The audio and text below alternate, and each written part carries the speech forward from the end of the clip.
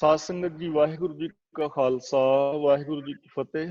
ਆਪ ਸਾਰੇ ਵੀਰਾਂ ਭੈਣਾਂ ਦਾ ਇਸ ਗੁਰਮਤਿ ਕਲਾਸ ਦੇ ਵਿੱਚ ਸਵਾਗਤ ਹੈ ਜੀ। ਔਰ ਜਿਵੇਂ ਕਿ ਆਪ ਸਾਰਿਆਂ ਨੂੰ ਪਤਾ ਹੈ, ਆਸਾ ਕੀ ਵਾਰ ਦੀ ਪਾਵਨ ਬਾਣੀ ਵਿਚਾਰ ਅਸੀਂ ਸਾਰੇ ਵੀਰ ਭੈਣਾਂ ਮਿਲ ਕੇ ਕਰ ਰਹੇ ਹਾਂ।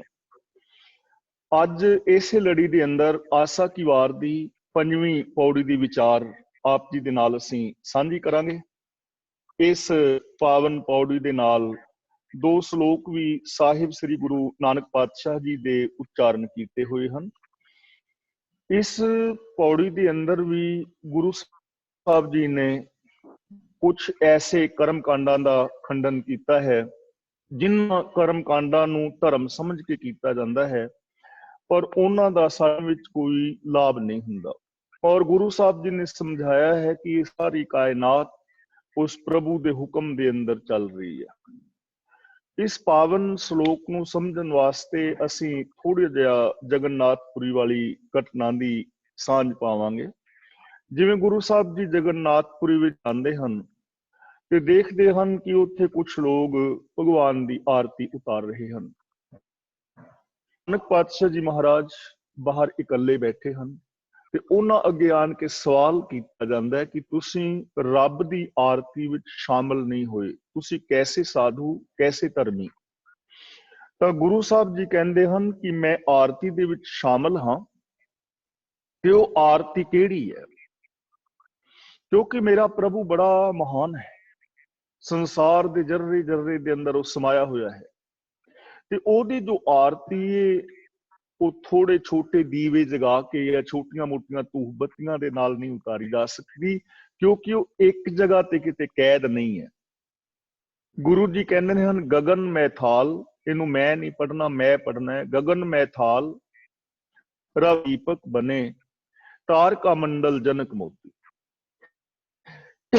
ਕਿ ਜਿਹੜਾ ਗਗਨ ਹੈ, ਆਕਾਸ਼, ਇਹ ਮਾਨੋ ਇੱਕ ਥਾਲ ਹੈ ਤੇ ਇਹਦੇ ਅੰਦਰ ਤਾਰਕਾ ਮੰਡਲ ਜਿੰਨੇ ਵੀ ਤਾਰੇ ਮਾਨੋ ਉਹ ਮੋਤੀ ਜੜੇ ਹੋਏ ਨੇ।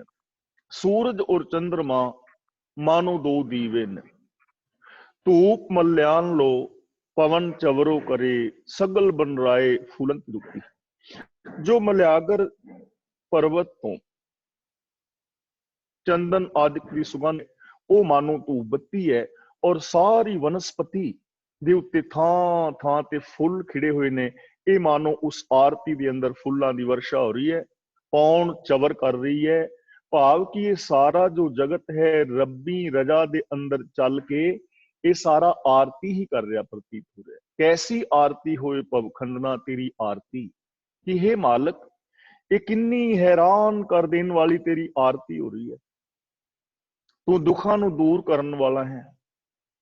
ਔਰ ਇਸੇ ਪਾਵਨ ਸ਼ਬਦ ਦੇ ਅੰਦਰ ਗੁਰੂ ਜੀ ਕਹਿੰਦੇ ਹਨ ਸਹਿਸ ਤਵ ਨੈਣ ਨਨ ਨੈਣ ਹੈ ਤੋਹਿ ਕੋ, ਕਿ ਇਹ ਪ੍ਰਭੂ ਸਰਗੁਣ ਸਰੂਪ ਦੇ ਅੰਦਰ ਜਿੰਨੀਆਂ ਵੀ ਅੱਖਾਂ ਅਸੀਂ ਵੇਖ ਰਹੇ ਹਾਂ ਤੇਰੀਆਂ ਹੀ। ਸਹਿਸ ਤਵ ਨੈਣ, ਆ ਸਾਰੀਆਂ ਅੱਖਾਂ ਤੇਰੀਆਂ ਨੇ। ਨਨ ਨੈਣ ਹੈ ਤੋਹਿ ਕੋ, ਪਰ ਨਿਰਗੁਣ ਸਰੂਪ ਵਿੱਚ ਤੇਰੀ ਕੋਈ ਅੱਖ ਨਹੀਂ। ਯਾਨੀ ਅਸੀਂ ਇਹ ਨਹੀਂ ਕਹਿ ਸਕਦੇ ਕਿ ਇਹ ਰੱਬ ਦੀ ਵਿਸ਼ੇਸ਼ ਇਸ ਕਿਸਮ ਦੀ ਅੱਖ ਹੈ, ਸਾਰੀਆਂ ਅੱਖਾਂ ਤੇਰੀਆਂ ਨੇ। ਸਹਿਸ ਮੂਰਤ ਦਾ ਮਤਲਬ ਸਰੂਪ। ਆ ਜਿੰਨੇ ਵੀ ਸਰੂਪ ਨੇ, ਸਰੀਰ ਨੇ, ਇਹ ਤੇਰੀਆਂ ਹੀ ਮੂਰਤਾਂ ਨੇ, ਲੇਕਿਨ ਤੇਰੀ ਕੋਈ ਵਿਸ਼ੇਸ਼ ਮੂਰਤੀ ਨਹੀਂ ਹੈ।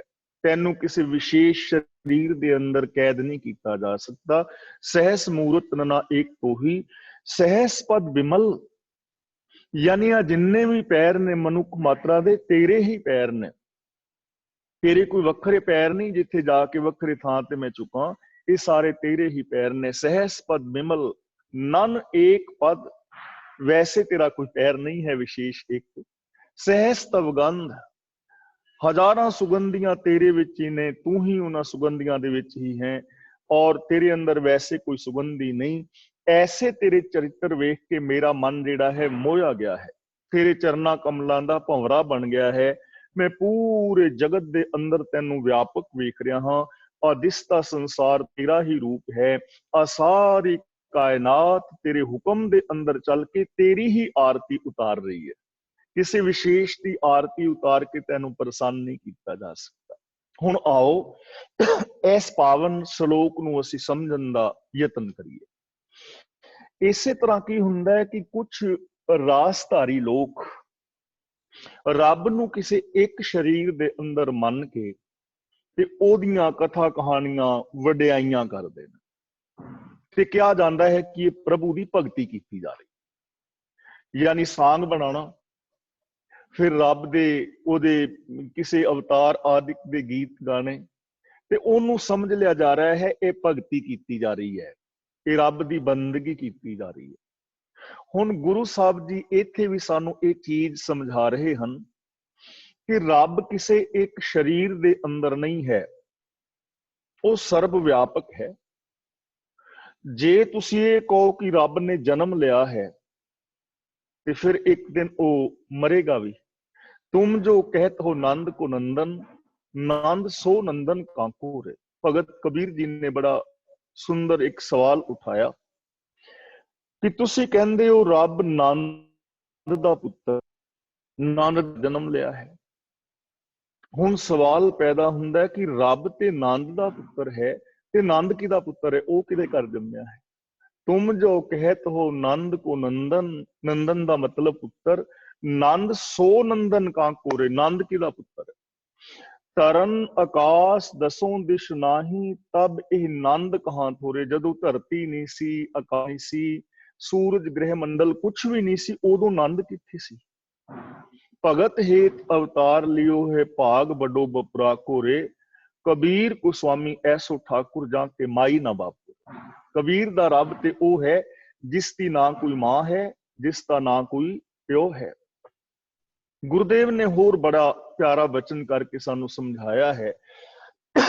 ਉਹ ਕਹਿਣ ਲੱਗੇ ਕਿ ਤੂੰ ਇਹ ਕਹਿਣਾ ਹੈ ਕਿ ਮੈਂ ਰੱਬ ਨੂੰ ਇਸ਼ਨਾਨ ਕਰਾ ਰਿਹਾ, ਕਿ ਮੈਂ ਰੱਬ ਨੂੰ ਭੋਗ ਲਵਾ ਰਿਹਾ, ਔਰ ਮੈਂ ਰੱਬ ਨੂੰ ਭੰਗੂੜੇ ਦੇ ਅੰਦਰ ਹੂੰਟੇ ਦੇ ਰਿਹਾ, ਉਹਨੂੰ ਝੁਲਾ ਰਿਹਾ ਗੋਦ ਵਿੱਚ ਚੁੱਕ ਕੇ।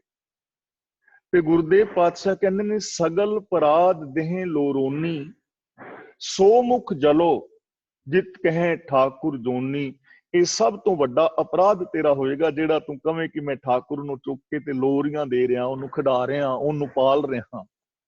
ਸੋ ਮੁਖ ਜਲੋ, ਤੇਰਾ ਉਹ ਮੂੰਹ ਹੈ ਜਿਤ ਕਹੇ ਠਾਕੁਰ ਜੋਨੀ, ਜਿਹੜੇ ਜ਼ਬਾਨ ਨਾਲ ਠਾਕੁਰ ਜੂਨ ਵਿੱਚ ਆਇਆ ਹੈ, ਰੱਬ ਨੇ ਜਨਮ ਲਿਆ ਹੈ। ਕਿਉਂਕਿ ਜਿਹੜਾ ਜਨਮਿਆ ਹੈ ਉਹ ਮਰੇਗਾ, ਜੋ ਉਪਜਿਓ ਸੋ ਬਿਨਸ ਹੈ। ਇਸ ਲਈ ਰੱਬ ਅਜੂਨੀ ਹੈ, ਪਹਿਲੀ ਗੱਲ। ਦੂਜੀ ਗੱਲ ਇਹ ਸਮਝਣ ਵਾਲੀ ਹੈ ਕਿ ਰੱਬ ਸਰਬ ਵਿਆਪਕ ਹੈ, ਇੱਕ ਓੰਕਾਰ ਆਸਰਾ ਇੱਕ ਦਾ ਹੈ। ਜਲ ਥਲ ਮਿਲ ਪੂਰਿਆ ਰਵਿਆ ਵਿੱਚ ਵਣਾ, ਸਭੈ ਕਟ ਰਾਮ ਬੋਲੇ। ਉਹ ਸਰਬ ਵਿਆਪਕ ਇੱਕ ਜੀਵਨ ਸੱਤਾ ਹੈ। ਤਾਂ ਉਹਦੀ ਰਾਸ ਕਿਵੇਂ ਪਾਈ ਜਾ ਸਕਦੀ ਹੈ, ਉਹਨੂੰ ਨੱਚ ਟੱਪ ਕੇ ਕਿਵੇਂ ਖੁਸ਼ ਕੀਤਾ ਜਾ ਸਕਦਾ। ਇੱਕ ਜਗ੍ਹਾ ਤੇ ਕੈਦ ਨਹੀਂ ਨਾ ਹੈ। ਹੁਣ ਕਹਿੰਦੇ ਨੇ ਘੜੀਆਂ ਸਭੇ ਗੋਪੀਆਂ, ਪਹਿਰ ਕੰਨ ਗੋਪਾਲ। ਰਾਸਧਾਰੀ ਜੋ ਇੱਕ ਰੱਬ ਨੂੰ ਅਵਤਾਰ ਰੂਪ ਮੰਨ ਕੇ ਉਹਦੀ ਰਾਸ ਉਤਾਰਦੇ ਨੇ। ਤਾਂ ਗੁਰੂ ਸਾਹਿਬ ਜੀ ਕਹਿੰਦੇ ਘੜੀਆਂ ਸਭੇ ਗੋਪੀਆਂ। ਘੜੀਆਂ ਇਹ ਇੱਕ ਪੁਰਾਤਨ ਸਮੇਂ ਟਾਈਮ ਦਾ ਮਾਪ ਸੀ। ਜਿਵੇਂ ਅੱਖ ਦੇ 15 ਫੋਰ ਇਹ ਇੱਕ ਵਿਸ਼ਾ ਹੋ ਗਿਆ, 15 ਵਿਸਵੇ ਇੱਕ ਚਸਾ ਬਣ ਗਏ। ਪਲ ਬਣ 60 ਪਲਾਂ ਦੀ ਇੱਕ ਘੜੀ ਬਣਦੀ ਹੈ, 7.5 ਘੜੀਆਂ ਦਾ ਇੱਕ ਪਹਿਰ ਬਣਦਾ ਹੈ, ਤੇ 8 ਪਹਿਰਾਂ ਦਾ ਦਿਨ ਤੇ ਰਾਤ ਬਣਦਾ ਹੈ। ਅੱਗੋਂ 7 ਦਿਨਾਂ ਦਾ ਹਫਤਾ ਹੈ, 30 ਦਿਨਾਂ ਦਾ ਹੈ, 365 ਸਾਲ ਦਾ ਦਿਨ ਹੈ, 365 ਦਿਨ ਦਾ 365 ਦਿਨ ਦਾ ਸਾਲ ਹੈ, ਤੇ ਸਾਲ ਤੋਂ ਸਦੀਆਂ ਨੇ ਇਸ ਸਮੇਂ ਦੀ ਵੰਡ ਹੈ, ਪਹਿਰ। ਤਾਂ ਗੁਰਦੇਵ ਪਾਤਸ਼ਾਹ ਕਹਿੰਦੇ ਨੇ ਘੜੀਆਂ ਸਭੇ ਗੋਪੀਆਂ। ਤੁਸੀਂ ਰਾਸ ਉਤਾਰਦੇ ਹੋ ਇੱਕ ਰੱਬ ਦੀ ਇੱਕ ਥਾਂ ਤੇ ਇਹ ਗੋਪੀਆਂ ਦੇ ਰੂਪ ਧਾਰਨ ਕੀਤੇ ਹੋਏ ਨੇ। ਪਰ ਤੁਸੀਂ ਇਸ ਸੰਸਾਰ ਵੱਲ ਦੇਖੋ ਕਿ ਆ ਸਾਰਾ ਸੰਸਾਰ ਹੀ ਰੱਬ ਦੀ ਰਾਸ ਲੀਲਾ ਪਾ ਰਿਹਾ ਹੈ। ਜਿੰਨੀਆਂ ਵੀ ਆ ਘੜੀਆਂ ਨੇ ਨਾ, ਇਹ ਸਾਰੀਆਂ ਮਾਨੋ ਗੋਪੀਆਂ ਨੇ, ਔਰ ਹਰ ਘੜੀ ਇਹ ਨੱਚ ਰਹੀਆਂ ਨੇ। ਹਰ ਘੜੀਆਂ ਜਿੰਨੀਆਂ ਘੜੀਆਂ ਨੇ ਇਹ ਗੋਪੀਆਂ ਨੇ। ਪਹਿਰ ਕੰਨ ਗੋਪਾਲ, ਕੰਨ ਦਾ ਤੇ ਜੋ ਪਹਿਰੇ ਨੇ ਇਹ ਮਾਨੋ ਇਹ ਮੰਨ ਲਏ ਗਏ ਨੇ ਕਿ ਦੇਵਤੇ ਆਦਿਕ ਨੇ, ਮਿਲਾਪ ਪਾਉਣ ਦਾ ਦਾਅਵਾ ਜੋ ਤੁਸੀਂ ਕਰਦੇ ਹੋ, ਤਾਂ ਗੁਰੂ ਸਾਹਿਬ ਜੀ ਕਹਿੰਦੇ ਨੇ ਕਿ ਇਹ ਜੋ ਸਮੇਂ ਦਾ ਹਰ ਪਲ ਹੈ, ਇਹ ਰਾਸ ਹੋ ਰਹੀ ਹੈ, ਨਿਰਤਕਾਰੀ ਹੋ ਰਹੀ ਹੈ, ਇਹ ਸਾਰੇ ਕ੍ਰਿਸ਼ਨ ਦਾ ਰੂਪ ਨੇ। ਕੰਨ, ਗੋਪਾਲ, ਇਹ ਸਾਰੇ ਉਸ ਮਾਨੋ ਇਹ ਰੱਬ ਦਾ ਹੀ ਰੂਪ ਨੇ। ਭਾਵ ਕਿ ਹਰ ਸਮੇਂ ਆ ਜੋ ਘੜੀਆਂ ਔਰ ਪਹਿਰ ਚੱਲ ਰਹੇ ਨੇ, ਇਹ ਉਸ ਰੱਬ ਦੀ ਹੀ ਇੱਕ ਨਿਰਤਕਾਰੀ ਹੋ ਰਹੀ ਹੈ। ਅੱਗੇ ਕਹਿੰਦੇ ਨੇ ਗਹਿਣੇ ਪੌਣ ਪਾਣੀ ਬੈਸੰਤਰ, ਚੰਦ ਸੂਰਜ ਅਵਤਾਰ। ਜਿਵੇਂ ਗੋਪੀਆਂ ਨੇ ਔਰ ਇਸ ਰਾਸ ਲੀਲਾ ਦੇ ਅੰਦਰ ਜਿਹੜੇ ਉਹ ਲੋਕ ਨੇ ਰਾਸ ਪਾਉਣ ਵਾਲੇ, ਉਹਨਾਂ ਨੇ ਗਹਿਣੇ ਪਾਏ ਹੁੰਦੇ ਨੇ, ਆਪਣਾ ਮੇਕਅਪ ਕੀਤਾ ਹੁੰਦਾ ਹੈ, ਬੜੇ ਕੀਮਤੀ ਕੱਪੜੇ ਆਦਿਕ ਪਾਏ ਹੁੰਦੇ ਨੇ। ਤਾਂ ਗੁਰੂ ਜੀ ਕਹਿੰਦੇ ਨੇ ਪੌਂ ਪਾਣੀ ਬੈਸੰਤਰ, ਇਹ ਸਾਰੇ ਮਾਨੋ ਗਹਿਣੇ ਨੇ ਇਸ ਰਾਸ ਲੀਲਾ ਦੇ ਅੰਦਰ। ਚੰਦ ਸੂਰਜ ਅਵਤਾਰ, ਤੇ ਜਿਸ ਦੀ ਤੁਸੀਂ ਪੂਜਾ ਕਰਦੇ ਹੋ, ਚੰਦ ਸੂਰਜ ਆਦਿਕ, ਇਹ ਮਾਨੋ ਇੱਥੇ ਇਸ ਦੁਨੀਆ ਵਿੱਚ ਅਵਤਾਰ ਨੇ। ਯਾਨੀ ਇੱਕ ਰਾਸ ਲੀਲਾ ਹੋ ਰਹੀ ਹੈ। ਹੁਣ ਇਹਦਾ ਮਤਲਬ ਇਹ ਨਹੀਂ ਕਿ ਚੰਦ ਔਰ ਸੂਰਜ ਨੂੰ ਗੁਰੂ ਜੀ ਅਵਤਾਰ ਮੰਨ ਰਹੇ ਨੇ, ਨਾ। ਗੁਰੂ ਜੀ ਕਹਿੰਦੇ ਨੇ ਤੁਸੀਂ ਇੱਕ ਅਵਤਾਰ ਦੀ ਕਰ ਰਹੇ ਹੋ ਆਰਤੀ, ਤੇ ਇੱਥੇ ਚੰਦ ਸੂਰਜ ਅੰਦਰ ਜੋ ਰੱਬ ਦੀ ਰਜ਼ਾ ਦੇ ਅੰਦਰ ਚੱਲ ਰਹੇ ਨੇ, ਔਰ ਆ ਪੌਣ ਪਾਣੀ ਆਦਿਕ ਸਾਰੇ ਇਹ ਗਹਿਣੇ ਨੇ, ਇਹ ਸਾਡੇ ਜੀਵਨ ਦੀ ਸੁਹੱਪਨ ਨੇ, ਔਰ ਨਿਰਤਕਾਰੀ ਦੇ ਅੰਦਰ ਇਹ ਸਾਰਾ ਕੁਝ ਚੱਲ ਰਿਹਾ ਹੈ। ਸਗਲੀ ਧਰਤੀ ਮਾਲ ਧਨ, ਵਰਤਨ ਸਰਬ ਜੰਜਾਲ। ਸਗਲੀ ਧਰਤੀ ਯਾਨੀ ਸਾਰੀ ਧਰਤੀ ਜੋ ਹੈ, ਇਹ ਮਾਨੋ ਸਾਜੋ ਸਮਾਨ ਹੈ। ਜਿਵੇਂ ਥੋੜਾ ਬਹੁਤਾ ਰਾਸ ਲੀਲਾ ਦੇ ਵਿੱਚ ਸਾਜੋ ਸਮਾਨ ਹੁੰਦਾ ਹੈ, ਤੇ ਸਾਰੀ ਧਰਤੀ ਔਰ ਸਾਰੇ ਖੰਡ ਮੰਡਲ ਇਹ ਮਾਨੋ ਰਾਸ ਲੀਲਾ ਦੇ ਵਿੱਚ ਸਾਜੋ ਸਮਾਨ ਹੈ, ਰਾਸ ਵਿੱਚ ਵਰਤਨ ਵਾਸਤੇ। ਵਰਤਨ ਸਰਬ ਜੰਜਾਲ, ਸਰਬ ਜੰਜਾਲ ਦਾ ਮਤਲਬ ਸਾਰਾ ਤਾਣਾ ਬਾਣਾ, ਇਹ ਸਾਰਾ ਤਾਣਾ ਬਾਣਾ ਹੈ। ਇਸ ਤਾਣੇ ਬਾਣੇ ਦੇ ਨਾਲ ਪੂਰੀ ਦੀ ਪੂਰੀ ਇਹ ਦੁਨੀਆ ਜਿਹੜੀ ਇਹ ਕੰਮ ਕਰ ਰਹੀ ਹੈ ਕਿ ਕੁਦਰਤ ਦੇ ਨਿਯਮਾਂ ਦੇ ਅੰਦਰ ਹੋ ਰਹੀ ਰਸ ਦੀ ਨਿਰਤਕਾਰੀ ਵਿੱਚ ਸਾਰੀ ਧਰਤੀ ਸਾਜੋ ਸਮਾਨ ਹੈ, ਵਰਤਨ ਵਲੇਵਾ ਹੈ। ਤੇ ਸਭ ਜੀਵਾਂ ਦੀ ਜੋ ਹਿਲਜੁਲ ਹੈ, ਸਰਬ ਜੰਜਾਲ ਜਿਹੜੇ ਸਾਰੇ ਹਿਲਜੁਲ ਕਰ ਰਹੇ ਨੇ, ਕੋਈ ਖੇਤੀ ਕਰਦਾ ਹੈ, ਦੁਕਾਨ ਕਰਦਾ ਹੈ, ਹੋਰ ਕਰਮ ਕਰਦਾ ਹੈ, ਸਾਹ ਲੈਂਦੇ ਨੇ, ਤੁਰਦੇ ਫਿਰਦੇ ਨੇ, ਇਹ ਸਾਰਾ ਤਾਣੇ ਬਾਣੇ ਦੀ ਤਰ੍ਹਾਂ ਵਿਚਰ ਰਿਹਾ ਹੈ ਸਾਰਾ ਕੁਝ। ਇਹ ਸਰਬ ਵਰਤਨ ਸਰਬ ਜੰਜਾਲ, ਇਹ ਸਾਰਾ ਵਰਤਨ ਵਲੇਵਾ ਹੈ। ਨਾਨਕ ਮੁਸੇ ਗਿਆਨ ਵਿਹੂਣੀ, ਖਾਏ ਗਿਆ ਜਮਕਾਲ।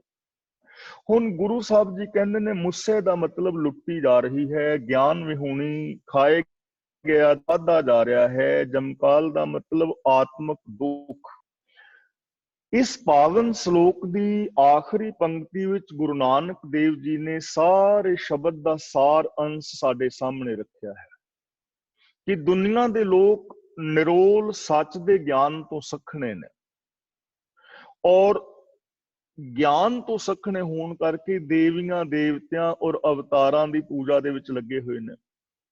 ਉਹਨਾਂ ਦੀਆਂ ਜੀਵਨ ਕਹਾਣੀਆਂ ਨੂੰ ਲੋਕਾਂ ਦੇ ਸਾਹਮਣੇ ਰੱਖ ਰਹੇ ਨੇ, ਬੜੇ ਹਾਵ ਭਾਵ ਦੇ ਨਾਲ ਬੋਲ ਕੇ ਰੱਖਦੇ ਨੇ, ਔਰ ਇਹ ਕੰਮ ਕਰਕੇ, ਇਹ ਕੁਝ ਸਾਰਾ ਵਿਖਾ ਕੇ ਆਪਣੇ ਨੂੰ ਉਹ ਰੱਬ ਦੇ ਨਾਲ ਮਿਲਿਆ ਹੋਇਆ ਸਮਝਦੇ ਨੇ।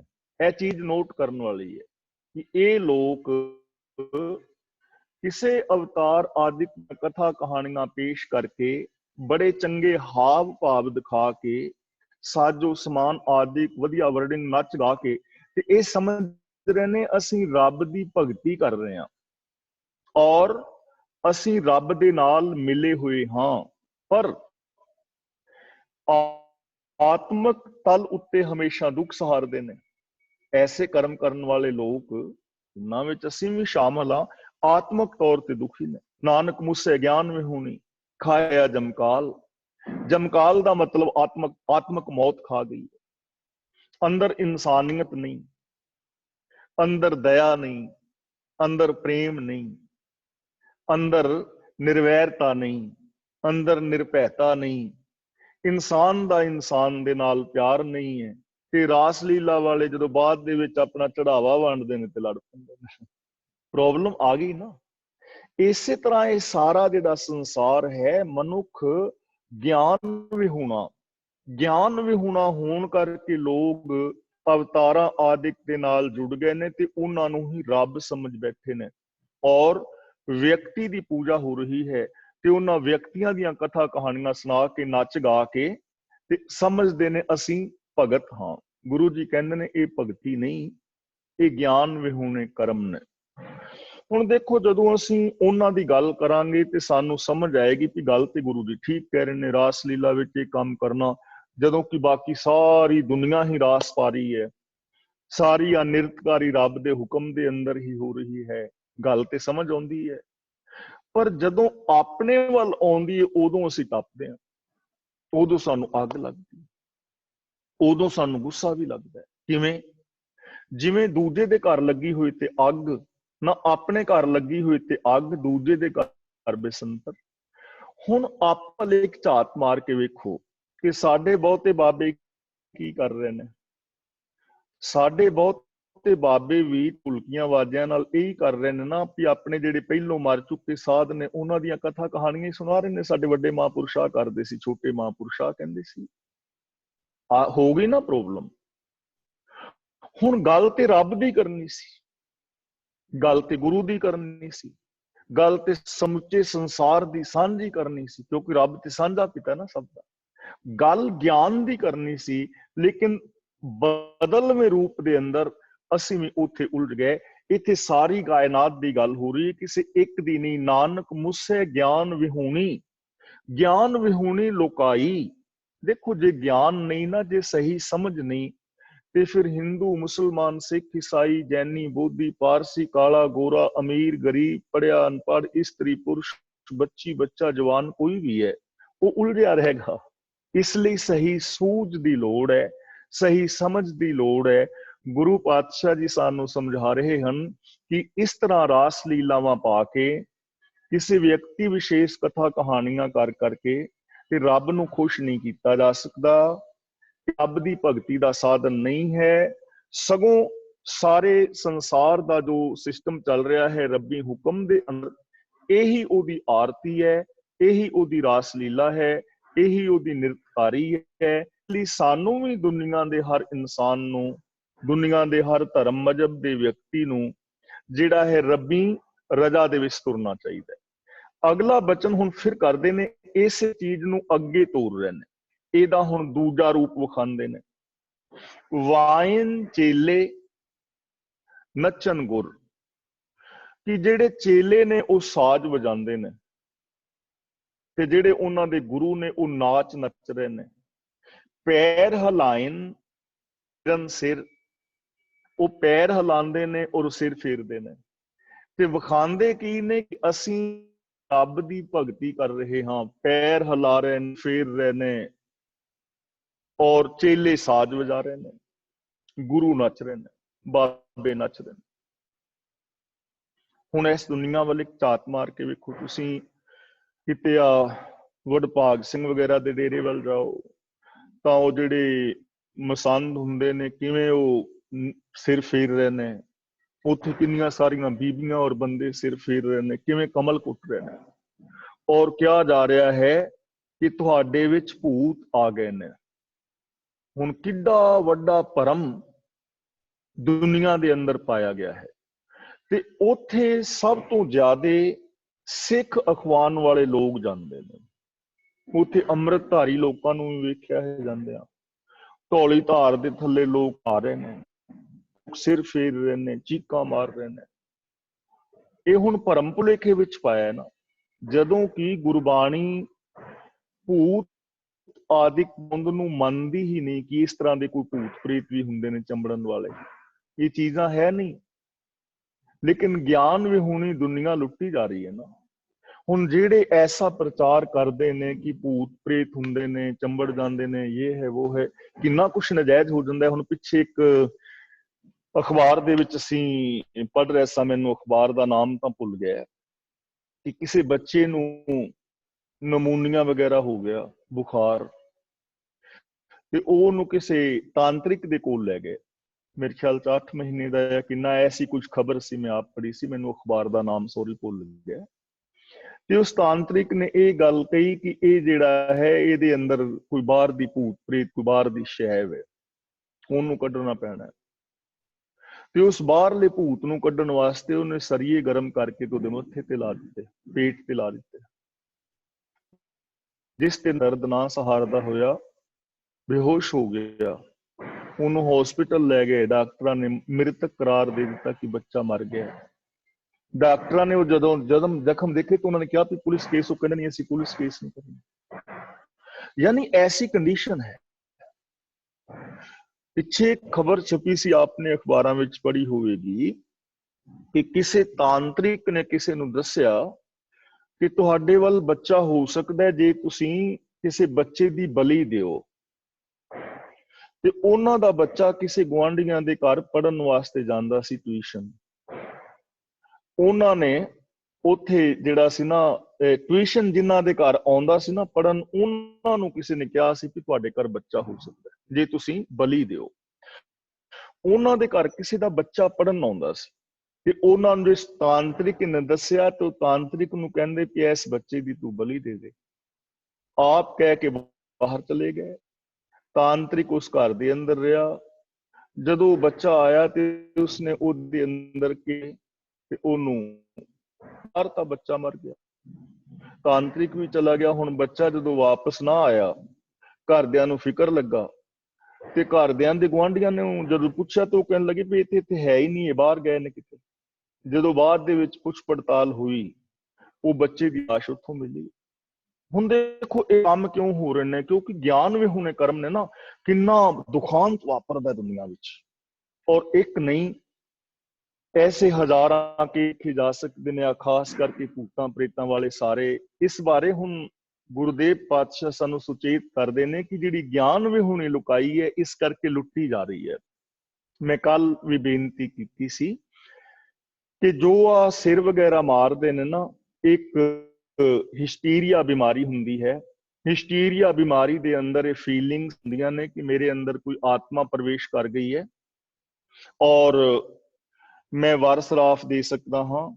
ਹਿਸਟੀਰੀਆ ਬਿਮਾਰੀ ਵਾਲੇ ਲੋਕਾਂ ਨੂੰ ਬੇਹੋਸ਼ੀ ਵੀ ਆ ਜਾਂਦੀ ਹੈ, ਦੰਦਨ ਵੀ ਪੈ ਜਾਂਦੀ ਹੈ, ਸਿਰ ਪੈਰ ਆਕੜ ਜਾਂਦੇ ਨੇ। ਔਰ ਹਿਸਟੀਰੀਆ ਦੇ ਵਿੱਚ ਇੰਨੀ ਤਾਕਤ ਬੰਦੇ ਵਿੱਚ ਆ ਜਾਂਦੀ ਹੈ ਕਿ ਮਾੜੀ ਦੀ ਔਰਤ ਜਾਂ ਬੰਦਾ ਵੀ 5-6 ਬੰਦਿਆਂ ਨੂੰ ਚੁੱਕ ਚੁੱਕ ਕੇ ਪਰਾਂ ਵਗਾ ਦਿੰਦਾ ਹੈ। ਇਹ ਭੂਤ ਨਹੀਂ ਹੁੰਦਾ, ਹਿਸਟੀਰੀਆ ਰੋਗ ਹੈ। ਇਹਦਾ ਇਲਾਜ ਹੋ ਸਕਦਾ ਹੈ ਜਦੋਂ ਕਿਸੇ ਸਾਈਕੈਟ੍ਰਿਕ ਕੋਲ ਜਾਓ। ਜੇ ਤਾਂ ਪਹਿਲੀ ਸਟੇਜ ਤੇ ਹੈ ਤਾਂ ਕੱਲ ਵੀ ਚੀਜ਼ਾਂ ਖਤਮ ਹੋ ਸਕਦੀਆਂ ਨੇ। ਮੈਂ ਆਪ ਕਈਆਂ ਨੂੰ ਕਾਉਂਸਲਿੰਗ ਕੀਤੀ ਹੈ ਔਰ ਲੋਕ ਠੀਕ ਹੋਏ ਨੇ। ਤੇ ਜੇਕਰ ਜ਼ਿਆਦਾ ਹੈ ਤਾਂ ਫਿਰ ਸਾਈਕੈਟ੍ਰਿਕ ਡਾਕਟਰ ਜਿਹੜੇ ਨੇ ਉਹ ਦਵਾਈ ਦੇ ਦੇਣਗੇ। ਦਵਾਈ ਦੇ ਨਾਲ 10-15-20 ਦਿਨ, ਮਹੀਨੇ, 2 ਮਹੀਨੇ ਲੱਗ ਜਾਂਦੇ। ਬਿਮਾਰੀਆਂ ਨੇ। ਇੱਕ ਨਾ ਹੈਲੂਸੀਨੇਸ਼ਨ ਬਿਮਾਰੀ ਹੈ, ਮੈਂ ਕੱਲ ਵੀ ਸ਼ਾਇਦ ਗੱਲ ਕੀਤੀ ਸੀ। ਸਾਹਮਣੇ ਬੰਦਾ ਦਿਸਦਾ ਹੈ ਕਿ ਬੰਦਾ ਹੈ ਪਰ ਹੁੰਦਾ ਨਹੀਂ।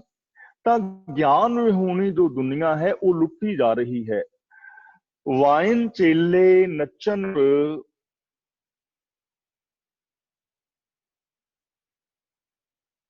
ਸਾਡੇ ਘਰ ਵਿੱਚ ਗੜਬੜ ਰਹਿੰਦੀ ਹੈ, ਕਲੇਸ਼ ਰਹਿੰਦਾ ਹੈ, ਸਾਡਾ ਮਤਲਬ ਘਰ ਦੇ ਵਿੱਚ ਵਾਧਾ ਨਹੀਂ ਪੈਂਦਾ। ਤੇ ਉਹ ਬਾਬਾ ਜੀ ਆਏ ਤੇ ਆਣ ਕੇ ਕਹਿਣ ਲੱਗੇ ਵੀ ਤੁਹਾਡੇ ਘਰ ਦੇ ਵਿੱਚ ਤੇ ਕੋਈ ਭੂਤ ਹੈ, ਬਾਹਰਲੀ ਸ਼ੈ, ਇਹਦਾ ਇਲਾਜ ਕਰਨਾ ਪੈਣਾ। ਉਹ ਬਾਬਾ ਜੀ ਕਰੋ ਇਲਾਜ। ਕਹਿੰਦਾ ਬਰੰਜੀ ਕਿੱਲ ਲਿਆਓ। ਉਹਨੇ 5-4 ਬਰੰਜੀ ਕਿੱਲ ਲਿਆਂਦੇ, ਸਾਰੇ ਘਰ ਦੇ ਵਿੱਚ ਫੇਰ ਕੇ ਲਿਆਓ। ਸਾਰੇ ਘਰ ਵਿੱਚ ਬਰੰਜੀ ਕਿੱਲ ਫੇਰੇ। ਬਾਬਾ ਜੀ ਨੇ ਮੰਤਰ ਜੰਤਰ ਪੜਿਆ ਔਰ ਮੰਤਰ ਪੜ ਕੇ ਸਿਰ ਹਿਲਾ ਕੇ ਤੇ ਦੀਵਾਰ ਦੇ ਵਿੱਚ ਕਿੱਲ ਠੋਕਿਆ। ਜਦੋਂ ਦੀਵਾਰ ਦੇ ਵਿੱਚ ਕਿੱਲ ਠੋਕਿਆ ਤੇ ਬਾਬਾ ਟੱਪ ਕੇ ਉਹ ਪਿਆ, ਪਰੇ ਮਾਰਿਆ ਭੂਤ ਨੇ ਚੁੱਕ ਕੇ ਉਹਨੂੰ। ਬਾਬੇ ਦੀ ਬਾਂਹ ਟੁੱਟ ਗਈ। ਬਾਬਾ ਬਾਂਹ ਟੁੱਟ ਗਈ ਔਰ ਬਾਬੇ ਨੂੰ ਜਦੋਂ ਝਟਕਾ ਵੱਜਾ ਤੇ ਬਾਬਾ ਡਿੱਗਿਆ ਔਰ ਬਾਬੇ ਦੀ ਬਾਂਹ ਟੁੱਟੀ। ਤੇ ਬਾਬਾ ਕਹਿੰਦਾ ਵੀ ਸੱਜਣੋ, ਇਹ ਭੂਤ ਮੇਰੇ ਵਾਸਤਾ ਨਹੀਂ, ਇਹਦੇ ਲਈ ਤੇ ਕੋਈ ਵੱਡਾ ਸਿਆਣਾ ਲਿਆਉਣਾ ਪੈਣਾ। ਇਹ ਤੇ ਪ੍ਰੇਤ ਹੈ, ਕੋਈ ਮੇਰੇ ਵਾਸਤਾ ਨਹੀਂ। ਬਾਬੇ ਨੂੰ ਹਸਪਤਾਲ ਲੈ ਗਏ। ਬਾਬੇ ਦੇ ਬਾਂਹ ਤੇ 1.5 ਮਹੀਨੇ ਵਾਸਤੇ ਡਾਕਟਰਾਂ ਨੇ ਲਾ ਦਿੱਤਾ ਪਲਸਤਰ। ਹੁਣ ਉਹ ਭੂਤ ਦਾ ਜਿਹੜਾ ਸੀ ਉੱਥੇ ਪਹਿਰਾ ਜ਼ਿਆਦਾ ਹੋ ਗਿਆ। ਲਾਈਟ ਜਗਾਉਣ ਤੇ ਲਾਈਟ ਨਾ ਜਗੇ, ਪਾਣੀ ਵਗੈਰਾ, ਮੋਟਰ ਵਗੈਰਾ ਸਾਰਾ ਕੁਛ ਬੰਦ। ਉਹਨਾਂ ਨੇ ਫਿਰ ਮਿਸਤਰੀ ਲਿਆਂਦਾ, ਫਿਰ ਬਿਜਲੀ ਨਹੀਂ ਜਗਦੀ। ਹੁਣ ਮਿਸਤਰੀ ਨੇ ਜਦੋਂ ਫਿਊਜ਼ ਲਾਇਆ ਤੇ ਪਟਾਕਾ ਮਾਰ ਗਿਆ। ਮਿਸਤਰੀ ਕਹਿੰਦਾ ਕੁਛ ਤੁਸੀਂ ਕੀਤਾ ਕਿਤੇ? ਸਾਰਾ ਉਹਨੇ ਚੈੱਕ ਕੀਤਾ ਤੇ ਕੁਛ ਨਹੀਂ। ਬਾਬਾ ਜੀ ਆਏ ਸਨ, ਉਹਨੇ ਇੱਥੇ ਕਿੱਲ ਠੋਕਿਆ ਸੀ। ਜਦੋਂ ਉਹਨੇ ਵੇਖਿਆ ਤੇ ਕਿੱਲ ਉੱਥੇ ਠੁੱਕਾ ਸੀ ਜਿੱਥੇ ਪਿੱਛੇ ਬਿਜਲੀ ਦੀਆਂ ਤਾਰਾਂ ਸਨ। ਜਦੋਂ ਕਿੱਲ ਠੋਕਿਆ, ਬਿਜਲੀ ਨੂੰ ਲੱਗਾ ਝਟਕਾ ਵੱਜਾ ਬਾਬਾ ਥੱਲੇ, ਤੇ ਉਹ ਦੋਵੇਂ ਤਾਰਾਂ ਜੁੜਨ, ਬਿਜਲੀ ਬੰਦ। ਇਹੋ ਜਿਹੇ ਸਾਡੇ ਬਾਬੇ ਨੇ, ਇਹੋ ਜਿਹੇ ਸਾਡੇ ਭੂਤ ਪ੍ਰੇਤ ਨੇ। ਗਿਆਨ ਵਿਹੂਣੀ ਜਿਹੜੀ ਜਨਤਾ ਹੈ ਉਹ ਲੁੱਟੀ ਜਾਂਦੀ ਹੈ। ਅਗਲਾ ਬਚਨ ਕਰਦੇ ਨੇ, ਉੱਡ ਉੱਡ ਰਾਵਾ ਝਾਟੇ ਪਾਏ। ਰਾਵਾ ਦਾ ਮਤਲਬ ਮਿੱਟੀ। ਜਦੋਂ ਸਿਰ ਮਾਰਦੇ ਨੇ, ਪੈਰ ਹਿਲਾਉਂਦੇ ਨੇ, ਢੋਲਕੀਆਂ ਦੇ ਸਾਜ਼ ਵੱਜ ਰਹੇ ਨੇ ਤੇ ਮਿੱਟੀ ਉੱਡ ਉੱਡ ਕੇ ਸਿਰ ਦੇ ਵਿੱਚ ਪੈਂਦੀ ਹੈ। ਦੇਖੋ, ਜਦੋਂ ਸਤਕਾਰ ਦੇ ਨਾਲ ਵਾਲਾਂ ਦਾ ਨਾਮ ਗੁਰੂ ਜੀ ਕਹਿੰਦੇ ਨੇ ਕੇਸ ਜਾਂ ਸੁੰਦਰ ਵਾਲ, ਲੇਕਿਨ ਜਦੋਂ ਇਹਨਾਂ ਵਾਲਾਂ ਨੂੰ ਖਿਲਾਰ ਦਿੱਤਾ ਜਾਏ ਨਾ, ਉਦੋਂ ਲੋਕ ਕਹਿੰਦੇ ਨੇ ਝਾਟਾ ਖਿਲਾਰਿਆ ਹੈ। ਅੱਜ ਜਦੋਂ ਵਿਆਹ ਸ਼ਾਦੀ ਹੁੰਦਾ ਨਾ ਕਿਸੇ ਦਾ ਨਵਾਂ ਤੇ ਉਦੋਂ ਆਪਣੇ ਘਰ ਵਾਲੇ ਨੂੰ ਕਹੇਗਾ ਤੇਰੀਆਂ ਜ਼ੁਲਫਾਂ ਬੜੀਆਂ ਲੰਬੀਆਂ ਸੋਹਣੀਆਂ ਨੇ, ਤੇ 6 ਮਹੀਨੇ ਬਾਅਦ ਜਦੋਂ ਲੜ ਪੈਂਦੇ ਨੇ ਫਿਰ ਕਹਿੰਦੇ ਨੇ ਕੀ ਝਾਟਾ ਖਿਲਾਰ ਕੇ ਬੈਠੀ, ਲਿੰਬਾਂ ਖਿਲਾਰੀਆਂ ਨੇ। ਉਦੋਂ ਕੇਸ, ਉਦੋਂ ਉਹ ਜ਼ੁਲਫਾਂ ਝਾਟਾ ਬਣ ਜਾਂਦੀਆਂ ਨੇ। ਮਾਂ ਕਿੰਨੇ ਪਿਆਰ ਨਾਲ ਕਹਿੰਦੀ ਹੈ ਮੇਰੇ ਬੱਚੇ ਦਾ ਮੂੰਹ ਕਿੰਨਾ ਸੋਹਣਾ ਹੈ, ਮੇਰੇ ਬੱਚੇ ਦਾ ਮੁਖੜਾ ਕਿੰਨਾ ਸੋਹਣਾ ਹੈ। ਤੇ ਜਦੋਂ ਮਾਂ ਦੀ ਗੱਲ ਨਹੀਂ ਮੰਨਦਾ ਤੇ ਅਗਲੀ ਆਂਦੀ ਮੈਂ ਮਾਰ ਕੇ ਥੱਪੜ ਤੇਰਾ ਬੂਥਾ ਭੰਨਣਾ, ਉਦੋਂ ਮੁਖੜਾ ਬੂਥਾ ਬਣ ਜਾਂਦਾ। ਤਾਂ ਇੱਥੇ ਹੁਣ ਗੁਰੂ ਜੀ ਕਹਿੰਦੇ ਨੇ ਉੱਡ ਉੱਡ ਰਾਵਾ ਝਾਟੇ ਪਾਏ। ਇਹ ਜਿਹੜੇ ਬਾਬੇ ਸਿਰ ਮਾਰਦੇ ਨੇ, ਲੱਤਾਂ ਖਿਲਾਰ ਲੈਂਦੇ, ਹਿਲਾਉਂਦੇ ਨੇ, ਘੱਟਾ ਉੱਡਦਾ ਤੇ ਇਹਨਾਂ ਦੇ ਖਿਲਰੇ ਵਾਲਾਂ ਵਿੱਚ ਪੈਂਦਾ, ਝਾਟੇ ਦੇ ਵਿੱਚ। ਵੇਖੇ ਲੋਕ ਹੱਸੇ ਘਰ ਜਾਏ। ਲੋਕ ਵੇਖਦੇ ਔਰ ਘਰ ਜਾ ਕੇ ਫਿਰ ਉਹ ਹੱਸਦੇ ਨੇ, ਘਰ ਜਾ ਕੇ ਮਜ਼ਾਕ ਬਣਾਉਂਦੇ ਨੇ ਕਿਵੇਂ ਬਾਬਾ ਸਿਰ ਮਾਰਦਾ ਸੀ। ਇਹ ਹਾਸੇ ਦਾ ਪਾਤਰ ਬਣੇ ਹੋਏ ਨੇ। ਗੁਰੂ ਜੀ ਕਹਿੰਦੇ ਨੇ ਇਹ ਭਗਤੀ ਨਹੀਂ, ਇਹ ਲੋਕ ਹਾਸੇ ਦੇ ਪਾਤਰ ਬਣੇ ਹੋਏ ਨੇ, ਸਿਰ ਦੇ ਵਿੱਚ ਮਿੱਟੀ ਪਾਉਣ। ਤੁਸੀਂ ਦੇਖ ਲੋਕ ਜਦੋਂ ਦੀਵਾਨ ਵੀ ਲੱਗੇ ਹੋਣ ਤੇ ਪਿੱਛੇ 1-2 ਵੀਡੀਓਜ਼ ਵਾਇਰਲ ਹੋਈਆਂ ਸਨ ਤੇ ਆਪਣੇ ਬੰਦੇ ਵੀ ਕਿਵੇਂ ਪੱਗਾਂ ਲੱਥੀਆਂ ਨੇ ਤੇ ਵਾਲ ਲੱਥੇ ਨੇ, ਤੇ ਇਹ ਰੱਬ ਦੀ ਭਗਤੀ ਨਹੀਂ ਹੈ, ਇਹ ਹਾਸੇ ਦਾ ਪਾਤਰ ਬਣਨਾ ਹੈ। ਅਗਲਾ ਬਚਨ ਕਰਦੇ ਨੇ ਰੋਟੀਆਂ ਕਾਰਨ ਪੂਰੇ ਤਾਲ, ਆਪ ਪਛਾੜੇ ਧਰਤੀ ਨਾਲ। ਪੂਰੇ ਤਾਲ ਦਾ ਮਤਲਬ ਤਾਲ ਪੂਰਦੇ ਨੇ, ਯਾਨੀ ਇਹ ਨੱਚ ਰਹੇ ਨੇ, ਸਿਰ ਹਿਲਾ ਰਹੇ ਨੇ, ਜਾਂ ਰਾਸ ਲੀਲਾ ਪਾ ਰਹੇ ਨੇ, ਜਾਂ ਚੌਂਕੀਆਂ ਦੇ ਰਹੇ ਨੇ। ਇਹ ਰੋਟੀਆਂ ਵਾਸਤੇ ਤਾਲ ਪੂਰ ਰਹੇ ਨੇ, ਰੋਟੀਆਂ ਵਾਸਤੇ ਤਾਲ ਪੂਰਦੇ ਨੇ। ਦੇਖੋ ਕਿੰਨੀ ਤਾਲ ਦੇ ਅੰਦਰ ਨੱਚਦੇ ਨੇ, ਬੇਤਾਲੇ ਨਹੀਂ ਹੁੰਦੇ। ਤੇ ਮਕਸਦ ਕੀ ਹੈ ਕਿ ਸਾਡੇ ਕੋਲ ਪੈਸੇ ਆਉਣ। ਜਿੰਨੇ ਵੀ ਹੁਣ ਚੌਂਕੀਆਂ ਵਗੈਰਾ ਵਾਲੇ ਬਾਬੇ ਨੇ, ਜੇ ਤੇ ਸੰਸਾਰ ਦਾ ਭਲਾ ਚਾਹੁੰਦੇ ਹੋਣ ਤੇ ਫਿਰ ਘਰ ਬੈਠੇ ਹੀ ਸਾਰੇ ਭੂਤਾਂ ਨੂੰ ਕਾਬੂ ਕਰ ਤੇ ਦੁਨੀਆ ਦਾ ਭਲਾ ਕਰਦੇ ਨੇ। ਪਰ ਐਵੇਂ ਨਹੀਂ ਹੁੰਦਾ, ਉਹ ਲੋਕਾਂ ਨੂੰ ਲੁੱਟਦੇ ਨੇ। 5 ਤੁਹਾਨੂੰ ਪੂਰਨਮਾਸ਼ੀ ਦੀਆਂ ਚੌਂਕੀਆਂ ਭਰਨੀਆਂ ਪੈਣਗੀਆਂ, ਇੱਧਰ ਆਉਣਾ ਪਵੇਗਾ। ਲੁੱਟ ਹੈ ਨਿਰੀ, ਰੋਟੀਆਂ ਵਾਸਤੇ, ਰਿਜ਼ਕ ਵਾਸਤੇ। ਇਹ ਲੋਕਾਂ ਦਾ ਇਮੋਸ਼ਨਲ ਬਲੈਕਮੇਲ ਕਰ ਰਹੇ ਨੇ। ਰੋਟੀਆਂ ਕਾਰਨ ਪੂਰੇ ਤਾਲ, ਆਪ ਪਛਾੜੇ ਧਰਤੀ ਨਾਲ। ਪਛਾੜੇ ਦਾ ਮਤਲਬ ਪਟਕ ਪਟਕ ਕੇ ਮਾਰਦੇ ਨੇ ਧਰਤੀ ਦੇ ਉੱਤੇ ਆਪਣੇ ਆਪ ਨੂੰ, ਬਾਹਾਂ ਖੜੀਆਂ ਕਰ ਕਰਕੇ ਨੱਚਦੇ ਨੇ, ਪਟਕ ਪਟਕ ਕਰਕੇ ਮਾਰਦੇ ਨੇ। ਕਾਹਦੇ ਵਾਸਤੇ? ਸਿਰਫ ਰੋਟੀਆਂ ਵਾਸਤੇ। ਇਹ ਇਹਨਾਂ ਦਾ ਇੱਕ ਧੰਦਾ ਹੈ, ਇਹ ਧਰਮ ਨਹੀਂ। ਯਾਦ ਰੱਖਣਾ, ਕਿਸਾਨ ਖੇਤੀ ਕਰਦਾ ਹੈ ਤਾਂ ਖੇਤੀ ਕਰਨਾ ਉਹਦਾ ਧਰਮ ਨਹੀਂ, ਇਹ ਉਹਦਾ ਕਾਰੋਬਾਰ ਹੈ, ਧੰਦਾ ਹੈ। ਤੁਸੀਂ ਦੁਕਾਨ ਚਲਾ ਰਹੇ ਹੋ ਤਾਂ ਦੁਕਾਨ ਚਲਾਣਾ ਧਰਮ ਨਹੀਂ ਹੈ ਦੁਕਾਨਦਾਰ ਦਾ, ਉਹ ਤੇ ਧੰਦਾ ਹੈ। ਜੇ ਕੋਈ ਬੰਦਾ ਜੁੱਤੀਆਂ ਗੰਢਣ ਦਾ, ਜੁੱਤੀਆਂ ਪਾਲਿਸ਼ ਕਰਨ ਦਾ ਕੰਮ ਕਰਦਾ ਤਾਂ ਉਹਦਾ ਧਰਮ ਥੋੜਾ, ਉਹ ਤਾਂ ਉਹਦਾ ਧੰਦਾ ਹੈ। ਇਸੇ ਤਰ੍ਹਾਂ ਜਿਹੜੇ ਪੁਜਾਰੀ ਨੇ, ਵਿਖਾਵੇ ਦੀ ਪਾਠ ਪੂਜਾ ਕਰਦੇ ਨੇ, ਉਹਨਾਂ ਦਾ ਧਰਮ ਥੋੜਾ, ਧੰਦਾ ਹੈ। ਬਾਬਿਆਂ ਦਾ ਧੰਦਾ ਹੈ। ਰੋਟੀ ਵਾਸਤੇ ਜੇ ਕਰ ਰਹੇ ਨੇ ਤਾਂ ਗੁਰੂ ਪਾਤਸ਼ਾਹ ਜੀ ਕਹਿੰਦੇ ਨੇ ਆਪ ਪਛਾੜੇ ਧਰਤੀ ਨਾਲ। ਤੇ ਅੱਗੇ ਕਰਦੇ ਕੀ ਨੇ? ਗਾਵਨ ਗੋਪੀਆਂ, ਗਾਵਨ ਕੌਣ? ਗਾਵਨ ਸੀਤਾ ਰਾਜੇ ਰਾਮ।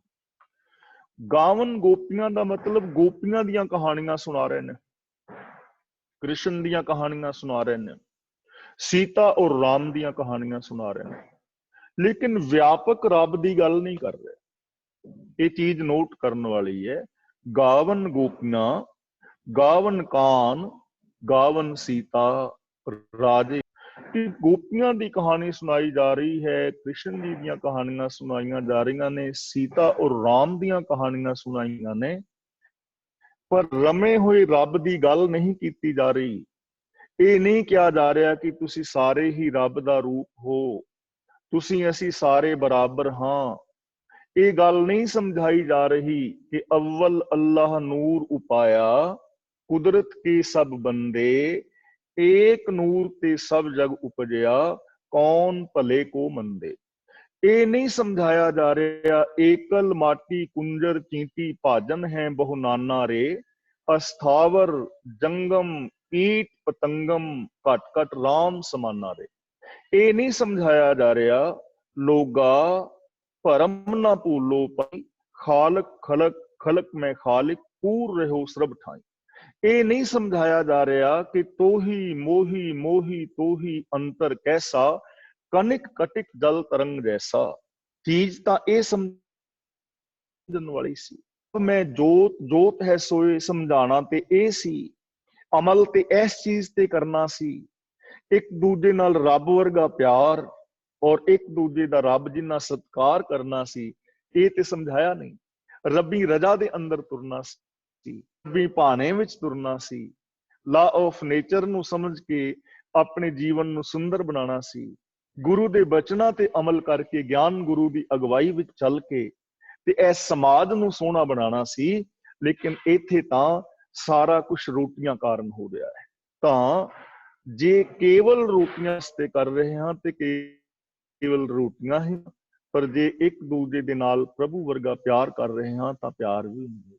अगला बचन करदे ने, निरभौ निरंकार सच नाम, रब कोई अवतार नहीं है। जे अवतार मनांगे ते अवतार ते फिर मर जाते ने, चले जाते ने। इहदा मतलब रब क्या?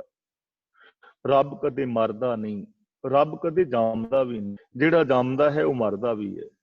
जन्म और मरण विच रब नहीं है, वह तां आद सच जुगाद सच है पी नानक होसी पी सच। ਉਹ ਰੱਬ ਕਿਸੇ शरीर ਵਿੱਚ कैद नहीं, ਉਹ ਤਾਂ ਸਾਰੇ ਪਸਰਿਆ ਹੋਇਆ ਹੈ। ਰੱਬ ਇੱਕ ਜ਼ਿੰਦਗੀ ਦਾ ਦਰਿਆ ਹੈ ਕਿ ਅਸੀਂ ਸਾਰੇ ਹੀ ਉਹਦੇ ਲਹਿਰਾਂ ਔਰ ਉਹਦੇ ਬੁਲਬੁਲੇ ਹਾਂ। ਤਾਂ ਉਹ ਹੈ ਨਿਰਭਉ, ਭੈ ਤੋਂ ਰਹਿਤ ਹੈ ਰੱਬ। ਸਾਨੂੰ ਹੁਣ ਭੈ ਦਿੱਤਾ ਜਾਂਦਾ ਹੈ, ਅਸੀਂ ਭੈ ਦੇ ਵਿੱਚ ਹਾਂ। ਤੇ ਯਾਦ ਰੱਖਣਾ, ਜੇ ਰੱਬ ਨਿਰਭਉ ਹੈ ਤਾਂ ਜਿਹੜਾ ਨਿਰਭਉ ਦੇ ਨਾਲ ਜੁੜੇਗਾ ਉਹ ਵੀ ਨਿਰਭਉ ਹੋ ਜਾਏਗਾ। ਨਿਰਭਉ ਜਪੈ ਸਗਲ ਭਉ ਮਿਟੈ, ਪ੍ਰਭ ਕਿਰਪਾ ਤੇ ਪ੍ਰਾਣੀ ਛੁਟੈ। ਅਸੀਂ ਹੁਣ ਭੂਤਾਂ ਪ੍ਰੇਤਾਂ ਤੋਂ ਡਰ ਰਹੇ ਹਾਂ, ਤੇ ਜੇ ਸਾਨੂੰ ਇਹ ਸਮਝ ਹੋਵੇ ਕਿ ਰੱਬ ਸਭ ਥਾਵਾਂ ਤੇ ਹੈ, ਰੱਬ ਤੋਂ ਬਿਨਾਂ ਕੁਛ ਹੈ ਨਹੀਂ, ਮੈਂ ਉਸ ਰੱਬ ਦਾ ਰੂਪ ਹਾਂ, ਰੱਬ ਮੇਰੇ ਨਾਲ ਵਸਦਾ ਹੈ, ਤੇ ਫਿਰ ਭੂਤ ਦਾ ਡਰ ਕਾਹਦਾ? ਗੁਰੂ ਜੀ ਕਹਿੰਦੇ ਨੇ, ਨਿਰਭਉ ਸੰਗ ਤੁਮਾਰੇ ਬਸਤੇ, ਇਹ ਡਰਨ ਕਹਾਂ ਤੇ ਆਇਆ। ਵੀ ਨਿਰਭਉ ਰੱਬ ਤੇਰੇ ਨਾਲ ਹੈ, ਤੇਰੇ ਅੰਦਰ ਡਰ ਕਿਵੇਂ ਪੈਦਾ ਹੋ ਗਿਆ? ਤੇਰੇ ਅੰਦਰ ਤੇ ਡਰ ਪੈਦਾ ਹੋਣਾ ਹੀ ਨਹੀਂ ਸੀ ਚਾਹੀਦਾ। ਨਿਰਭਉ ਜਪੈ ਸਗਲ ਭਉ ਮਿਟੈ, ਪ੍ਰਭ ਕਿਰਪਾ ਤੇ ਪ੍ਰਾਣੀ ਛੁਟੈ। ਜਿਹੜੇ ਨਿਰਭਉ ਦੇ ਨਾਲ ਜੁੜ ਜਾਂਦੇ ਨੇ, ਉਹਨਾਂ ਦੀ ਸਾਰੀ ਜ਼ਿੰਦਗੀ ਦਾ ਭਉ ਹੀ ਖਤਮ ਹੋ ਜਾਂਦਾ ਹੈ। ਦੂਜੀ ਗੱਲ, ਨਿਰੰਕਾਰ, ਰੱਬ ਨਿਰਾਕਾਰ ਹੈ, ਉਹਦਾ ਕੋਈ ਆਕਾਰ ਨਹੀਂ। ਤੇ ਜਿਹਦਾ ਆਕਾਰ ਨਹੀਂ, ਉਹਦਾ ਰੂਪ ਬਣਾ ਕੇ ਤੁਸੀਂ ਉਹਦੀ ਰਾਸ ਲੀਲਾ ਕਿਵੇਂ ਪਾ ਲੋਗੇ?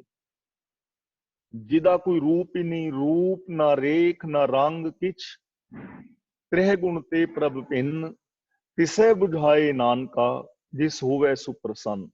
ਉਹਦਾ ਕੋਈ ਵਿਸ਼ੇਸ਼ ਰੂਪ ਨਹੀਂ ਹੈ ਕਿ ਉਹ ਮੇਰੇ ਸਰੀਰ ਵਰਗਾ ਹੈ, ਜਾਂ ਤੁਹਾਡੇ ਵਿੱਚੋਂ ਕਿਸੇ ਸਰੀਰ ਵਰਗਾ ਹੈ, ਜਾਂ ਕਿਸੇ ਮੂਰਤੀ ਵਰਗਾ ਹੈ। ਨਾ, ਸਾਰੇ ਸਰੀਰਾਂ ਵਿੱਚ ਉਹ ਹੈ। ਉਹਦਾ ਕੋਈ ਵੱਖਰਾ ਸਰੀਰ ਔਰ ਰੂਪ ਨਹੀਂ, ਨਿਰਾਕਾਰ ਹੈ ਉਹ। ਤੇ ਨਿਰਾਕਾਰ ਇਸ ਸੰਸਾਰ ਦੇ ਅੰਦਰ ਸਮਾਇਆ ਹੋਇਆ ਹੈ, ਤੇ ਨਿਰਾਕਾਰ ਨੇ ਆਪਣੇ ਆਪ ਨੂੰ ਹੀ ਸਾਕਾਰ ਕਰ ਲਿਆ। ਨਿਰਗੁਣ ਆਪ ਸਰਗੁਣ ਪੀ ਉਹੀ, ਕਲਾਤਾਰ ਜਿਨ ਸਗਲੀ ਮੋਹੀ। ਨਿਰਗੁਣ ਸਰਗੁਣ ਨਿਰੰਕਾਰ, ਸੁਨ ਸਮਾਧੀ ਆਪ। ਨਿਰਗੁਣ ਸਰਗੁਣ ਔਰ ਸੁਨ ਸਮਾਧੀ ਦੇ ਅੰਦਰ ਉਹ ਇਕੱਲਾ ਹੀ ਹੈ। ਬਾਜੀਗਰ ਜੈਸੇ ਬਾਜੀ ਪਾਈ, नाना रूप पेख दिखलाई, सांग उतार थम्यो पासारा, तब एको एकंकारा। कवन रूप रूप दृष्टो बिनसाओ, कतह गयो ओ कत ते आयो, जल ते उठे अनिक तरंगा, कनिक पूखन कीने बहुरंगा, बीज बीज देखियो बहु प्रकारा, फल पाके ते एकंकारा, सहस कटा में एक आकाश, कट फूटे ते उही प्रकाश, परम लोभ मोह माया विकार, परम छूटे ते एकंकार।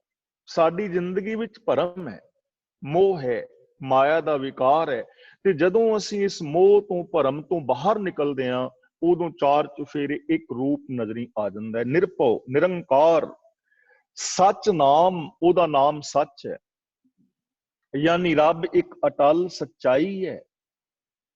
ਸੱਚਾਈ ਨੂੰ ਪਾ ਲੈਣਾ ਹੀ ਰੱਬ ਨੂੰ ਪਾ ਲੈਣਾ ਹੈ, ਸੱਚ ਦੇ ਅੰਦਰ ਲੀਨ ਹੋ ਜਾਣਾ ਹੀ ਰੱਬ ਵਿੱਚ ਲੀਨ ਹੋ ਜਾਣਾ ਹੈ। ਜਾ ਕਾ ਕੀਆ ਸਗਲ ਜਹਾਨ, ਉਹ ਨਿਰਭਉ ਹੈ, ਉਹ ਨਿਰੀਕਾਰ ਹੈ, ਉਹ ਇੱਕ ਸਦੀਵੀ ਹੋਂਦ ਹੈ, ਉਹਦਾ ਕੀਤਾ ਹੋਇਆ ਇਹ ਸਾਰਾ ਜਹਾਨ ਹੈ, ਸਾਰਾ ਸੰਸਾਰ ਹੈ, ਉਹਦਾ ਪੈਦਾ ਕੀਤਾ ਹੈ। ਮੈਂ ਵੀ ਉਹਦਾ ਪੈਦਾ ਕੀਤਾ, ਤੁਸੀਂ ਵੀ, ਫਿਰ ਬੇਗਾਨੀਅਤ ਨਹੀਂ ਹੈ ਨਾ। ਫਿਰ ਬੇਗਾਨਾ ਕੌਣ, ਆਪਣਾ ਕੌਣ ਤੇ ਪਰਾਇਆ ਕੌਣ? ਫਿਰ ਤਾਂ ਸਾਰੇ ਆਪਣੇ ਨੇ। ਚੀਜ਼ ਤਾਂ ਇਹ ਸਮਝਣੀ ਸੀ, ਪਰ ਰਾਸ ਲੀਲਾਵਾਂ ਪਾਉਣ ਵਾਲੇ ਔਰ ਸਿਰ ਮਾਰ ਕੇ ਤੇ ਘੱਟਾ ਸਿਰ ਚ ਪਾਉਣ ਵਾਲੇ, ਇਹਨਾਂ ਨੇ ਲੋਕਾਂ ਨੂੰ ਉਲਝਾ ਦਿੱਤਾ। ਇਹ ਭਗਤੀ ਨਹੀਂ ਸੀ।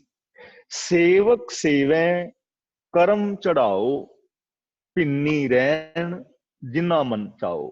ਹੁਣ ਅਸਲੀ ਸੇਵਕ ਦੀ ਨਿਸ਼ਾਨੀ ਦੱਸ ਰਹੇ ਨੇ ਕਿ ਅਸਲੀ ਰੱਬ ਦੀ ਬੰਦਗੀ ਕੀ ਹੈ, ਅਸਲੀ ਰੱਬ ਦੀ ਭਗਤੀ ਕੀ ਹੈ।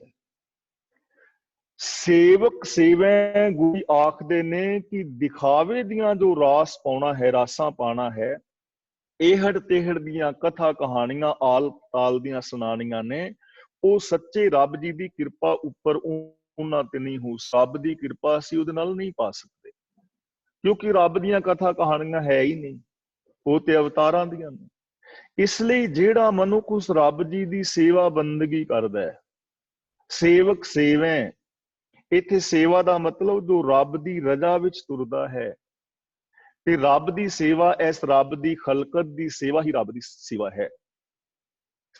ਸੇਵਕ ਸੇਵੈ ਸੇਵਦੇ ਨੇ, ਯਾਨੀ ਰੱਬੀ ਰਜ਼ਾ ਦੇ ਅੰਦਰ ਤੁਰਦੇ ਨੇ। ਤੇ ਜੇ ਸੌਖੇ ਲਫ਼ਜ਼ਾਂ ਵਿੱਚ ਸਮਝਣਾ ਹੋਵੇ ਨਾ, ਕਿ ਜੋ ਗੁਰੂ ਗ੍ਰੰਥ ਸਾਹਿਬ ਜੀ ਦੀ ਪਾਵਨ ਬਾਣੀ ਸਾਨੂੰ ਵੇ ਆਫ ਲਾਈਫ ਦਿੰਦੀ ਹੈ, ਜੋ ਇਸ ਵੇ ਆਫ ਲਾਈਫ ਨੂੰ ਅਪਣਾ ਲੈਂਦੇ ਨੇ।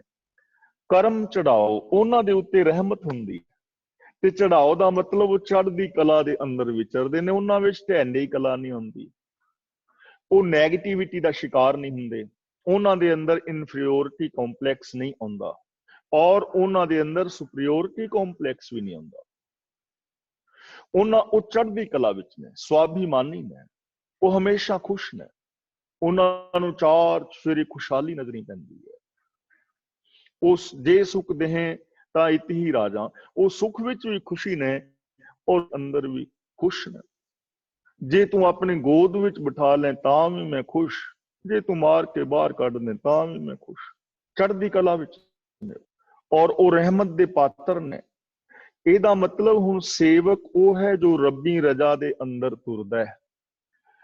ਮੈਂ ਸੇਵਕ ਦੀਆਂ ਕੁਝ ਨਿਸ਼ਾਨੀਆਂ ਆਪ ਦੇ ਨਾਲ ਸਾਂਝੀਆਂ ਕਰਦੇ ਹਾਂ, ਜੇ ਨੋਟ ਕਰਨਾ ਚਾਹੋ ਤੇ ਕਰ ਲਓ। ਅਸਲੀ ਸੇਵਕ ਕੌਣ ਹੈ? 8-9 ਗੁਣ ਨੇ। ਜਿਹੜਾ ਇਨਸਾਨ ਇਹਨਾਂ 8-9 ਗੁਣਾਂ ਦਾ ਧਾਰਨੀ ਹੋ ਜਾਏਗਾ, ਉਹ ਰੱਬ ਦੇ ਅੰਦਰ ਸਮਾ ਕੇ ਰੱਬ ਦਾ ਰੂਪ ਹੋ ਜਾਏਗਾ, ਕਿਰਪਾ ਦਾ ਪਾਤਰ ਬਣ ਜਾਏਗਾ। ਉਹ ਹੀ ਸੱਚਾ ਸੇਵਕ ਹੈ। ਪਹਿਲਾ ਗੁਣ ਹੈ ਸੰਤੋਖ। ਸੇਵ ਕੀਤੀ ਸੰਤੋਖੀ। ਜਿਹਦੇ ਸੰਤੋਖ ਨਹੀਂ, ਉਹ ਸੇਵਾਦਾਰ ਨਹੀਂ ਹੋ ਸਕਦਾ। ਤੇ ਅਸੀਂ ਐਸੇ ਸੇਵਾਦਾਰ ਹਾਂ, ਰੱਬਾ ਮੈਂ 1.25 ਰੁਪਏ ਦੇ ਪਤਾਸੇ ਚੜਾਂਗਾ, ਮੇਰੀ ਲੱਖ ਰੁਪਏ ਦੀ ਲਾਟਰੀ ਕੱਢ। ਲਾਟਰੀ ਪਹਿਲਾਂ ਕੱਢ, 1.25 ਦੇ ਪਤਾਸੇ ਬਾਅਦ ਵਿੱਚ। ਮਤੇ ਰੱਬ 1.25 ਦੇ ਪਤਾਸੇ ਖਾ ਕੇ ਮੁੱਕਰ ਜਾਏ ਤੇ ਲਾਟਰੀ ਕੱਢੇ ਹੀ ਨਾ, ਪਹਿਲੋਂ ਲਾਟਰੀ ਕੱਢ, ਪਤਾਸੇ ਬਾਅਦ ਵਿੱਚ। ਤਾਂ ਸੰਤੋਖ ਦਾ ਪਹਿਲਾ ਗੁਣ ਹੈ ਸੰਤੋਖ। ਸੇਵ ਕੀਤੀ ਸੰਤੋਖੀ। ਦੂਜਾ ਗੁਣ ਹੈ ਜਿਨੀ ਸੱਚੋ ਸੱਚ ਧਿਆਇਆ। ਰੱਬ ਦਾ ਸੇਵਕ ਉਹ ਹੈ ਜੋ ਮਨ, ਬਚਨ ਔਰ ਕਰਮ ਕਰਕੇ ਸੱਚਾ ਹੈ, ਤੇ ਜੋ ਸਵੇਰ ਤੋਂ ਲੈ ਕੇ ਸ਼ਾਮ ਤੱਕ ਝੂਠ ਬੋਲਦਾ, ਉਹ ਸੇਵਕ ਤੇ ਨਾ ਹੋਇਆ। ਜਿਨੀ ਸੱਚੋ ਸੱਚ ਧਿਆਇਆ। ਤੇ ਤੀਜਾ ਗੁਣ ਹੈ उन्हीं मंदे पैर ना रखियो, कोई मंदा फुरना भी ना फुरे। चोरी करनी तां दूर दी गल, रब दे सेवक अंदर चोरी करन दा फुरना भी ना फुरे, ओनू कहंदे ने सेवक। मंदे पैर ना रखियो। ते चौथा गुण है कर सुप्रीत, ईमानदारी दी सच्ची किरत। ते पंजवां गुण है धर्म कमाया, अपने फर्जां नू पूरे करना। धर्म दी डेफिनेशन है सच नू आधार बना के मनुखी फर्जां नू पूरे करना। पंजवां गुण है धर्म फर्ज। छेवां गुण है उन्नी दुनिया तोड़े बंधना, जातिवाद मेर तेर मोह माया दे बंधना नू तोड़ देवे, अपने पराए दे बंधना विच वज्जा होया ना होवे। मेरे ते दूजे दी जात हो, ये अपना ते पराया, ये सारे बंधन तोड़ देवे, दुनिया तोड़े बंधना। ते सतवां गुण है अन्न पानी थोड़ा खाया। अन्न पानी थोड़ा खान का मतलब अपनियां लोड़ां नू सीमित करना है। ये नहीं कि हुण देखो लोड़ां ते साडीआं थोड़ियां जिहियां ने। करोना वायरस ने बहुत नुकसान किया है, पर इहदे नाल एक समझ तो आई है कि साडीआं लोड़ां ते थोड़ियां जिहियां सन। हुण बीबियां भैणां दीआं अलमारियां भरीआं पईआं ना। बीबियां दी एक प्रॉब्लम है, ਜਦੋਂ ਕਿਤੇ ਵਿਆਹ ਸ਼ਾਦੀ ਜਾਣਾ ਹੋਵੇ ਤੇ ਕਹਿਣਗੀਆਂ ਮੇਰੇ ਕੁਛ ਤੇ ਪਾਉਣ ਲਈ ਕੱਪੜੇ ਨਹੀਂ ਹੈ। ਤੇ ਜਦੋਂ ਅਲਮਾਰੀ ਖੋਲਣਗੀਆਂ ਤੇ ਫਿਰ ਇਹ ਸਮਝ ਨਹੀਂ ਆਉਂਦੀ ਵੀ ਪਾਵਾਂ ਕੀ, ਫਿਰ ਪੁੱਛਦੀਆਂ ਨੇ ਕਿਹੜਾ ਸੂਟ ਪਾਵਾਂ। ਤੇ ਹੁਣ ਆ ਕਰੋਨਾ ਦੇ ਵਿੱਚ ਚੱਲ ਗਿਆ ਨਾ ਇੱਕ ਤਰ੍ਹਾਂ ਨਾਲ ਹੀ ਕੰਮ। ਇਹੀ ਹਾਲ ਬੰਦਿਆਂ ਦਾ, ਕਿੰਨੀਆਂ ਪੈਂਟਾਂ ਸ਼ਰਟਾਂ ਨੇ, ਸਮਝ ਨਹੀਂ ਆਉਂਦੀ ਕਿਹੜੀ ਪਾਵਾਂ। ਤੇ ਆ ਕਰੋਨਾ ਵਾਇਰਸ ਦੇ ਅੰਦਰ ਚੱਲ ਗਿਆ ਨਾ, ਮਤਲਬ ਕਛਹਿਰੇ ਪਜਾਮੇ ਨਾਲ ਹੀ ਕੰਮ ਚੱਲ ਗਿਆ। ਰੋਟੀ ਸਬਜ਼ੀ ਦਾਲ ਫੁਲਕਾ ਇਹਦੇ ਨਾਲ ਕੰਮ ਚੱਲੀ ਜਾਂਦਾ, ਨਹੀਂ ਤੇ ਰੋਜ਼ ਅੱਜ ਫਲਾਣੇ ਹੋਟਲ ਤੇ ਫਲਾਣੇ ਕਾਰਾਂ ਖਲੋਤੀਆਂ ਨੇ, ਕਿਸੇ ਨੂੰ ਮਿਲਣ ਗਿਲਣ ਨਹੀਂ ਸੀ ਜਾਂਦੇ ਤੇ ਲੜਾਈ ਹੁੰਦੀ ਸੀ। ਅੱਜ ਅਸੀਂ ਕਹਿੰਦੇ ਨਾ ਮਿਲਣ ਨਾ ਹੀ ਆਓ। ਯਾਨੀ ਲੋੜਾਂ ਤੇ ਸਾਡੀਆਂ ਇੰਨੀਆਂ ਕੀ ਨੇ, ਬਾਕੀ ਤਾਂ ਆਸ਼ਾਵਾਂ। ਲੋੜਾਂ ਸੀਮਤ ਕਰੇ, ਆਸ਼ਾਵਾਂ ਤੋਂ ਬਚੇ। ਕੱਪੜਾ ਜ਼ਰੂਰਤ ਹੈ, ਲੇਕਿਨ 10 ਲੱਖ ਦਾ ਸੂਟ ਪਾਣਾ, 1.5 ਕਰੋੜ ਦੀ ਜੈਕਟ ਪਾਣੀ ਇਹ ਲੋੜ ਨਹੀਂ ਹੈ। 2 3 4 5 ਬੈਡਰੂਮਾਂ ਦਾ ਘਰ ਇਹ ਜ਼ਰੂਰਤ ਹੈ ਹਰ ਇੱਕ ਦੀ, ਲੇਕਿਨ 20 ਮੰਜ਼ਲੀ ਕੋਠੀ ਜ਼ਰੂਰਤ ਨਹੀਂ। ਰੋਟੀ ਖਾਣੀ, ਦੁੱਧ ਦਹੀਂ ਘਿਓ ਮੱਖਣ, ਮੌਸਮੀ ਸਬਜ਼ੀਆਂ ਮੌਸਮੀ ਫਲ ਇਹ ਸਾਡੀ ਲੋੜ ਹੈ। ਤੇ 5 ਸਟਾਰਾਂ ਵਿੱਚ ਰੋਜ਼ ਜਾਣਾ ਇਹ ਲੋੜ ਨਹੀਂ। ਇਹਨੂੰ ਕਹਿੰਦੇ ਨੇ ਅੰਨ ਪਾਣੀ ਥੋੜਾ ਖਾਇਆ, ਸੀਮਤ ਲੋੜਾਂ। ਕਿਉਂਕਿ ਜਿਹਦੀਆਂ ਲੋੜਾਂ ਸੀਮਤ ਹੋਣਗੀਆਂ, ਸੰਤੋਖ ਹੋਏਗਾ, ਉਹ ਕਿਸੇ ਦੀ ਹੈਲਪ ਕਰ ਸਕੇਗਾ। ਅੰਨ ਪਾਣੀ ਥੋੜਾ ਖਾਇਆ। ਤੂੰ ਬਖਸ਼ੀਸੀ ਅਗਲਾ, ਬਖਸ਼ਿਸ਼ਾਂ ਕਰਨ ਵਾਲਾ ਹੋਵੇ। ਨਿਤ ਦੇਵੇਂ ਚੜੇ ਸਵਾਇਆ, ਵੰਡ ਕੇ ਛਕਣ ਵਾਲਾ ਹੋਵੇ। 8ਵਾਂ ਗੁਣ ਵੰਡ ਕੇ ਛਕਣਾ। ਤੇ 9ਵਾਂ ਗੁਣ ਹੈ ਵਡਿਆਈ। ਵਡਿਆਈ ਦਾ ਮਤਲਬ ਸਿਫਤ ਸਲਾਹ, ਪੋਜ਼ਿਟਿਵ ਥਿੰਕਿੰਗ, ਸਕਾਰਾਤਮਕ ਸੋਚ। ਸਿਫਤ ਸਲਾਹ, ਕੇਵਲ ਗੁਣਾਂ ਦੀ ਗੱਲ ਕਰੇ, ਫਿਰ ਕੀ ਹੋਏਗਾ, ਵੱਡਾ ਪਾਇਆ ਉਹ ਵੱਡੇ ਰਾਹ ਲਵੇਗਾ। ਇਹਨੂੰ ਕਹਿੰਦੇ ਨੇ ਸੇਵਕ।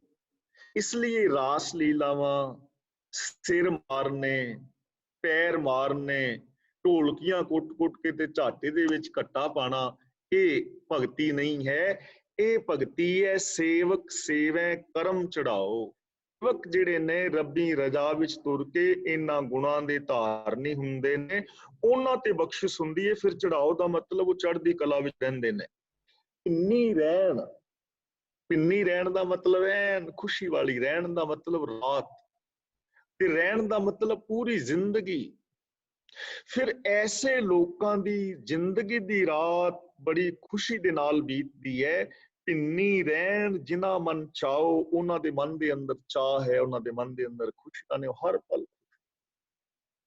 ਰੱਬੀ ਰਜ਼ਾ ਵਿੱਚ ਤੁਰਨ ਵਾਲਾ ਜਿਹੜਾ ਮਨੁੱਖ ਹੈ ਨਾ, ਉਹਦੀ ਪੋਜ਼ਿਟਿਵ ਥਿੰਕਿੰਗ, ਉਹਦੇ ਅੰਦਰ ਇਹ 8-9 ਗੁਣ ਨੇ, ਰੱਬੀ ਰਜ਼ਾ ਦੇ ਅੰਦਰ ਹੈ। ਉਹਨਾਂ ਦੀ ਜ਼ਿੰਦਗੀ ਦੀ ਰਾਤ ਐਨ ਤਰੋ ਤਰ ਭਾਵ ਖੁਸ਼ੀਆਂ ਖੇੜਿਆਂ ਦੇ ਵਿੱਚ ਬੀਤਦੀ ਹੈ। ਉਹਨਾਂ ਦੀ ਜ਼ਿੰਦਗੀ ਦੇ ਅੰਦਰ ਚਾਹ ਹੈ, ਉਹਨਾਂ ਦੀ ਜ਼ਿੰਦਗੀ ਵਿੱਚ ਖੁਸ਼ੀਆਂ ਨੇ। ਦੇਖੋ ਕਿੰਨੀ ਸਿੰਪਲ ਚੀਜ਼ ਹੈ, ਕਿੰਨੀ ਸਾਧਾਰਨ ਚੀਜ਼, ਜਿਹਨੂੰ ਅਸੀਂ ਸਾਰੇ ਅਪਣਾ ਸਕਦੇ ਹਾਂ ਔਰ ਸਾਰਿਆਂ ਦੀ ਜ਼ਿੰਦਗੀ ਖੁਸ਼ਹਾਲ ਹੋ ਸਕਦੀ ਹੈ। ਪਰ ਜ਼ਰੂਰਤ ਗੁਰੂ ਪਾਤਸ਼ਾਹ ਜੀ ਦੀ ਪਾਵਨ ਬਾਣੀ ਨੂੰ ਇਸ ਐਂਗਲ ਤੋਂ ਵਿਚਾਰਨ ਦੀ, ਪੜਨ ਦੀ। ਜਦੋਂ ਆਪ ਪੜੋਗੇ ਨਾ, ਆਪ ਅਰਥਾਂ ਨੂੰ ਵਿਚਾਰੋਗੇ, ਫਿਰ ਸਮਝ ਆਏਗੀ ਕਿ ਗੁਰੂ ਜੀ ਸਾਨੂੰ ਕੁਝ ਹੋਰ ਕਹਿ ਰਹੇ ਨੇ। ਸਿੱਖੀ ਸਿੱਖਿਆ ਗੁਰ ਵਿਚਾਰ। ਸਿੱਖੀ ਦਾ ਮਤਲਬ ਸਿੱਖਿਆ ਹੈ, ਸਿੱਖਿਆ ਦਾ ਮਤਲਬ ਸਿੱਖਣਾ। ਗੁਰ ਵਿਚਾਰ, ਗੁਰੂ ਦੀ ਵਿਚਾਰ ਦੁਆਰਾ, ਜਿਨ੍ਹਾਂ ਦੀ ਵਿਚਾਰ ਦੁਆਰਾ ਸਿੱਖਿਆ ਲਈ ਹੈ, ਜਿਵੇਂ ਕਿਸੇ ਚੀਜ਼ ਨੂੰ ਸਿੱਖਣਾ, ਤਾਂ ਸਿੱਖੀ ਕੀ ਹੈ? ਗੁਰੂ ਦੀ ਵਿਚਾਰ ਨੂੰ ਸਿੱਖਣਾ, ਗੁਰੂ ਦੇ ਦੱਸੇ ਰਾਹਾਂ ਤੇ ਤੁਰਨਾ। ਜਿਨ੍ਹਾਂ ਨੇ ਇਹ ਸਿੱਖਿਆ ਸਿੱਖ ਲਈ, ਨਦਰੀ ਕਰਮ ਲੰਘਾਏ ਪਾਰ, ਉਹਨਾਂ ਦੇ ਉੱਤੇ ਰੱਬ ਦੀ ਰਹਿਮਤ ਹੋ ਗਈ। ਨਦਰੀ ਦਾ ਮਤਲਬ ਰਹਿਮਤ ਦਾ ਮਾਲਕ, ਕਰਮ ਦਾ ਮਤਲਬ ਕਿਰਪਾ। ਲੰਘਾਏ ਪਾਰ, ਉਹ ਰੱਬ ਉਹਨਾਂ ਨੂੰ ਆਪਣੀ ਰਹਿਮਤ ਸੰਸਾਰ ਸਾਗਰ ਤੋਂ ਪਾਰ ਕਰ ਦਿੰਦਾ ਹੈ। ਸੰਸਾਰ ਸਾਗਰ ਦਾ ਮਤਲਬ ਵਿਕਾਰ, ਪਾਪ, ਅਪਰਾਧ, ਦੁੱਖ, ਚਿੰਤਾਵਾਂ, ਇਹਨਾਂ ਤੋਂ ਬੰਦਾ ਮੁਕਤ ਹੋ ਜਾਂਦਾ ਹੈ। ਕੌਣ? ਸਿੱਖੀ ਸਿੱਖਿਆ ਗੁਰ ਵਿਚਾਰ। ਗੁਰ ਵਿਚਾਰ, ਵਿਚਾਰ ਦੇ ਰਾਰੇ ਨਾਲ ਸਿਹਾਰੀ ਹੈ, ਮਤਲਬ ਵਿਚਾਰ ਦੁਆਰਾ, ਵਿਚਾਰ ਦੇ ਰਾਹੀਂ, ਗੁਰੂ ਦੇ ਵਿਚਾਰ ਰਾਹੀਂ। ਮਤਲਬ ਸਿੱਖਿਆ, ਸਿੱਖੀ ਦਾ ਮਤਲਬ ਜਿਨ੍ਹਾਂ ਨੇ ਸਿੱਖ ਲਈ, ਸਿੱਖਿਆ ਲੈ ਲਈ। ਜਿਨ੍ਹਾਂ ਗੁਰੂ ਦੀ ਸਿੱਖਿਆ ਲੈ ਲਈ, ਗੁਰੂ ਦੇ ਵਿਚਾਰ ਰਾਹੀਂ ਜੀਵਨ ਜੀਣਾ ਸ਼ੁਰੂ ਕਰ ਦਿੱਤਾ, ਉਹਨਾਂ ਦੇ ਉੱਤੇ ਰੱਬ ਦੀ ਰਹਿਮਤ ਹੁੰਦੀ ਹੈ ਔਰ ਰਹਿਮਤ ਦਾ ਮਾਲਕ ਉਹਨਾਂ ਨੂੰ ਪਾਰ ਕਰ ਦਿੰਦਾ। ਹੁਣ ਅੱਗੇ ਕੁਝ ਮਿਸਾਲਾਂ ਦੇ ਰਹੇ ਨੇ, ਜਿਸ ਕਰਕੇ ਸਾਡੀ ਗੱਲ ਚੰਗੀ ਤਰ੍ਹਾਂ ਸਮਝ ਵਿੱਚ ਆ ਜਾਏ। ਲੋਕੀ ਸਿਰ ਮਾਰ ਰਹੇ ਨੇ ਨਾ, ਪੱਗਾਂ ਲੱਥੀਆਂ ਪਈਆਂ ਨੇ, ਸਿਰ ਮਾਰ ਰਹੇ ਨੇ, ਮਾਲਾ ਘੁਮਾ ਰਹੇ ਨੇ ਲੋਕ ਵੀ ਮਾਲਾ ਫੇਰਨ। ਹੁਣ ਮਾਲਾ ਫੇਰਨ ਨਾਲ ਜੇ ਰੱਬ ਮਿਲਦਾ ਹੋਵੇ, ਟਰੱਕ ਦੇ ਟਾਇਰ ਰੋਜ਼ ਘੁੰਮ ਰਹੇ। ਅੱਜ ਕੱਲ ਤੇ ਇਲੈਕਟ੍ਰੋਨਿਕ ਮਾਲਾ ਆ ਗਈਆਂ ਨੇ, ਸਾਰਾ ਦਿਨ ਹੀ ਘੁੰਮੀ ਜਾਂਦੀਆਂ, ਘੜੀ ਦੀਆਂ ਸੂਈਆਂ ਘੁੰਮ ਰਹੀਆਂ। ਜੇ ਸਿਰ ਘੁਮਾਉਣ ਨਾਲ ਰੱਬ ਮਿਲੇ, ਜੇ ਹੱਥ ਪੈਰ ਮਾਰਨ ਨਾਲ ਤੜਫਿਆਂ ਰੱਬ ਮਿਲਦਾ ਹੋਵੇ, ਤੇ ਕਿੰਨੇ ਨੇ ਮਰੀਜ਼ ਵਿਚਾਰੇ ਤੜਫ ਰਹੇ ਨੇ। ਤਾਂ ਹੁਣ ਗੁਰੂ ਜੀ ਸਾਨੂੰ ਮਿਸਾਲਾਂ ਦੇ ਰਹੇ ਨੇ, ਕੋਲੂ, ਚਰਖਾ, ਚੱਕੀ, ਚੱਕ। ਤੁਸੀਂ ਸਾਰੇ ਵੀਰ ਭੈਣਾਂ ਜਾਣਦੇ ਹੋ ਨਾ, ਕੋਲੂ ਦਾ ਬੈਲ ਸਾਰਾ ਦਿਨ ਘੁੰਮਦਾ, ਕੋਲੂ ਘੁੰਮ ਰਿਹਾ ਹੈ। ਚੱਕੀ ਅਸੀਂ ਘੁਮਾ ਰਹੇ ਹਾਂ, ਅੱਜ ਕੱਲ ਮਸ਼ੀਨਾਂ ਪਟੇ ਵਾਲੀਆਂ ਆ ਗਈਆਂ, ਚੱਕੀ ਕਿੰਨੀ ਤੇਜ਼ ਘੁੰਮ ਰਹੀ ਹੈ। ਚਰਖਾ ਘੁੰਮ ਰਿਹਾ ਹੈ, ਬੀਬੀਆਂ ਘੁਮਾਉਂਦੀਆਂ ਸਨ ਚੱਕੀ। ਤੇ ਚੱਕ ਦਾ ਮਤਲਬ ਘੁਮਿਆਰ ਦਾ ਚੱਕ, ਜਿਸ ਨੂੰ ਘੁਮਾਉਂਦਾ ਹੈ, ਬੜੀ ਤੇਜ਼ ਘੁੰਮ ਰਹੇ ਨੇ। ਹੁਣ ਕੋਈ ਸਿਰ ਘੁਮਾਉਣ ਵਾਲਾ ਬਾਬਾ ਇਹਨਾਂ ਨਾਲੋਂ ਜ਼ਿਆਦਾ ਤੇਜ਼ ਸਿਰ ਘੁਮਾ ਸਕਦਾ। ਗੁਰੂ ਜੀ ਕਹਿੰਦੇ ਨੇ, ਜੇ ਸਿਰ ਮਾਰਿਆ, ਜੇ ਤੜਫਿਆਂ ਘੁੰਮਿਆ ਰੱਬ ਮਿਲਦਾ ਹੋਵੇ, ਤੇ ਉਹ ਵੀ ਘੁੰਮ ਰਿਹਾ ਹੈ, ਚਰਖਾ ਘੁੰਮ ਰਿਹਾ ਹੈ, ਚੱਕੀ ਘੁੰਮ ਰਹੀ ਹੈ, ਘਰਾਂ ਦਾ ਚੱਕ ਘੁੰਮ ਰਿਹਾ ਹੈ। ਠਲ ਵਾਰੋਲੇ ਬਹੁਤ ਆਨੰਦ। ਵਾਵ ਰੋਲੇ ਤੁਸੀਂ ਇੰਡੀਆ ਵਿੱਚ ਵੇਂਦੇ ਰਹੇ ਹੋ, ਗਰਮੀਆਂ ਦੇ ਵਿੱਚ ਕਿਵੇਂ ਉਹ ਵਾਵ ਰੋਲਾ ਆਉਂਦਾ, ਤੇ ਉੱਚੇ ਉੱਚੇ ਰੇਤ ਤੋਂ ਕਿੰਨੇ ਤੇਜ਼। ਆ ਪਿੱਛੇ ਅਮਰੀਕਾ ਚ ਮੇਰੇ ਖਿਆਲ ਚ ਇੱਕ ਵਾਵ ਰੋਲਾ ਆਇਆ ਸੀ, ਕਿੰਨਾ ਨੁਕਸਾਨ ਕੀਤਾ ਸੀ। ਤੇ ਜੇ ਸਿਰ ਮਾਰਿਆ ਰੱਬ ਮਿਲਦਾ ਹੋਵੇ, ਤੇ ਵਾਵ ਰੋਲੇ ਨੂੰ ਰੱਬ ਮਿਲ ਜਾਣਾ ਚਾਹੀਦਾ। ਦੇਖੋ ਕਿੰਨੀਆਂ ਮਿਸਾਲਾਂ ਸਾਨੂੰ ਰੋਜ਼ਮਰਰਾ ਦੀ ਜ਼ਿੰਦਗੀ ਚ ਦੇ ਰਹੇ ਨੇ। ਤੂੰ ਮਾਧਾਣੀਆਂ ਅੰਨਗਾ। ਲਾਟੂ ਨੂੰ ਹੋ ਸਕਦਾ ਅੱਜ ਦੇ ਬੱਚੇ ਨਾ ਸਮਝਣ, ਪਰ ਅਸੀਂ ਸਾਰੇ ਸਮਝ ਸਕਦੇ ਹਾਂ। ਲੱਕੜੀ ਦਾ ਗੋਲ ਜਿਹਾ ਹੁੰਦਾ ਸੀ, ਥੱਲੇ ਕਿੱਲ ਹੁੰਦਾ ਸੀ, ਰੱਸੀ ਘੁਮਾ ਕੇ ਨਾ ਏਦਾਂ ਸੁੱਟ ਕੇ ਤੇ ਖਿੱਚੀਦਾ ਸੀ ਏਦਾਂ, ਤੇ ਫਿਰ ਉਹ ਲਾਟੂ ਘੁੰਮਦਾ ਸੀ। ਤੁਸੀਂ ਸਾਰਿਆਂ ਨੇ ਘੁਮਾਏ ਹੋਣੇ ਨੇ, ਜਿਹੜੇ ਮੇਰੀ ਏਜ ਦੇ ਬੰਦੇ। ਲਾਟੂ, ਮਧਾਣੀਆਂ, ਬੀਬੀਆਂ ਘੁਮਾ ਰਹੀਆਂ ਨੇ ਨਾ ਮਧਾਣੀ। ਅੱਜ ਕੱਲ ਇਲੈਕਟ੍ਰੋਨਿਕ ਨੇ ਗੇੜਾ ਬੰਨਿਆ ਹੁੰਦਾ, ਮਿਕਸੀ ਦੇ ਵਿੱਚ ਮਸਾਲਾ ਪੀ ਕੇ ਬੀਬੀਆਂ ਉਹ ਮਾਰਦੀਆਂ ਇੱਕ ਮਿੰਟ ਚ। ਹੁਣ ਗੁਰੂ ਜੀ ਕਹਿੰਦੇ ਨੇ, ਲਾਟੂ ਘੁੰਮ ਰਹੇ ਨੇ, ਮਧਾਣੀਆਂ ਘੁੰਮ ਰਹੀਆਂ ਨੇ, ਅੰਨਗਾਹ ਜਿਹੜੇ ਫਲੇ ਨੇ ਉਹ ਵੀ ਘੁੰਮ ਰਹੇ ਨੇ। ਜੇ ਮਾਲਾ ਘੁਮਾਉਣ ਨਾਲ, ਜੇ ਸਿਰ ਘੁਮਾਉਣ ਦੇ ਨਾਲ ਰੱਬ ਮਿਲਦਾ ਹੋਵੇ, ਸੁੱਖ ਹੋਵੇ, ਤਾਂ ਰੱਬ ਲਾਟੂ ਨੂੰ ਮਿਲ ਜਾਏ, ਮਧਾਣੀ ਨੂੰ ਮਿਲ ਜਾਏ, ਫਲਿਆਂ ਨੂੰ ਮਿਲ ਜਾਏ। ਪੰਖੀ ਭੌਂਦੀਆਂ ਲੈਣ ਨਾ ਸਾ। ਕਿੰਨੇ ਪੰਛੀ ਘੁੰਮ ਰਹੇ ਨੇ ਆਕਾਸ਼ ਵਿੱਚ, ਲਗਾਤਾਰ ਘੁੰਮ ਰਹੇ, ਸਾਹ ਹੀ ਨਹੀਂ ਲੈਂਦੇ। ਸੂਵੇ ਚਾੜ ਪੁਆਈਏ ਜੰਤ। ਜੰਤ ਦਾ ਮਤਲਬ ਖਿਡੌਣਾ। ਕਈ ਖਿਡੌਣੇ ਨੇ ਜਿਹੜੇ ਕਿੱਲ ਦੇ ਉੱਤੇ ਚੜਾ ਕੇ ਧਮਾਏ ਜਾਂਦੇ ਨੇ। ਅੱਜ ਕੱਲ ਚਾਈਨਾ ਮੇਡ ਆਇਆ ਹੋਏ, ਹੱਥ ਦੇ ਵਿੱਚ ਏਦਾਂ ਫੜ ਕੇ ਤੁਹਾਨੂੰ ਘੁਮਾਉਂਦੇ ਨੇ। ਯਾਨੀ ਕਈ ਕਿਸਮ ਦੇ ਖਿਡੌਣੇ ਆਦਿ ਜੰਤਰ ਨੇ ਘੁੰਮ ਰਹੇ ਨੇ। ਇੱਕ ਐਕਸਲ ਦੇ ਉੱਤੇ ਟਾਇਰ ਘੁੰਮ ਰਹੇ ਨੇ, ਇੱਕ ਨਿੱਕੇ ਜਿਹੇ ਐਕਸਲ ਤੇ ਸੂਈ ਦੀਆਂ ਘੜੀਆਂ, ਘੜੀ ਦੀਆਂ ਸੂਈਆਂ ਘੁੰਮ ਰਹੀਆਂ ਨੇ। ਤਾਂ ਕਿੰਨਾ ਕੁਛ ਘੁੰਮ ਰਿਹਾ ਹੈ। ਨਾਨਕ ਪਾਉਂਦਿਆਂ ਗਣਤ ਨਾ ਅੰਤ। ਇਹਨਾਂ ਘੁੰਮਣ ਵਾਲੀਆਂ ਚੀਜ਼ਾਂ ਦਾ ਕੋਈ ਅੰਤ ਨਹੀਂ ਹੈ। ਸੂਰਜ ਘੁੰਮ ਰਿਹਾ ਹੈ, ਚੰਦਰਮਾ ਘੁੰਮ ਰਿਹਾ ਹੈ, ਆਕਾਸ਼ ਗੰਗਾਵਾਂ ਘੁੰਮ ਰਹੀਆਂ ਨੇ, ਤੇ ਸਿਰ ਘੁਮਾਉਣ ਨਾਲ ਕੀ ਹੋਏਗਾ? 4 ਵਾਰੀ ਗੇੜੇ ਦੇ ਕੇ ਕੀ ਤੁਸੀਂ ਇਹਦੇ ਨਾਲੋਂ ਜ਼ਿਆਦਾ ਸਿਰ ਘੁਮਾ ਲਓਗੇ? ਤਾਂ ਇਹ ਸਿਰ ਵਗੈਰਾ ਘੁਮਾਣਾ, ਮਾਲਾਵਾਂ ਘੁਮਾਣੀਆਂ, ਇੱਕ ਵਿਅਰਥ ਦਾ ਕਰਮ ਹੈ। ਇਹਦੇ ਨਾਲ ਰੱਬ ਨਹੀਂ ਮਿਲ ਸਕਦਾ। ਜੇ ਰੱਬ ਮਿਲੇਗਾ ਤੇ ਫਿਰ ਇਹਨਾਂ ਮਧਾਣੀਆਂ ਨੂੰ, ਲਾਟੂਆਂ ਨੂੰ, ਅੰਨ ਗਾਵਾਂ ਨੂੰ, ਚੱਕੀਆਂ ਨੂੰ, ਕੋਲੂਆਂ ਨੂੰ ਮਿਲ ਜਾਏਗਾ। ਅਗਲਾ ਬਚਨ ਕਹਿੰਦੇ, ਬੰਧਨ ਬੰਦ ਪਵਾਏ ਸੋਏ। ਇਸੇ ਤਰ੍ਹਾਂ ਜਿਹੜੇ ਲੋਕ ਨੇ ਥਾਂ ਥਾਂ ਦੇ ਉੱਤੇ ਪਵਾਏ ਜਾ ਰਹੇ ਨੇ। ਮਨੁੱਖ ਜਿਸ ਤਰ੍ਹਾਂ ਦੀ ਵਿਦਿਆ ਪੜ੍ਹਦਾ ਹੈ ਨਾ, ਪਏ ਕਿਰਤ ਨੱਚੇ ਸਭ। ਬੰਧਨ ਦੇ ਅੰਦਰ ਬੱਝਾ ਹੋਇਆ ਬੰਦਾ ਘੁੰਮ ਰਿਹਾ ਹੈ। ਪਏ ਕਿਰਤ ਦਾ ਮਤਲਬ ਜਿਹੋ ਜਿਹਾ ਕਿਸੇ ਨੇ ਆਪਣਾ ਸੁਭਾਅ ਬਣਾ ਲਿਆ ਹੈ, ਉਹਦੇ ਮੁਤਾਬਕ ਬੰਦਾ ਘੁੰਮੀ ਜਾ ਰਿਹਾ। ਵਿਕਾਰਾਂ ਵਾਲਾ ਸੁਭਾਅ ਬਣਾ ਲਿਆ। ਜਿਵੇਂ ਜਿਵੇਂ ਅਸੀਂ ਸਾਡੇ ਅੰਦਰ ਕਲਪਨਾਵਾਂ ਪੈਦਾ ਹੁੰਦੀਆਂ ਨੇ, ਵਿਚਾਰ ਪੈਦਾ ਹੁੰਦੇ ਨੇ, ਉਹ ਵਿਚਾਰ ਆਦਤ ਬਣ ਜਾਂਦੇ ਨੇ, ਇੱਕ ਨਿਊਰੋਪਾਥ ਬਣ ਜਾਂਦਾ ਹੈ, ਆਦਤ ਬਣ ਜਾਂਦੀ ਹੈ। ਉਹਨਾਂ ਆਦਤਾਂ, ਉਹਨਾਂ ਵਿਚਾਰਾਂ ਮੁਤਾਬਕ ਲੋਕ ਜੀਵੀ ਜਾ ਰਹੇ ਨੇ। ਅਸਲੀਅਤ ਨੂੰ ਜਾਣਨ ਦੇ ਯਤਨ ਬਹੁਤ ਘੱਟ ਲੋਕ ਕਰਦੇ। ਜਿਹੋ ਜੀ ਤੁਸੀਂ ਆਪਣੀ ਮੱਤ ਬਣਾ ਲੋਗੇ, ਉਸ ਮੱਤ ਮੁਤਾਬਕ ਬੰਦਾ ਜੀਵੀ ਜਾਏਗਾ। ਹੁਣ ਇਹ ਚੀਜ਼ਾਂ ਪ੍ਰਚਲਿਤ ਕਿਉਂ ਹੋ ਗਈਆਂ? ਕਿਉਂਕਿ ਲਗਾਤਾਰ ਅਸੀਂ ਸੁਣੀਆਂ ਤੇ ਲਗਾਤਾਰ ਸੁਣ ਸੁਣ ਕੇ ਇਹਨਾਂ ਹੀ ਚੀਜ਼ਾਂ ਦੇ ਅਸੀਂ ਧਾਰਨੀ ਹੋ ਗਏ, ਔਰ ਲੋਕ ਇਹਨਾਂ ਹੀ ਬੰਧਨਾਂ ਦੇ ਵਿੱਚ ਪਏ ਹੋਏ ਆਪਣੇ ਆਪ ਨੂੰ ਘੁਮਾਈ ਜਾ ਰਹੇ ਨੇ, ਬਾਬਿਆਂ ਦੇ ਚੱਕਰ ਵਿੱਚ ਘੁਮਾਈ ਜਾ ਰਹੇ ਨੇ। ਫਲਾਣਾ ਬਾਬਾ ਸਾਡਾ ਪਾਰ ਉਤਾਰਾ ਕਰੇਗਾ, ਫਲਾਣੀ ਮੜੀ ਤੋਂ ਸਾਡੇ ਉੱਥੇ ਅਸੀਂ ਸੁੱਖਣਾ ਸੁੱਖਾਂਗੇ ਤੇ ਇੰਝ ਹੋ ਜਾਏਗਾ, ਉੱਥੇ ਸੁੱਖਣਾ ਸੁੱਖਾਂਗੇ ਤੇ ਇੰਝ ਹੋ ਜਾਏਗਾ। ਯਾਨੀ ਇਹਨਾਂ ਬੰਧਨਾਂ ਦੇ ਵਿੱਚ ਲੋਕ ਘੁਮਾਏ ਜਾ ਰਹੇ ਨੇ। ਜਿਹੋ ਜਿਹੇ ਬੰਧਨਾਂ ਵਿੱਚ ਬੰਦਾ ਆਪਣੇ ਆਪ ਨੂੰ ਪਾ ਲਵੇਗਾ, ਉਹਦਾ ਇੱਕ ਕਰਮ ਬਣ ਜਾਏਗਾ। ਇਸ ਲਈ ਗੁਰਦੇਵ ਪਾਤਸ਼ਾਹ ਕਹਿੰਦੇ ਨੇ, ਨੱਚ ਨੱਚ ਹੱਸੈ ਚੱਲੇ ਤੇ ਰੋਏ। ਜਿਹੜੇ ਨੱਚ ਨੱਚ ਕੇ ਹੱਸਦੇ ਨੇ, ਆਖਿਰ ਉਹ ਰੋਂਦੇ ਨੇ। ਵਿਕਾਰਾਂ ਦੇ ਵਿੱਚ ਨੱਚ ਰਿਹਾ ਨਾ, ਕੋਈ ਕਾਮ ਦਾ ਨਾਚ ਨੱਚ ਰਿਹਾ ਹੈ, ਕੋਈ ਕ੍ਰੋਧ ਦਾ ਨਾਚ, ਕੋਈ ਲੋਭ ਦਾ। ਉੱਡ ਨਾ ਜਾਹੀਂ ਸਿੱਧ ਨਾ ਹੋਹੇ। ਗੁਰੂ ਜੀ ਕਹਿੰਦੇ ਨੇ, ਇਸ ਤਰ੍ਹਾਂ ਨੱਚਣ ਦੇ ਨਾਲ, ਸਿਰ ਮਾਰਨ ਦੇ ਨਾਲ ਉੱਡ ਨਾ ਜਾਹੀਂ।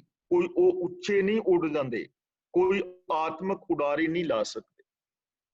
ਨੱਚਣ ਨਾਲ, ਸਿਰ ਫੇਰਨ ਨਾਲ, ਸਿਰ ਦੇ ਵਿੱਚ ਘੱਟਾ ਪਵਾਉਣ ਨਾਲ, ਚੌਂਕੀਆਂ ਦੇਣ ਨਾਲ, ਮਾਲਾ ਫੇਰਨ ਨਾਲ, ਇਹੋ ਜਿਹੀਆਂ ਰਾਸ ਲੀਲਾਵਾਂ ਕਰਨ ਦੇ ਨਾਲ, ਅਵਤਾਰਾਂ ਦੀਆਂ ਮਤਲਬ ਇਹ ਗੱਲਾਂ ਕਰਨ ਦੇ ਨਾਲ ਉੱਡ ਨਾ ਜਾਹੀਂ। ਕੋਈ ਉੱਚੀ ਆਤਮਕ ਉਡਾਰੀ ਨਹੀਂ ਲਾ ਸਕਦਾ।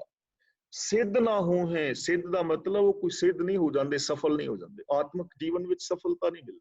ਜੇ ਕਿਸੇ ਨੂੰ ਮਿਲੀ ਹੈ ਤੇ ਦੱਸੋ। ਹੁਣ ਅਖੀਰ ਵਿੱਚ ਸਾਨੂੰ ਸਮਝਾਉਂਦੇ ਨੇ, ਨੱਚਣ ਕੁੱਦਣ ਮਨ ਕਾ ਚਾਓ। ਇਹ ਨੱਚਣਾ ਔਰ ਕੁੱਦਣਾ ਸਿਰਫ ਮਨ ਕਾ ਚਾਓ ਦਾ ਮਤਲਬ ਮਨ ਪਰਚਾਵਾ ਹੈ, ਇਸ ਤੋਂ ਜ਼ਿਆਦਾ ਨਹੀਂ। ਮਨ ਪਰਚਾਵਾ ਹੈ, ਮਨ ਪਰਚਾਵਾ। ਮਨ ਪਰਚਾਵੇ ਤੋਂ ਵੱਧ ਕੁਛ ਵੀ ਨਹੀਂ ਹੈ। ਇਹਦੇ ਨਾਲ ਆਤਮਕ ਜੀਵਨ ਨਹੀਂ ਮਿਲਦਾ, ਇਹਦੇ ਨਾਲ ਸदैਵੀਂ ਖੁਸ਼ੀ ਨਹੀਂ ਮਿਲਦੀ, ਇਹਦੇ ਨਾਲ ਰੱਬ ਦਾ ਮਿਲਾਪ ਨਹੀਂ ਹੁੰਦਾ। ਇਹਨਾਂ ਚੀਜ਼ਾਂ ਦੇ ਨਾਲ ਸਮਾਜ ਦਾ ਵਿਕਾਸ ਨਹੀਂ ਹੁੰਦਾ। ਕਿ ਸਿਰ ਮਾਰਨ ਦੇ ਨਾਲ ਸਾਇੰਸ ਦੀਆਂ ਖੋਜਾਂ ਹੋ ਸਕਦੀਆਂ ਨੇ? ਕਿ ਸਿਰ ਮਾਰਨ ਵਾਲੇ ਜਿੰਨੇ ਵੀ ਇਹ ਸਿੱਧ ਲੋਕ ਨੇ ਕਿ ਅਸੀਂ ਇਹ ਕੰਮ ਕਰ ਸਕਦੇ ਹਾਂ, ਇਹਨਾਂ ਨੂੰ ਕਰੋਨਾ ਦੂਰ ਕਰ ਦੇਣ। ਹੁਣ ਸਾਰੇ ਬਾਬੇ ਲੁਕ ਗਏ ਨੇ, ਆਪ ਡਰਦੇ ਫਿਰਦੇ ਨੇ ਲੋਕ। ਸਾਨੂੰ ਆਸ਼ੀਰਵਾਦ ਉਹਨੂੰ ਦਿਆਂਗੇ ਜਦੋਂ ਕਰੋਨਾ ਖਤਮ ਹੋ ਜਾਏਗਾ। ਫਿਰ ਆਸ਼ੀਰਵਾਦ ਦੇ ਕੇ ਕੋਈ 1100 2100 ਲਵਾਂਗੇ ਨਾ ਪੌਂਡ, ਉਦੋਂ ਦਿਆਂਗੇ ਆਸ਼ੀਰਵਾਦ। ਹੁਣ ਅਸੀਂ ਮਰਨਾ। ਹੁਣ ਵਿਚਾਰੇ ਡਾਕਟਰ ਜੂਝ ਰਹੇ ਨੇ, ਕਿੰਨੇ ਡਾਕਟਰਾਂ ਦੀਆਂ ਮੌਤਾਂ ਹੋ ਗਈਆਂ, ਔਰ ਉਹ ਮੌਤ ਦੇ ਮੂੰਹ ਦੇ ਵਿੱਚ ਜਾ ਕੇ ਸੇਵਾ ਕਰ ਰਹੇ ਨੇ।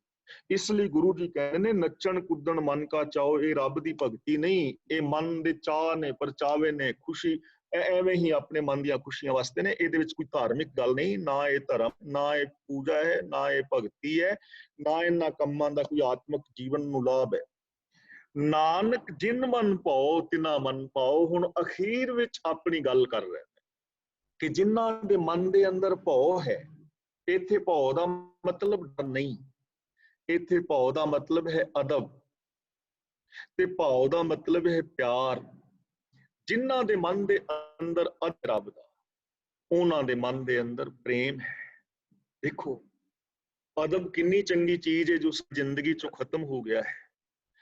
ਸਾਡਾ ਫਰਜ਼ ਬਣਦਾ ਹੈ ਕਿ ਅਸੀਂ ਜੋ ਆਪਣੇ ਤੋਂ ਵੱਡੇ ਬਜ਼ੁਰਗ ਨੇ ਉਹਨਾਂ ਦਾ ਸਤਿਕਾਰ ਕਰੀਏ, ਅਦਬ। ਜੋ ਹਮ ਉਮਰ ਨੇ ਉਹਨਾਂ ਨਾਲ ਪਿਆਰ ਕਰੀਏ, ਔਰ ਨਿੱਕਿਆਂ ਦੇ ਨਾਲ ਸਨੇਹ ਵਾਲੀ ਭਾਵਨਾ, ਅਦਬ। ਜੇ ਨੂੰਹ ਦੇ ਮਨ ਵਿੱਚ ਅਦਬ ਹੋਏਗਾ ਤਾਂ ਸੱਸ ਨੂੰ ਉਹ ਚੰਗੀ ਸੇਵਾ ਕਰੇਗੀ, ਉਹਦੀਆਂ ਲੋੜਾਂ ਪੂਰੀਆਂ ਕਰੇਗੀ। ਜੇ ਸੱਸ ਦੇ ਮਨ ਵਿੱਚ ਅਦਬ ਹੋਏਗਾ, ਨੂੰਹ ਨੂੰ ਬੇਟੀ ਜਿੰਨਾ ਪਿਆਰ ਦੇਵੇਗੀ। ਜੇ ਸਿੱਖ ਦੇ ਮਨ ਵਿੱਚ ਗੁਰੂ ਦਾ ਅਦਬ ਹੋਏਗਾ, ਉਹ ਨਸ਼ੇ ਵਗੈਰਾ ਨਹੀਂ ਵਰਤੇਗਾ, ਉਹਦੇ ਮਨ ਅੰਦਰ ਫਿਰ ਪ੍ਰੇਮ ਪੈਦਾ ਹੋ ਜਾਏਗਾ। ਜਿਨ ਮਨ ਪਾਓ ਤਿਨਾ ਮਨ ਪਾਓ, ਉਹਨਾਂ ਦੇ ਮਨ ਦੇ ਅੰਦਰ ਪ੍ਰੇਮ ਹੈ ਜਿਨ੍ਹਾਂ ਦੇ ਮਨ ਦੇ ਵਿੱਚ ਅਦਬ ਹੈ। ਇਸ ਲਈ ਅਸੀਂ ਰੱਬ ਦਾ ਅਦਬ ਕਰਨਾ ਹੈ, ਗੁਰੂ ਦਾ ਅਦਬ ਕਰਨਾ ਹੈ, ਗੁਰੂ ਔਰ ਪ੍ਰਭੂ ਨਾਲ ਤੇ ਪ੍ਰਭੂ ਦੀ ਰਚਨਾ ਦੇ ਨਾਲ ਪਿਆਰ ਕਰਨਾ ਹੈ। ਪ੍ਰਭੂ ਦੇ ਆ ਸਾਰੇ ਅਸੀਂ ਬੱਚੇ ਹਾਂ ਪੂਰੀ ਦੁਨੀਆ ਦੇ, ਇੱਕ ਦੂਜੇ ਨਾਲ ਪਿਆਰ ਦੀ ਭਾਵਨਾ ਨਾਲ ਰਹਿਣਾ ਹੈ। ਇਹ ਸਾਡੀ ਜ਼ਿੰਦਗੀ ਦੇ ਵਿਕਾਸ ਦਾ ਕਾਰਨ ਬਣੇਗੀ। ਇੱਕ ਦਾ ਅਦਬ ਕਰੀਏ, ਇੱਕ ਦੂਜੇ ਨਾਲ ਪਿਆਰ ਕਰੀਏ, ਆਪਣੇ ਔਰ ਦੂਜਿਆਂ ਦੇ ਅੰਦਰ ਵਸਦੇ ਹੋਏ ਰੱਬ ਨੂੰ ਵੇਖੀਏ। ਰੱਬ ਜਗਤ ਦੇ ਕਣ ਕਣ ਦੇ ਅੰਦਰ ਸਮਾਇਆ ਹੋਇਆ ਹੈ, ਉਹਦੀ ਰਜਾ ਦੇ ਆਣਾ ਹੀ ਉਹਦੀ ਭਗਤੀ ਹੈ। ਸੇਵਕ ਹੋ ਜਾਣਾ ਹੀ ਉਹਦੀ ਭਗਤੀ ਹੈ। ਵਿਖਾਵੇ ਦੇ ਨਾਚ ਗਾਨ ਉਸ ਪ੍ਰਭੂ ਦੀ ਭਗਤੀ ਨਹੀਂ ਹੈ। ਇਹ ਕੇਵਲ ਰੋਟੀਆਂ ਵਾਸਤੇ ਮਨ ਪਰਚਾਵਾ ਹੈ। ਅਖੀਰਲਾ ਬਚਨ ਕਰਦੇ ਨੇ, ਨਾਉ ਤੇਰਾ ਨਿਰੰਕਾਰ ਹੈ, ਨਾਏ ਲੈ ਨਰਕ ਨਾ ਜਾਈਏ। ਇਹ ਪ੍ਰਭੂ ਤੇਰਾ ਨਾਮ ਨਿਰੰਕਾਰ ਹੈ, ਤੂੰ ਨਿਰਾਕਾਰ ਹੈ, ਤੇਰਾ ਕੋਈ ਆਕਾਰ ਨਹੀਂ ਹੈ ਕਿ ਜਿਹਦੀਆਂ ਰਾਸ ਲੀਲਾ ਪਾ ਲਈਏ। ਨਾਉ ਲਈਏ, ਨਾਈਏ ਦਾ ਮਤਲਬ ਜੇ ਤੇਰਾ ਨਾਮ ਲਿਆ ਜਾਏ, ਤੇਰੇ ਗੁਣ ਗਾਏ ਜਾਣ, ਤੇਰੀ ਸਿਫਤ ਸਲਾਹ ਕੀਤੀ ਜਾਏ, ਤੇਰੇ ਗੁਣਾਂ ਦੇ ਧਾਰ ਨਹੀਂ ਹੋਇਆ ਜਾਏ ਤਾਂ ਨਰਕ ਨਾ ਜਾਈਏ। ਨਰਕ ਵਿੱਚ ਨਹੀਂ ਜਾਈਦਾ। ਨਰਕ ਦਾ ਮਤਲਬ ਵਿਕਾਰਾਂ ਵਿੱਚ ਬੰਦਾ ਨਹੀਂ ਪੈਂਦਾ, ਦੁੱਖਾਂ ਵਿੱਚ ਨਹੀਂ ਪੈਂਦਾ। ਅਸੀਂ ਕਹਿੰਦੇ ਨਾ ਫਲਾਣੇ ਬੰਦੇ ਨੇ ਨਰਕ ਬਣਾਈ ਹੈ ਜ਼ਿੰਦਗੀ। ਲੋਕ ਇੱਥੇ ਹੀ ਆਪਣੀ ਜ਼ਿੰਦਗੀ ਨੂੰ ਨਰਕ ਬਣਾ ਲੈਂਦੇ ਨੇ। ਗੁਰੂ ਜੀ ਕਹਿੰਦੇ ਨੇ, ਹੇ ਪ੍ਰਭੂ ਜੇ ਤੇਰੇ ਗੁਣਾਂ ਨਾਲ ਜੁੜੀਏ ਨਾ, ਫਿਰ ਇਹ ਜ਼ਿੰਦਗੀ ਨਰਕ ਨਹੀਂ ਬਣਦੀ। ਜੇ ਬੰਦਾ ਰੱਬੀ ਗੁਣਾਂ ਨਾਲ ਜੁੜਿਆ ਹੁੰਦਾ ਤਾਂ ਸੰਸਾਰ ਨਰਕ ਨਾ ਬਣਦਾ। ਇਹ ਸਵਰਗ ਹੁੰਦਾ ਹੈ, ਬੈਕੁੰਠ ਧਾਮ ਹੁੰਦਾ ਹੈ, ਹਰ ਕਾ ਬਾਗਰਾ ਹੁੰਦਾ, ਇਹ ਪ੍ਰਭੂ ਦਾ ਨਿਵਾਸ ਸਥਾਨ ਹੁੰਦਾ। ਤਾਂ ਹੇ ਪ੍ਰਭੂ ਤੂੰ ਨਿਰਾਕਾਰ ਹੈ, ਤੇਰੇ ਗੁਣਾਂ ਦੇ ਧਾਰਨੀ ਹੋਣ ਦੇ ਨਾਲ ਬੰਦਾ ਦੁੱਖਾਂ ਦੇ ਨਰਕਾਂ ਵਿੱਚ ਨਹੀਂ ਪੈਂਦਾ, ਵਿਕਾਰੀ ਜ਼ਿੰਦਗੀ ਹੁੰਦਾ। ਜਿਉ ਪਿੰਡ ਸਭ ਤਿਸ ਦਾ, ਪਿੰਡ ਦਾ ਮਤਲਬ ਸਰੀਰ, ਇਹ ਸਰੀਰ ਔਰ ਜੀਉ ਦਾ ਮਤਲਬ ਜਾਨ। ਜਿੰਦ ਜਾਨ ਉਸ ਰੱਬ ਦੀ ਦਿੱਤੀ ਹੋਈ ਹੈ ਜੋ ਸਰਬ ਵਿਆਪਕ ਹੈ, ਸਾਰਿਆਂ ਦੇ ਅੰਦਰ ਸਮਾਇਆ ਹੋਇਆ ਹੈ। ਦੇ ਖਾਜੈ, ਖਾਜੇ ਦਾ ਮਤਲਬ ਖਾਣਾ ਦਿੰਦਾ ਹੈ, ਖੁਰਾਕ ਦਿੰਦਾ ਹੈ, ਜੀਵਨ ਦਿੰਦਾ ਹੈ, ਉਹ ਸਭ ਨੂੰ ਖੁਰਾਕ ਦੇ ਰਿਹਾ। ਸੰਸਾਰ ਅੰਦਰ ਪੈਦਾਇਸ਼ ਸ਼ਕਤੀ ਰੱਖੀ ਹੈ, ਪਾਣੀ ਹੈ, ਫਲ ਨੇ, ਫੁੱਲ ਨੇ, ਅਨੇਕਾਂ ਕਿਸਮ ਦਾ ਅਨਾਜ ਹੈ, ਇੰਨਾ ਕੁਛ ਪ੍ਰਭੂ ਨੇ ਪੈਦਾ ਕਰਨ ਵਾਸਤੇ ਦਿੱਤਾ। ਦੇ ਖਾਜੈ, ਆਖ ਗਵਾਈ ਹੈ ਪਰ ਸਾਨੂੰ ਹੋਰ ਦੇ, ਹੋਰ ਦੇ, ਇਸ ਤ੍ਰਿਸ਼ਨਾ ਦੇ ਅੰਦਰ ਅਸੀਂ ਆਪਣੀ ਜ਼ਿੰਦਗੀ ਨੂੰ ਗਵਾ ਲੈਂਦੇ ਹਾਂ। ਤਾਂ ਗੁਰੂ ਜੀ ਹੁਣ ਸਾਨੂੰ ਸਮਝਾ ਰਹੇ ਨੇ, ਜੇ ਲੋੜ ਹੈ ਚੰਗਾ ਆਪਣਾ, ਕਿ ਇਹ ਮੇਰੇ ਮਨਾ, ਇਹ ਮਨੁੱਖ ਜੇ ਆਪਣਾ ਭਲਾ ਚਾਹੁੰਦਾ ਹੈ, ਜੇ ਲੋੜ ਹੈ ਚੰਗਾ ਆਪਣਾ, ਜੇ ਤੂੰ ਕਹਿਣਾ ਕਿ ਤੇਰਾ ਜੀਵਨ ਚੰਗਾ ਬਣੇ, ਤੇਰਾ ਭਲਾ ਹੋਵੇ, ਤਾਂ ਫਿਰ ਇੱਕ ਕੰਮ ਕਰ, ਕਰ ਪੁੰਨੋ ਨੀਚ ਸਦਾਈ ਹੈ। ਪੁੰਨੋ ਦਾ ਮਤਲਬ ਪੁੰਨ ਕਰਮ, ਚੰਗੇ ਕੰਮ, ਲੋਕ ਭਲਾਈ ਦੇ ਕੰਮ, ਲੋਕ ਭਲਾਈ ਦੇ ਕੰਮ ਕਰ। ਔਰ ਨੀਚ ਇਹ ਦਾ ਮਤਲਬ ਫਿਰ ਹੰਕਾਰ ਨਾ ਕਰ। ਪਿੱਛੇ ਇੱਕ ਫੋਟੋ ਵਾਇਰਲ ਹੋਈ ਸੀ, ਇੱਕ ਮਰੀਜ਼ ਨੂੰ 12 ਬੰਦੇ 2 ਕੇਲੇ ਫੜਾ ਰਹੇ ਨੇ, ਤਾਂ ਫੋਟੋ ਖਿਚਾਈ, ਇੱਕ ਬੰਦੇ ਨੂੰ 12 ਬੰਦੇ ਇੱਕ ਕੇਲਾ ਫੜਾ ਰਹੇ ਨੇ। ਦੇਖੋ ਇੱਕ ਗੱਲ ਹੈ, ਇੱਕ ਗੁਰਦੁਆਰੇ ਸਾਹਿਬ ਪੱਖਾ ਦਿੱਤਾ ਤੇ ਉੱਤੇ ਨਾਂ ਲਿਖਾਇਆ ਹੁੰਦਾ ਕਾਕਾ ਬਿੱਟੂ ਨੇ ਆਪਣੇ ਦਾਦ ਵਿੱਚ ਤਾਏ ਦੀ ਦੁਕਾਨ ਤੋਂ ਖਰੀਦ ਕੇ ਛੋਟੇ ਭਰਾ ਪ੍ਰਕਾਸ਼ ਦੇ ਹੱਥੋਂ ਚਾਚੇ ਦੇ ਵਿੱਚ ਦਾਨ ਕੀਤਾ, ਸਾਰੇ ਟੱਬਰ ਦੇ ਨਾਮ। ਗੁਰੂ ਜੀ ਕਹਿੰਦੇ ਨੇ, ਨੇਕ ਕਰਮ ਕਰ ਤੇ ਨਿਮਰਤਾ ਵਿੱਚ ਰਹੋ, ਹੰਕਾਰ ਨਾ, ਕਿਉਂਕਿ ਹੰਕਾਰ ਦੂਰੀਆਂ ਵਧਾਏਗਾ, ਹੰਕਾਰ ਤੈਨੂੰ ਰੱਬ ਤੋਂ ਦੂਰ ਲੈ ਜਾਏਗਾ, ਹੰਕਾਰ ਤੈਨੂੰ ਗੁਰੂ ਤੋਂ ਦੂਰ ਲੈ ਜਾਏਗਾ, ਹੰਕਾਰ ਤੇਰੇ ਪਰਿਵਾਰ ਵਿੱਚ ਪਾੜੇ ਪਾ ਦੇਗਾ, ਹੰਕਾਰ ਤੇਰੇ ਰਿਸ਼ਤਿਆਂ ਨਾਤਿਆਂ ਦੇ ਵਿੱਚ ਦਰਾਰਾਂ ਪਾ ਦੇਵੇਗਾ। ਇਸ ਲਈ ਚੰਗੇ ਕਰਮ ਕਰ ਔਰ ਨਿਮਰਤਾ ਵਿੱਚ ਰਹੋ ਜੇ ਆਪਣਾ ਭਲਾ ਲੋੜਨਾ। ਇਹ ਰਾਸ ਲੀਲਾਵਾਂ ਤੇ ਵਿਖਾਵੇ ਨੂੰ ਛੱਡ। ਜੇ ਜਰਵਾਣਾ ਪਰ ਹਰੇ ਜਰਵੇਸ਼ ਕਰੇਂਦੀ ਆਈ ਹੈ। ਜਰਵਾਣਾ ਦਾ ਮਤਲਬ ਤਾਕਤ ਦੇ ਨਾਲ। ਜੇ ਕੋਈ ਬੰਦਾ ਆਪਣੀ ਤਾਕਤ ਨਾਲ ਜੀਣਾ ਚਾਹੇ ਕਿ ਮੈਂ ਮਰਾ ਨਾ ਆਵੇ, ਤਾਂ ਗੁਰੂ ਜੀ ਕਹਿੰਦੇ ਨੇ, ਬੁਢੇਪਾ ਇਹ ਮੌਤ ਰੁਕ ਨਹੀਂ ਸਕਦੀ, ਜਰਵੇਸ਼ ਕਰੇਂਦੀ ਆਈ ਹੈ, ਬੁਢੇਪੇ ਨੇ ਤੇਰੇ ਤੇ ਆ ਜਾਣਾ। ਦੇਖੋ ਅਸੀਂ ਬੱਚੇ ਸਾਂ, ਜਵਾਨ ਹੋਏ, ਹੁਣ ਬੁੱਢੇ ਹੋ ਗਏ, ਇਸ ਤੋਂ ਅੱਗੇ ਮੌਤ ਹੀ ਹੈ ਨਾ। ਤੇ ਕਈ ਲੋਕ ਨੇ ਜਦੋਂ ਬੁੱਢੇ ਹੋ ਜਾਣਗੇ ਤੇ ਦਾੜੀ ਕਾਲੀ ਕਰਨਗੇ। ਹੁਣ ਕਈਆਂ ਨੇ ਮਾਤਾਵਾਂ ਨੇ, ਬਜ਼ੁਰਗ ਨੇ, ਤੇ ਉਹਨਾਂ ਨੇ ਵਾਲ ਕਾਲੇ ਕੀਤੇ ਹੁੰਦੇ ਨੇ। ਤੇ ਮੈਂ ਇੱਕ ਵਾਰੀ ਅੱਜ 10-15 ਸਾਲ ਦੀ ਗੱਲ ਹੈ, ਮੈਂ ਇੱਕ ਨੂੰ ਆਖਿਆ, ਮੈਂ ਕਿਹਾ ਬਾਪੂ ਭਰਾ ਸਤਿ ਸ੍ਰੀ ਅਕਾਲ। ਕਹਿੰਦਾ ਬਾਪੂ ਭਰਾ ਇਹ ਕੀ ਹੋਇਆ? ਜਾਂ ਬਾਪੂ ਆਖ ਜਾਂ ਭਰਾ। ਮੈਂ ਕਿਹਾ ਬਾਪੂ ਭਰਾ ਤਾਂ ਕਹਿ ਰਿਹਾ ਕਿ ਗੋਡਿਆਂ ਤੋਂ ਤੇਰਿਆਂ ਤੋਂ ਤੁਰਿਆ ਨਹੀਂ ਜਾਂਦਾ, ਅੱਖਾਂ ਤੋਂ ਤੈਨੂੰ ਦਿਸਦਾ ਨਹੀਂ, ਹੱਥ ਤੇਰੇ ਕੰਬ ਰਹੇ ਨੇ, ਮੂੰਹ ਚ ਦੰਦ ਨਹੀਂ, ਤੂੰ ਬਾਪ। ਤੇ ਭਰਾ ਮੈਂ ਤਾਂ ਕਹਿ ਰਿਹਾ ਕਿਉਂਕਿ ਦਾੜੀ ਤੂੰ ਕਾਲੀ ਕੀਤੀ, ਜਵਾਨ ਦਿਸਣਾ, ਪਰ ਬਾਪੂ ਭਰਾ ਹੀ ਹੋਇਆ। ਜਾਂ ਬਾਪੂ ਬਣ ਜਾਂ ਭਰਾ ਬਣ, ਇੱਕ ਬਣ। ਬੇਬੇ ਭੈਣ ਵੀ ਹੈ ਤੇ ਤੂੰ ਬੇਬੇ, ਅੱਖਾਂ ਤੇਰੀਆਂ ਤੋਂ ਦਿਸਦਾ ਨਹੀਂ, ਹੱਥ ਤੇਰੇ ਕੰਮ ਕਰਦੇ ਨਹੀਂ, ਗੋਡੇ ਤੁਰਦੇ ਨਹੀਂ, ਤੇ ਵਾਲ ਕਾਲੇ ਕੀਤੇ ਨੇ। ਸਰੀਰ ਕਰਕੇ ਬੇਬੇ ਤੇ ਵਾਲ ਕਾਲੇ, ਫਿਰ ਭੈਣ ਹੋਈ ਨਾ। ਇਸ ਲਈ ਬਾਪੂ ਭਰਾ ਨਾ ਬਣੋ, ਬੇਬੇ ਭੈਣ ਨਾ ਬਣੋ। ਬੁਢੇਪੇ ਨੇ ਆ ਜਾਣਾ, ਕਰੀ ਰੱਖੋ ਵਾਲ ਕਾਲੇ, ਗੋਡਿਆਂ ਨੂੰ ਕਿਵੇਂ ਕਾਲੇ ਕਰ ਲਓ।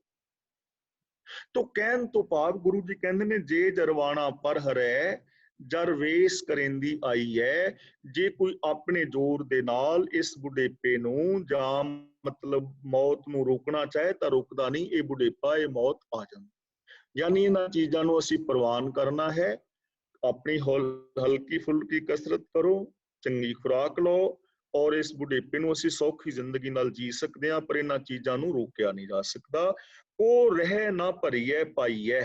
ਪਾਈ ਇੱਕ ਬਰਤਨ ਹੁੰਦਾ ਸੀ ਨਿੱਕਾ ਜਿਹਾ, ਪੁਰਾਣੇ ਸਮਿਆਂ ਦੇ ਅੰਦਰ ਟਾਈਮ ਨਾਪਣ ਵਾਸਤੇ ਘੜੀਆਂ ਨਹੀਂ ਸਨ, ਤੇ ਪਾਣੀ ਦੇ ਇੱਕ ਭਰੇ ਹੋਏ ਬਰਤਨ ਦੇ ਵਿੱਚ ਇੱਕ ਨਿੱਕੀ ਜਿਹੀ ਕੀ ਸਮਝ ਲਓ ਪਾਈ ਕਿਹਾ ਜਾਂਦਾ ਸੀ, ਉਹਨੂੰ ਬਰਤਨ ਦੇ ਵਿੱਚ ਰੱਖ ਦਿੰਦੇ ਸਨ, ਪਾਣੀ ਦੇ ਭਰੇ ਬਰਤਨ ਵਿੱਚ, ਤੇ ਥੱਲੇ ਇੱਕ ਨਿੱਕੀ ਜਿਹੀ ਮੋਰੀ ਕਰ ਦਿੰਦੇ ਸਨ, ਬਿਲਕੁਲ ਪਤਲੀ ਜੀ।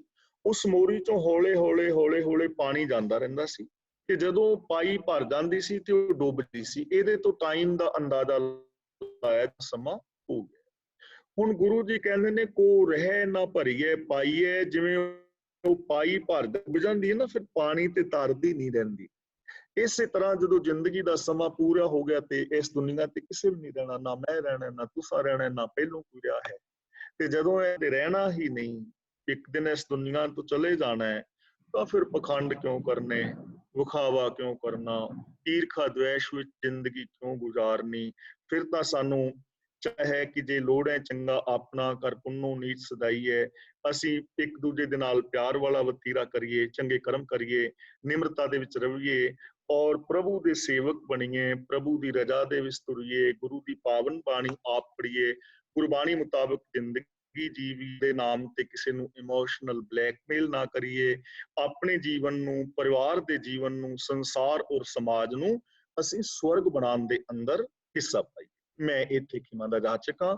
ਅੱਜ ਜੋ ਅਸਾਂ ਵਿਚਾਰ ਕੀਤੀ ਹੈ, ਇਹਦੇ ਬਾਰੇ ਜੇ ਤੁਸੀਂ ਆਪਣੇ ਵਿਊਜ਼ ਦੇਣ, ਵਿਊਜ਼ ਦੇ ਸਕਦੇ ਹੋ।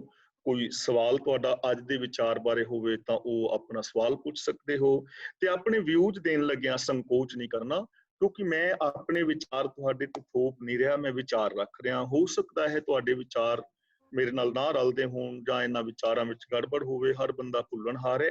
ਖੁੱਲ ਕੇ ਆਪਣੇ ਵਿਚਾਰ ਰੱਖ ਸਕਦੇ ਹੋ। ਜਿਵੇਂ ਕੱਲ ਪ੍ਰਧਾਨ ਜੀ ਨੇ ਆਪਣੇ ਵਿਚਾਰ ਖੁੱਲ ਕੇ ਰੱਖੇ ਤਾਂ ਬੜੀ ਖੁਸ਼ੀ ਹੋਈ, ਕਿਉਂਕਿ ਆਪਣੇ ਵਿਚਾਰ ਜਿਹੜੇ ਨੇ ਬੜੇ ਪਿਆਰ ਨਾਲ ਰੱਖੋ। ਸਾਡਾ ਇੱਕ ਪਰਿਵਾਰ ਹੈ, ਅਸੀਂ ਆਪਣੇ ਪਰਿਵਾਰ ਦੇ ਵਿੱਚ ਖੁੱਲ ਕੇ ਵਿਚਾਰ ਰੱਖਣੇ ਨੇ, ਤੇ ਇੱਕ ਦੂਜੇ ਦੇ ਨਾਲ ਅਸੀਂ ਵਿਚਾਰ ਸਾਂਝੇ ਕਰਨੇ ਨੇ।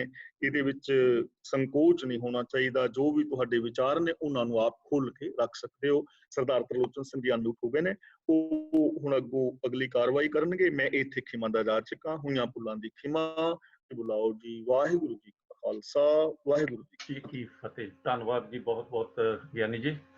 ਔਰ ਤੁਸੀਂ ਹਮੇਸ਼ਾ ਹੀ ਸਾਨੂੰ ਬਹੁਤ ਸੌਖਾ ਕਰ ਦਿੰਦੇ ਆ ਸਾਡੇ ਵਾਸਤੇ, ਇੱਕ ਤਰ੍ਹਾਂ ਨਾਲ ਕਹਿ ਕੇ ਕਿ ਤੁਸੀਂ ਆਪਣੇ ਵਿਚਾਰ ਜਿਹੜੇ ਹੈਗੇ ਆ ਉਹ ਖੁੱਲੀ ਤਰ੍ਹਾਂ ਰੱਖ ਸਕਦੇ ਹੋ। ਇਹ ਸਾਨੂੰ ਸਾਰਿਆਂ ਨੂੰ ਹੀ ਪਤਾ ਹੈ, ਤੇ ਅਸੀਂ ਆਸ ਕਰਦੇ ਹਾਂ ਕਿ ਜਿੰਨੀ ਕਲਾਸ ਵੀ ਅੱਜ ਜੁੜੀ ਹੈ ਉਹਦੇ ਵਿੱਚ ਜਿਸ ਕਿਸੇ ਨੇ ਵੀ ਕੁਛ ਵੀ ਪੁੱਛਣਾ ਹੋਵੇ ਤਾਂ ਗਿਆਨੀ ਜੀ ਹੈਗੇ ਆ ਅੱਜ ਦੀ ਕਲਾਸ ਬਾਰੇ, ਜਾਂ ਕੱਲ੍ਹ ਦੇ ਕੋਈ ਦਿਮਾਗ ਦੇ ਵਿੱਚ ਗੱਲ ਆਉਂਦੀ ਹੋਵੇ, ਉਹ ਵੀ ਤੁਸੀਂ ਪੁੱਛ ਸਕਦੇ ਆ ਜੀ।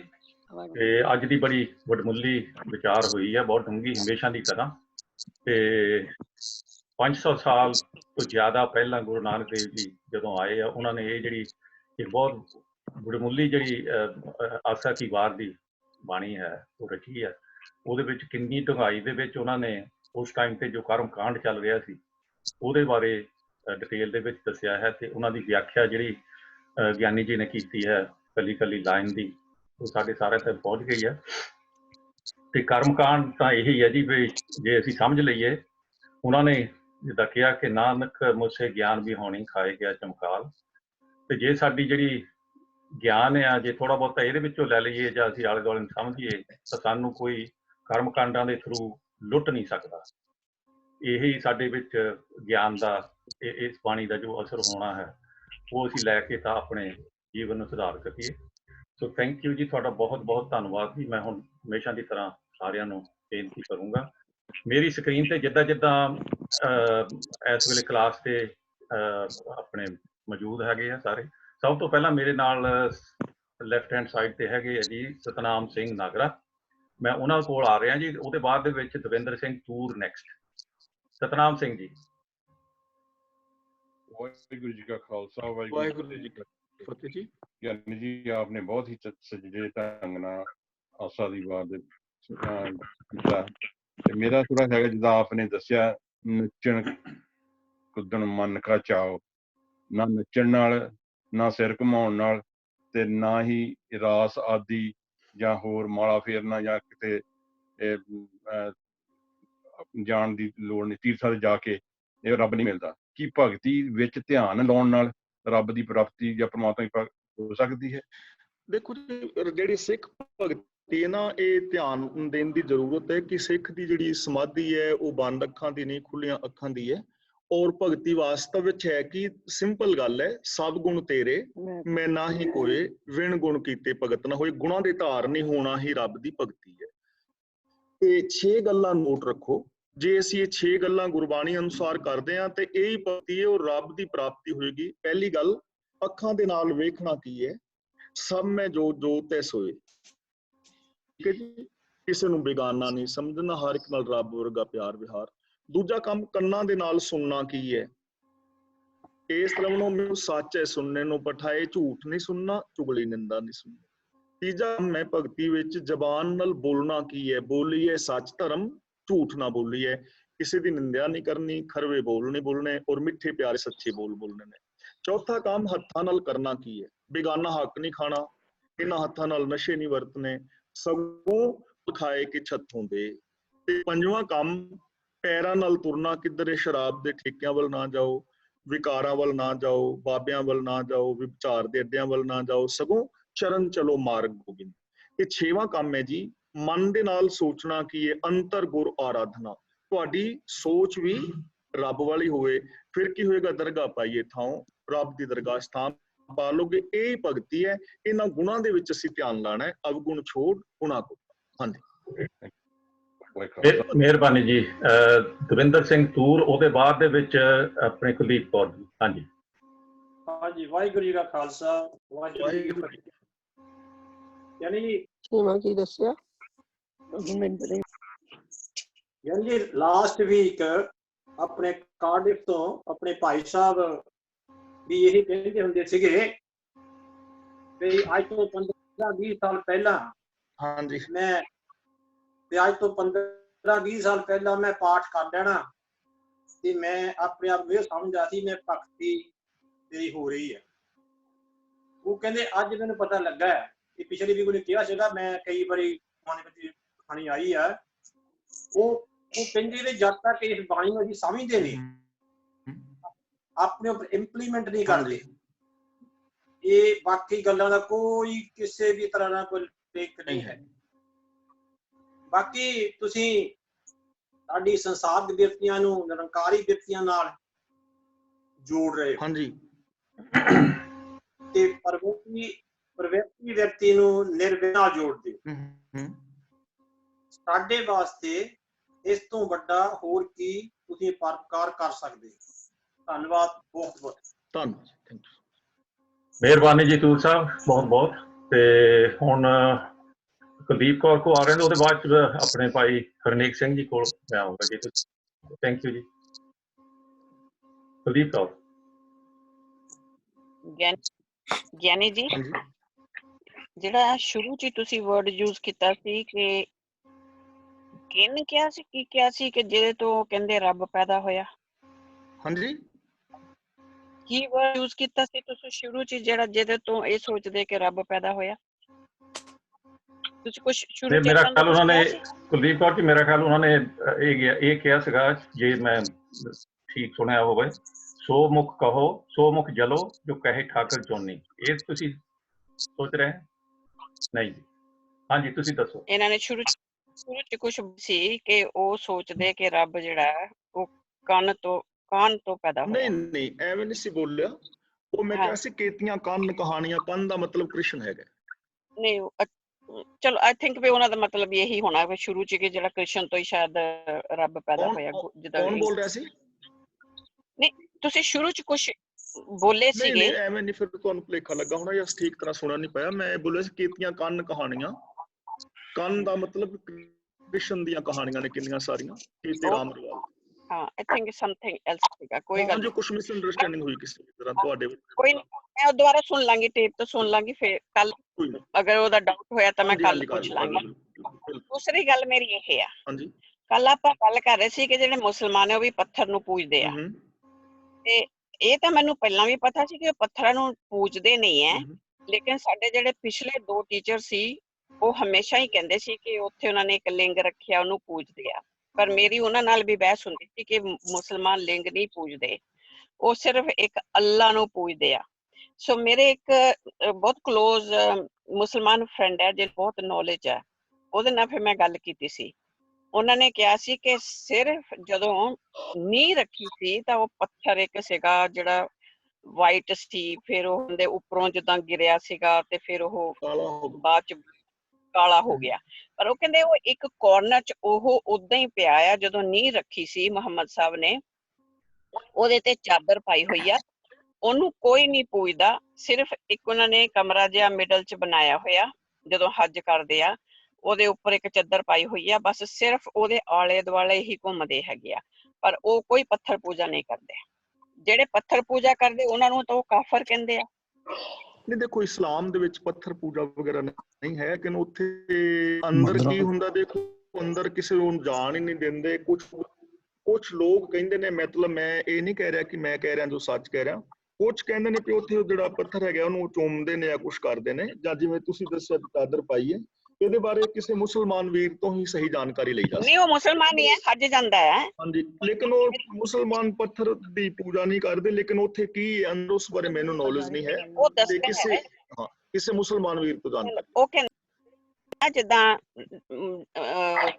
ਬਾਕੀ ਕੋਈ ਹੋਰ ਨੋਨ ਮੁਸਲਮਾਨ ਵੀ ਪਹਿਲਾਂ ਆਉਂਦੇ ਹੁੰਦੇ ਸੀਗੇ, ਜਾਂ ਜਿਹੜੇ ਕ੍ਰਿਸਚੀਅਨ ਵੀ ਚਲੇ ਜਾਂਦੇ ਸੀ, ਜਾਂ ਹੋਰ ਜਿਹੜੇ ਉਹ ਵੀ ਆ ਜਾਂਦੇ ਸੀ, ਤੇ ਫਿਰ ਕਹਿੰਦੇ ਉਹ ਜਾਣ ਕੇ ਉੱਥੇ ਗੰਦਮੰਦ ਬਹੁਤ ਪਾ ਕੇ ਜਾਂਦੇ ਹੁੰਦੇ ਸੀਗੇ। ਕਹਿੰਦੇ ਇਸ ਕਰਕੇ ਫਿਰ ਉਹਨਾਂ ਨੂੰ ਸਾਰਿਆਂ ਨੂੰ ਮਨਾ ਕਰਤਾ ਕਿ ਇੱਥੇ ਉਹੀ ਆਵੇ ਜਿਹੜਾ ਮੁਹੰਮਦ ਦੇ ਵਿੱਚ ਯਕੀਨ ਕਰਦਾ, ਮੁਹੰਮਦ ਸਾਹਿਬ ਦੇ ਵਿੱਚ, ਹੋਰ ਕੋਈ ਨਾ ਆਵੇ। ਇਸ ਕਰਕੇ ਕਿਸੇ ਹੋਰ ਨੂੰ ਕਹਿੰਦੇ ਕਿ ਉਹ ਅਲਾਉ ਨਹੀਂ ਕਰਦੇ। ਥੈਂਕ ਯੂ ਭੈਣ ਜੀ, ਤੁਹਾਡੇ ਸਵਾਲ ਦਾ ਠੀਕ ਹੈ, ਉਹਨਾਂ ਨੇ ਜਵਾਬ ਦਿੱਤਾ ਜੀ। ਮੈਂ ਬੇਨਤੀ ਕਰਦਾ ਸਾਰਿਆਂ ਨੂੰ, ਉੱਦਾਂ ਤਾਂ ਸਾਨੂੰ ਸਾਰੇ ਧਰਮਾਂ ਦੀ ਜਾਣਕਾਰੀ ਹੋਣੀ ਚਾਹੀਦੀ ਹੈ, ਪਰ ਉਹਦੇ ਨਾਲ ਨਾਲ ਜਿਹੜਾ ਅੱਜ ਦੀ ਜਿੱਦਾਂ ਕਥਾ ਚੱਲ ਰਹੀ ਹੈ, ਸਾਡੇ ਕੋਲ ਤਾਂ ਜੇ ਆਪਣੀ ਕਥਾ ਵੀ ਨਹੀਂ ਸਮਝ ਹੁੰਦੀ, ਅਸੀਂ ਦੂਜਿਆਂ ਦੇ ਧਰਮਾਂ ਨੂੰ ਕੀ ਸਮਝਣਾ ਜੀ। ਤੇ ਮੈਂ ਇੱਦਾਂ ਤੁਹਾਨੂੰ ਕੋਈ ਨਹੀਂ ਕਹਿ ਰਿਹਾ, ਜਾਣਕਾਰੀ ਜ਼ਰੂਰ ਰੱਖੋ, ਲੇਕਿਨ ਤੁਸੀਂ ਜੇ ਅੱਜ ਦੇ ਸਬਜੈਕਟ ਬਾਰੇ ਜ਼ਿਆਦਾ ਜਾਣਕਾਰੀ ਲੈਣੀ ਚਾਹੋ ਤਾਂ ਉਹ ਤੁਸੀਂ ਉਹਦੇ ਤੇ ਜ਼ਿਆਦਾ ਕਨਸੈਂਟਰੇਟ ਕਰਿਆ ਕਰੋ। ਥੈਂਕ ਯੂ ਜੀ, ਤੁਹਾਡਾ ਬਹੁਤ ਬਹੁਤ। ਤੁਹਾਨੂੰ ਜਵਾਬ ਤਾਂ ਉਹਨਾਂ ਨੇ ਗਿਆਨੀ ਜੀ ਨੇ ਦੇ ਦਿੱਤਾ। ਹੁਣ ਮੈਂ ਆਪਣੇ ਹਰਨੇਕ ਸਿੰਘ ਦੇ ਨਾਲ ਗੱਲ ਕਰਨਾ ਚਾਹੂੰਗਾ, ਤੇ ਉਹਦੇ ਬਾਅਦ ਦੇ ਵਿੱਚ ਮੈਂ ਗੁਰਚਰਨ ਸਿੰਘ ਕੋ ਆਊਂਗਾ। ਹਾਂਜੀ ਹਰਨੇਕ ਸਿੰਘ ਜੀ। ਵਾਹਿਗੁਰੂ ਜੀ ਕਾ ਖਾਲਸਾ, ਵਾਹਿਗੁਰੂ ਜੀ ਕੀ ਫਤਿਹ ਜੀ। ਗਿਆਨੀ ਜੀ, ਤੁਸੀਂ ਨਾ ਕੱਲ ਵੀ ਬਾਬਿਆਂ ਦੇ ਡੇਰਿਆਂ ਬਾਰੇ ਗੱਲ ਕੀਤੀ ਸੀ, ਤੇ ਅੱਜ ਵੀ ਤੁਸੀਂ ਉਹ ਦੁਹਰਾਈ ਹੈਗੀ ਆ। ਜਿਹੜੇ ਬਾਬਿਆਂ ਦੇ ਡੇਰੇ ਹੈਗੇ ਆ, ਜਿੱਦਾਂ ਰਾਮ ਰਹੀਮ ਸੀਗਾ, ਇਹ ਸਾਰੇ ਦੇਖਣ ਨੂੰ ਸਭ ਲਟੇਰੇ ਹੈਗੇ ਆ, ਤੇ ਫਿਰ ਵੀ ਉਹਨਾਂ ਦੇ ਜਿਹੜੇ ਫੋਲੋਅਰ ਆ, ਕਿਸੇ ਦਾ 50,000 ਆ, ਕਿਸੇ 55, ਤੇ ਔਰ ਦੂਜੀ ਮੇਨ ਗੱਲ ਆ, ਉਹ ਸਾਰੇ ਹੀ ਬਾਬਾ ਜੀ ਦੀ ਬਾਣੀ ਤੋਂ ਹੀ ਪੜ੍ਹਦੇ ਆ ਮੋਸਟਲੀ। ਤੇ ਇਹਦਾ ਮਤਲਬ ਕੀ ਕਿ ਜਿਹੜੀ ਇੰਨੀ ਦੁਨੀਆ ਉਹਨਾਂ ਨੂੰ ਫੋਲੋ ਕਰਦੀ ਆ, ਤੇ ਉਹ ਸਾਰੇ ਹੀ ਅਨਪੜ੍ਹ ਹੋਣਗੇ ਜਾਂ ਕੀ ਰੀਜ਼ਨ ਆ? ਤੇ ਇੱਕ ਤਾਂ ਇਹ ਹੋਇਆ, ਇੱਕ ਤੁਸੀਂ ਮੈਂਸ਼ਨ ਕੀਤਾ ਜੇ ਬਟਵਾਗ ਸਿੰਘ ਦੇ ਡੇਰੇ ਬਾਰੇ, ਕਿਉਂਕਿ ਉਹ ਜਿਹੜੀਆਂ ਲੇਡੀ ਜਾਂਦੀਆਂ, ਉਹ ਝੂਲਣ ਲੱਗ ਪੈਂਦੀਆਂ, ਸਿਰ ਹਿਲਾਉਂਦੀਆਂ, ਉਹ ਐਕਚੁਅਲੀ ਇੱਕ ਸਟੱਡੀ ਹੈਗੀ ਆ, ਹੈਪਨੋਟਾਈਜ਼ ਕਰਦੇ ਆ। ਉਹ ਹੈਪਨੋਟਾਈਜ਼ ਕਰਦੇ ਆ ਜਿਹੜੀ ਕਿ ਲੇਡੀ ਜਾਂ ਬੰਦਿਆਂ ਨੂੰ ਉੱਥੇ ਉਹ ਦਿਖਾਲ ਕੇ ਜਿਹੜੀ ਕਿ ਇੱਕ ਇਹ ਸਟੱਡੀ ਕਰਨੀ ਪੈਂਦੀ ਹੈ, ਇੱਥੇ ਵੀ ਉਹ ਨੌਲੇਜ ਹੋਵੇ ਕਿਸੇ ਦਾ ਵੀ, ਉਹ ਮਾਈਂਡ ਕੰਟਰੋਲ ਕਰ ਲੈਂਦੇ ਆ। ਤੇ ਉਹ ਤਾਂ ਇਸ ਹਿਸਾਬ ਨਾਲ। ਤੇ ਡੇਰਿਆਂ ਬਾਰੇ ਤਾਂ ਇਹੀ ਮੈਂ ਸੋਚਦਾ ਕਿ ਇੰਨੀ ਦੁਨੀਆ ਹੈਗੀ ਆ, ਫਿਰ ਵੀ ਕੀ ਗੱਲ 500 ਸਾਡਾ ਇਤਿਹਾਸ ਹੋ ਗਿਆ ਗੁਰੂ ਨਾਨਕ ਦੇਵ ਜੀ ਦੀ ਬਾਣੀ ਚਾਲੂ, ਕਿ ਕਿੰਨਾ ਕੁ ਚਿਰ ਦੇਖਦਿਆਂ ਨੂੰ, ਸਾਨੂੰ ਵੀ ਸਾਰੀ ਉਮਰ ਲੰਘ ਗਈ ਹੈਗੀ ਆ, ਕਿੰਨੇ ਕੁ ਚਿਰ ਆਪਣੇ ਜਿੰਨੀ ਵੀ ਪਬਲਿਕ ਹੈਗੀ ਆ ਆਪਣੇ ਆਪ ਨੂੰ ਅਣਜਾਣ ਸਮਝਣਗੇ ਕਿ ਡੇਰੇ ਵਾਲਿਆਂ ਨੂੰ ਫੋਲੋ ਕਰਨਗੇ, ਜਾਂ ਤੁਹਾਡੇ ਖਿਆਲ 'ਚ ਹੈ ਕਿ ਕੋਈ ਡੇਰੇ ਵਾਲੇ ਚੰਗੇ ਵੀ ਹੋਣਗੇ?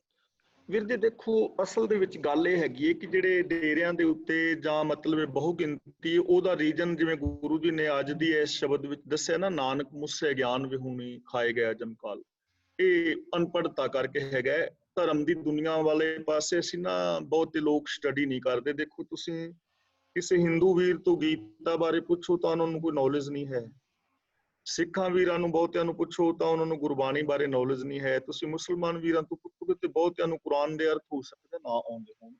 ਤਾਂ ਆ ਨਾ ਕਰਨ ਕਰਕੇ, ਕਿਉਂਕਿ ਗੁਰਬਾਣੀ ਦੀ ਅਸੀਂ ਸਟੱਡੀ ਨਹੀਂ ਕੀਤੀ, ਇਸ ਕਰਕੇ ਲੋਕ ਡੇਰਿਆਂ ਵਾਲੇ ਪਾਸੇ ਮਤਲਬ ਗਏ ਨੇ। ਔਰ ਕੁਝ ਸਾਡੀਆਂ ਕਮੀਆਂ ਰਹੀਆਂ ਜੋੜੀਆਂ ਨੇ ਨਾ, ਜਿਹੜੇ ਸਾਡੇ ਸਿੱਖ ਵੀਰ ਚਲੇ ਗਏ ਗੁਰਦੁਆਰਿਆਂ ਨੂੰ ਛੱਡ ਕੇ, ਉਹਦੇ ਵਿੱਚ ਸਾਡੇ ਪ੍ਰਚਾਰਕ ਸਿਸਟਮ ਦੇ ਵਿੱਚ ਕਮੀਆਂ ਰਹੀਆਂ। ਉਹਦਾ ਰੀਜ਼ਨ ਇਹ ਸੀ, ਇੱਕ ਥੋੜੀ ਗੱਲ ਲੰਬੀ ਹੋ ਜਾਏਗੀ, ਜਦੋਂ ਸਿੱਖ ਮਤਲਬ ਜੰਗਲਾਂ ਦੇ ਵਿੱਚ ਸੀ ਨਾ, ਉਦੋਂ ਸਾਡੇ ਗੁਰਦੁਆਰਿਆਂ ਦੇ ਵਿੱਚ ਉਦਾਸੀ ਔਰ ਮਹਾਤਮਾ ਆ ਗਏ ਨਿਰਮਲੇ। ਉਸ ਤੋਂ ਬਾਅਦ ਬਾਬਾ ਬੰਦਾ ਸਿੰਘ ਦਾ ਰਾਜ ਆਇਆ, ਫਿਰ ਮਿਸਲਾਂ ਦਾ ਟਾਈਮ ਹੈ, ਫਿਰ ਮਹਾਰਾਜਾ ਰਣਜੀਤ ਸਿੰਘ ਦਾ ਰਾਜ ਆਉਂਦਾ ਹੈ, ਤਾਂ ਉਹਨਾਂ ਨੇ ਗੁਰਦੁਆਰੇ ਨਾਮ ਬਹੁਤ ਸਾਰੀਆਂ ਵੱਡੀਆਂ ਵੱਡੀਆਂ ਜਾਇਦਾਦਾਂ ਲਵਾਈਆਂ। ਤੇ ਫਿਰ ਅੱਗੋਂ ਅੰਗਰੇਜ਼ ਆ ਗਏ, ਉਹਨਾਂ ਨੇ ਵੀ ਮਰਿਆਦਾ ਨਹੀਂ ਬਦਲੀ, ਉਹ ਗੁਰਦੁਆਰੇ ਮਹੰਤਾਂ ਕੋਲ ਹੀ ਰਹੇ। ਮੈਂ ਜ਼ਿਆਦਾ ਲੰਬਾ ਟਾਈਮ ਨਹੀਂ ਲੈਂਦਾ। ਫਿਰ ਦੇਖੋ ਨਨਕਾਣਾ ਸਾਹਿਬ ਕੀ ਹੋਇਆ ਵੀ ਔਰਤ ਦੇ ਨਾਲ ਬਲਾਤਕਾਰ, ਜਾਂ ਮਤਲਬ ਇੱਥੇ ਤਰਨ ਤਾਰਨ ਦੇ ਵਿੱਚ ਸ਼ਰਾਬ ਡੋਬ ਡੋਬ ਕੇ ਪੀਂਦੇ ਸਨ ਸਰੋਵਰ ਦੇ ਵਿੱਚ, ਤੇ ਸਿੰਘ ਸਭਾ ਲਹਿਰ ਆਈ ਤੇ ਉਹਨਾਂ ਨੇ ਗੁਰਦੁਆਰੇ ਆਜ਼ਾਦ ਕਰਾਏ। ਉਸ ਤੋਂ ਬਾਅਦ ਇੰਡੀਆ ਖਰੇ ਹੋ ਗਏ, ਤੇ ਉਹ ਜਿਹੜੇ ਲੋਕ ਸਨ ਉਹਨਾਂ ਨੂੰ ਫਿਰ ਜਿਵੇਂ ਨਿਰੰਕਾਰੀਆਂ ਨੂੰ ਇੱਥੇ ਕਲੋਨੀ ਵਗੈਰਾ ਦੇ ਦਿੱਤੀ ਇੰਡੀਆ ਦੇ ਵਿੱਚ, ਤੇ ਉਹ ਜਿਹੜੇ ਮਹੰਤ ਵਗੈਰਾ ਸਨ ਉਹਨਾਂ ਨੇ ਇੱਥੇ ਜਿਹੜੇ ਉਹਨਾਂ ਦੇ ਹੀ ਜਿਹੜੇ ਲੋਕ ਸਨ ਉਹਨਾਂ ਨੇ ਫਿਰ ਹੌਲੇ ਹੌਲੇ ਆਪਣੇ ਡੇਰੇ ਵਗੈਰਾ ਬਣਾ ਲਏ, ਤੇ ਗੁਰਦੁਆਰਿਆਂ ਚੋਂ ਤਾਂ ਉਹਨਾਂ ਨੂੰ ਕੱਢ ਲਿਆ, ਲੇਕਿਨ ਹੁਣ ਡੇਰੇ ਉਹ ਆਪਣੇ ਬਣਾ ਚੁੱਕੇ ਨੇ। ਤੋਂ ਅੰਧ ਵਿਸ਼ਵਾਸ ਉਸੇ ਤਰ੍ਹਾਂ ਫੈਲਿਆ ਹੋਇਆ, ਤੇ ਲੋਕ ਜਿਹੜੇ ਨੇ ਕਿਉਂਕਿ ਪਰੇਸ਼ਾਨੀਆਂ ਨੇ, ਤੇ ਪਰੇਸ਼ਾਨੀਆਂ ਦਾ ਸੋਲੂਸ਼ਨ ਨਾ ਕਰਦੇ ਹੋਏ ਮਨੋਵਿਗਿਆਨ ਦੀ ਨਾ ਸਮਝ ਕਰਕੇ ਤੋਂ ਡੇਰਿਆਂ ਵਾਲੇ ਪਾਸੇ ਵੱਧਦੇ ਨੇ। ਦੂਜੀ ਗੱਲ ਹੈਗੀ, ਜਿੱਥੋਂ ਤੱਕ ਸਾਰੇ ਡੇਰਿਆਂ ਦੀ ਗੱਲ ਹੈ, ਕਰੀਬ ਕਰੀਬ ਬਹੁਤੇ 99.99% ਜਿਹੜੇ ਨੇ ਉਹ ਐਸੇ ਹੀ ਨੇ। ਇਸ ਲਈ ਸਾਡੇ ਜਿਹੜੇ ਸਾਫ਼ ਸਿਧਾਂਤ ਨੇ, ਕਿਰਤ ਕਰੋ, ਨਾਮ ਜਪੋ, ਵੰਡ ਕੇ ਛਕੋ, ਇਹਨੂੰ ਸਾਨੂੰ ਪਾਲਣਾ ਕਰਨੀ ਚਾਹੀਦੀ ਹੈ। ਔਰ ਜਿਹੜੀਆਂ ਤੁਸੀਂ ਕਹਿ ਰਹੇ ਹੋ ਨਾ ਉੱਥੇ ਆਪਣਾ ਵਡਭਾਗ ਸਿੰਘ ਦੇ ਤੇ ਹਿਪਨੋਟਾਈਜ਼ ਕਰਦੇ ਨੇ, ਅਸਲ ਦੇ ਅੰਦਰ ਕਿਉਂਕਿ ਮੈਂ ਕਾਫੀ ਵਰਕ ਕੀਤਾ, ਤੇ ਹਿਪਨੋਟਾਈਜ਼ ਤੁਸੀਂ ਕਹਿ ਰਹੇ ਹੋ ਬਿਲਕੁਲ ਠੀਕ ਹੈ, ਹਿਪਨੋਟਾਈਜ਼ ਇੱਕ ਵਿਦਿਆ ਹੈ, ਪਰ ਬਹੁਤ ਰੇਅਰ ਲੋਕਾਂ ਦੇ ਕੋਲ ਹੈ। ਲੇਕਿਨ ਉੱਥੇ ਜਿਹੜੇ ਜਾਂਦੇ ਨੇ ਨਾ, ਉਹ ਸਾਰੇ ਹਿਪਨੋਟਾਈਜ਼ ਨਹੀਂ, ਉਹ ਸਾਰੇ ਕਰੀਬ ਕਰੀਬ ਨੇ ਤੇ ਹਿਸਟੀਰੀਆ ਦੇ ਮਰੀਜ਼ ਹੁੰਦੇ ਨੇ। ਧੰਨਵਾਦ। ਧੰਨਵਾਦ, ਮਿਹਰਬਾਨੀ ਜੀ, ਬਹੁਤ ਬਹੁਤ ਧੰਨਵਾਦ ਤੁਹਾਡਾ। ਤੇ ਮੈਂ ਆਪਣੇ ਗੁਰਚਰਨ ਸਿੰਘ ਦੇ ਕੋਲ ਆਉਣਾ ਨੂੰ ਜੀ, ਉਹਦੇ ਬਾਅਦ ਦੇ ਵਿੱਚ ਮੈਂ ਪ੍ਰਧਾਨ ਉਹਨਾਂ ਨੂੰ ਕਹੂੰਗਾ ਨਿਰਮਲ ਸਿੰਘ ਨੂੰ ਬਹੁਤ ਬਰੀਫਲੀ ਆਪਣਾ ਰੱਖਿਓ ਜੀ। ਮੈਂ ਤੁਹਾਡੇ ਕੋਲ ਨੈਕਸਟ ਆਉਣਾ ਗੁਰਚਰਨ ਸਿੰਘ ਜੀ ਹੁਣ। ਹਾਂਜੀ ਹਾਂਜੀ, ਮੈਂ ਹਰਨੇਕ ਸਿੰਘ ਦੀ ਗੱਲ ਤੋਂ ਹੀ ਪਿਕਅਪ ਕਰ ਲੈਣਾ ਆ। ਜ਼ਰੂਰ ਸਾਡੇ ਕੋਈ ਨਾ ਕੋਈ ਕਮੀ ਜ਼ਰੂਰ ਹੋਊਗੀ ਜਿਹੜੇ ਕਿ ਅਸੀਂ ਨਾ ਡੇਰਿਆਂ ਵੱਲ ਨੂੰ ਤੁਰ ਪਏ ਆ। ਮੈਂ ਤੁਹਾਨੂੰ ਆਪਣੀ ਸ਼ੇਅਰ ਕਰ ਲੈਣਾ ਆਪਣੇ ਪਿੰਡ ਦੀ ਗੱਲ। ਕਦੇ ਕਦੇ ਮੈਨੂੰ ਜਾਣੀ ਭਾਰਤਵਰਜੀਆਂ ਤੋਂ ਆਪਣੀ ਮਾਤਾ ਜੀ ਨੂੰ ਮੈਂ ਢੇਸੀਆਂ ਕਿ ਨਾ ਮੈਂ ਆਉਂਦਾ ਸੀ ਛੁੱਟੀਆਂ ਜਨ, ਤੇ ਸੱਜੇ ਪਾਸੇ ਕਿੱਕਰ ਹੁੰਦੀ ਸੀਗੀ, ਉੱਥੇ ਕਿ ਨਾ ਇੱਕ ਮੰਜਾ, ਇੱਕ ਉੱਥੇ ਬਜ਼ੁਰਗ ਹੁੰਦਾ ਸੀਗਾ, ਦੋਨੀਆਂ ਸੀ। ਉਹਦੀ ਵੀ ਹਿਸਟਰੀ ਵਿੱਚ ਕੀ ਹੋਇਆ ਕਿ ਉਹ ਸੀਗਾ ਕਾਰੀਗਰ, ਉਹਨੇ ਮਕਾਨ ਬਹੁਤ ਬਣਾਏ ਢੇਸੀਆਂ, ਉਹਦਾ ਨਾਂ ਪੈ ਗਿਆ ਸਤਗੁਰ।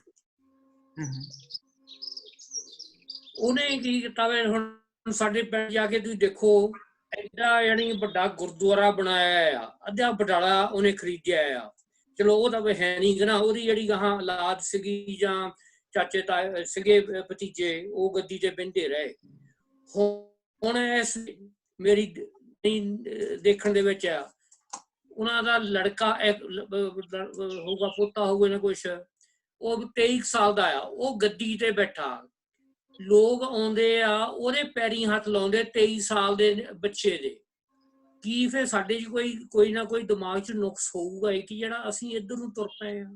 ਚਲੋ ਸਾਡੇ ਪਿੰਡ ਵਾਲਾ ਤਾਂ ਕੋਈ ਨਹੀਂ ਮੰਨਦਾ ਇਸ ਚੀਜ਼ ਨੂੰ, ਕੋਈ ਨਾ ਹੀ ਜਾਂਦਾ ਹੈ। ਅੰਮ੍ਰਿਤਸਰ ਤੋਂ ਇੱਧਰਲੇ ਇਲਾਕੇ ਦੇ ਬਹੁਤ ਲੋਕ ਆਉਂਦੇ ਆ, ਤੇ ਤਾਂ ਹੀ ਮੈਂ ਤੁਹਾਨੂੰ ਇਹੀ ਸ਼ੇਅਰ ਕਰਨਾ ਕਿ ਵੀ ਮੇਰੇ ਦੇਖਣ ਦੀ ਆ ਕਿ ਵੀ ਜਿਹੜਾ ਰਾਜਗੀਰੀ ਕਰਦਾ ਸੀ ਨਾ, ਉਹ ਇਸ ਵੇਲੇ ਯਾਨੀ ਕਿ ਨਾ ਕਰੋੜਾਂ ਦੀ ਜਾਇਦਾਦ ਉਹਦੀ ਔਲਾਦ ਨੇ ਜਾਂ ਭਤੀਜਾ ਨੇ ਬਣਾਈ। ਹੁਣ ਉੱਥੇ ਹੰਸਰਾਜ ਆਣ ਕੇ ਨੱਚਦਾ ਵੀ ਆ, ਲੋਕਾਂ ਨੂੰ ਵੀ ਨਚਾਉਂਦਾ, ਤੇ ਹੋਰ ਏਦਾਂ ਦੇ ਕੰਮ ਉੱਥੇ ਬਥੇਰੇ ਆ। ਬਾਦਲ ਹੁਣੇ ਵੀ ਆਉਂਦੇ, ਕੀ ਉਹ ਉੱਥੇ ਮੱਥਾ ਟੇਕਣ ਆਉਂਦੇ ਜਾਂ ਉੱਥੇ ਥੈਲੀ ਲੈਣ ਆਉਂਦੇ ਆ। ਇਹ ਪੋਲੀਟੀਸ਼ੀਅਨਾਂ ਨੇ ਵੀ ਡੇਰੇ ਜਿਹੜੇ ਆ ਨਾ ਇੱਕ ਕਿਸਮ ਦੇ ਆਪਣੇ ਪੋਲੀਟੀਕਲ ਯੂਜ਼ ਲਈ ਯਾਨੀ ਕਿ ਨਾ ਵਰਤ ਰਹੇ ਆ। ਜਦੋਂ ਤੁਸੀਂ ਨਾ ਬਿਲਕੁਲ ਸਹੀ, ਜਦੋਂ ਨੇੜੇ ਹੋ ਕੇ ਦੇਖਦੇ ਹੋ, ਕਿਉਂਕਿ ਮੈਂ ਸ਼ੁਰੂ ਦੇ ਵਿੱਚ ਨਾ ਜਦੋਂ ਪਾਠ ਸਿੱਖਿਆ ਵਾ ਤੇ ਮੈਂ ਇਹਨਾਂ ਬਾਬਿਆਂ ਦੇ ਵਿੱਚ ਬਹੁਤ ਨੇੜੇ ਤੋਂ ਵਿਚਰਿਆ। ਮੈਂ ਬੜੇ ਸਾਰੇ ਡੇਰਿਆਂ ਦੇ ਉੱਤੇ, ਇੱਕ ਸਿੰਘੜੇ ਕੋਲ ਨਾਨਕਸਰ ਗੁਰਦੁਆਰਾ ਹੈਗਾ, ਉੱਥੇ ਮੈਂ ਕੋਤਰ ਸੋ ਦੀਆਂ ਲੜੀਆਂ ਵਿੱਚ ਸ਼ਾਮਲ ਰਿਹਾ ਵਾਂ। ਫਿਰ ਉੱਥੇ ਕਰਨਾਲ ਮੈਂ ਪਾਠ ਕਰਦਾ ਰਿਹਾ। ਮੈਂ ਇੱਥੇ ਆਪਣੇ ਨਿਰਮਲ ਕੁਟੀਆ ਹੈਗੀ ਏ ਨਿਰਮਲਿਆਂ ਦੀ, ਉਸ ਤੋਂ ਬਾਅਦ ਇੱਕ ਨਬੀਆਬਾਦ ਬਾਬਾ ਹੁੰਦਾ ਸੀ। ਯਾਨੀ ਕਹਿਣ ਤੋਂ ਭਾਵ ਕਿ ਬਿਲਕੁਲ ਨਜ਼ਦੀਕ ਤੋਂ ਦੇਖਿਆ, ਪਰ ਜਦੋਂ ਅਸੀਂ ਅੰਦਰ ਜਾ ਕੇ ਦੇਖਦੇ ਹਾਂ ਉੱਥੇ ਉਹ ਚੀਜ਼ ਨਹੀਂ ਹੁੰਦੀ ਹੈ। ਤੁਸੀਂ ਬਿਲਕੁਲ ਠੀਕ ਕਹਿ ਰਹੇ ਹੋ। ਫਿਰ ਇਹ ਚੀਜ਼ਾਂ ਫੈਲ ਤਾਂ ਗਈਆਂ। ਅੰਧ ਵਿਸ਼ਵਾਸ ਜਿਹੜੇ ਨੇ, ਸਾਡੇ ਮਾਂ ਪਿਓ, ਸਾਡੇ ਭੈਣ ਭਰਾ, ਸਾਡਾ ਸਮਾਜ, ਫਿਰ ਸਾਡੇ ਸੀਰੀਅਲ ਟੀਵੀ ਤੇ ਜਾਂ ਰੇਡੀਓ ਤੇ ਜਾਂ ਅਖਬਾਰਾਂ ਵਿੱਚ ਇਹਨਾਂ ਦੀ ਪੂਰੀ ਐਡਵਰਟਾਈਜ਼ਮੈਂਟ ਇੰਨੀ ਹੋ ਗਈ ਕਿ ਬੰਦਾ ਇਹਦੇ ਖਿਲਾਫ ਸੋਚ ਹੀ ਨਹੀਂ ਪਾਇਆ।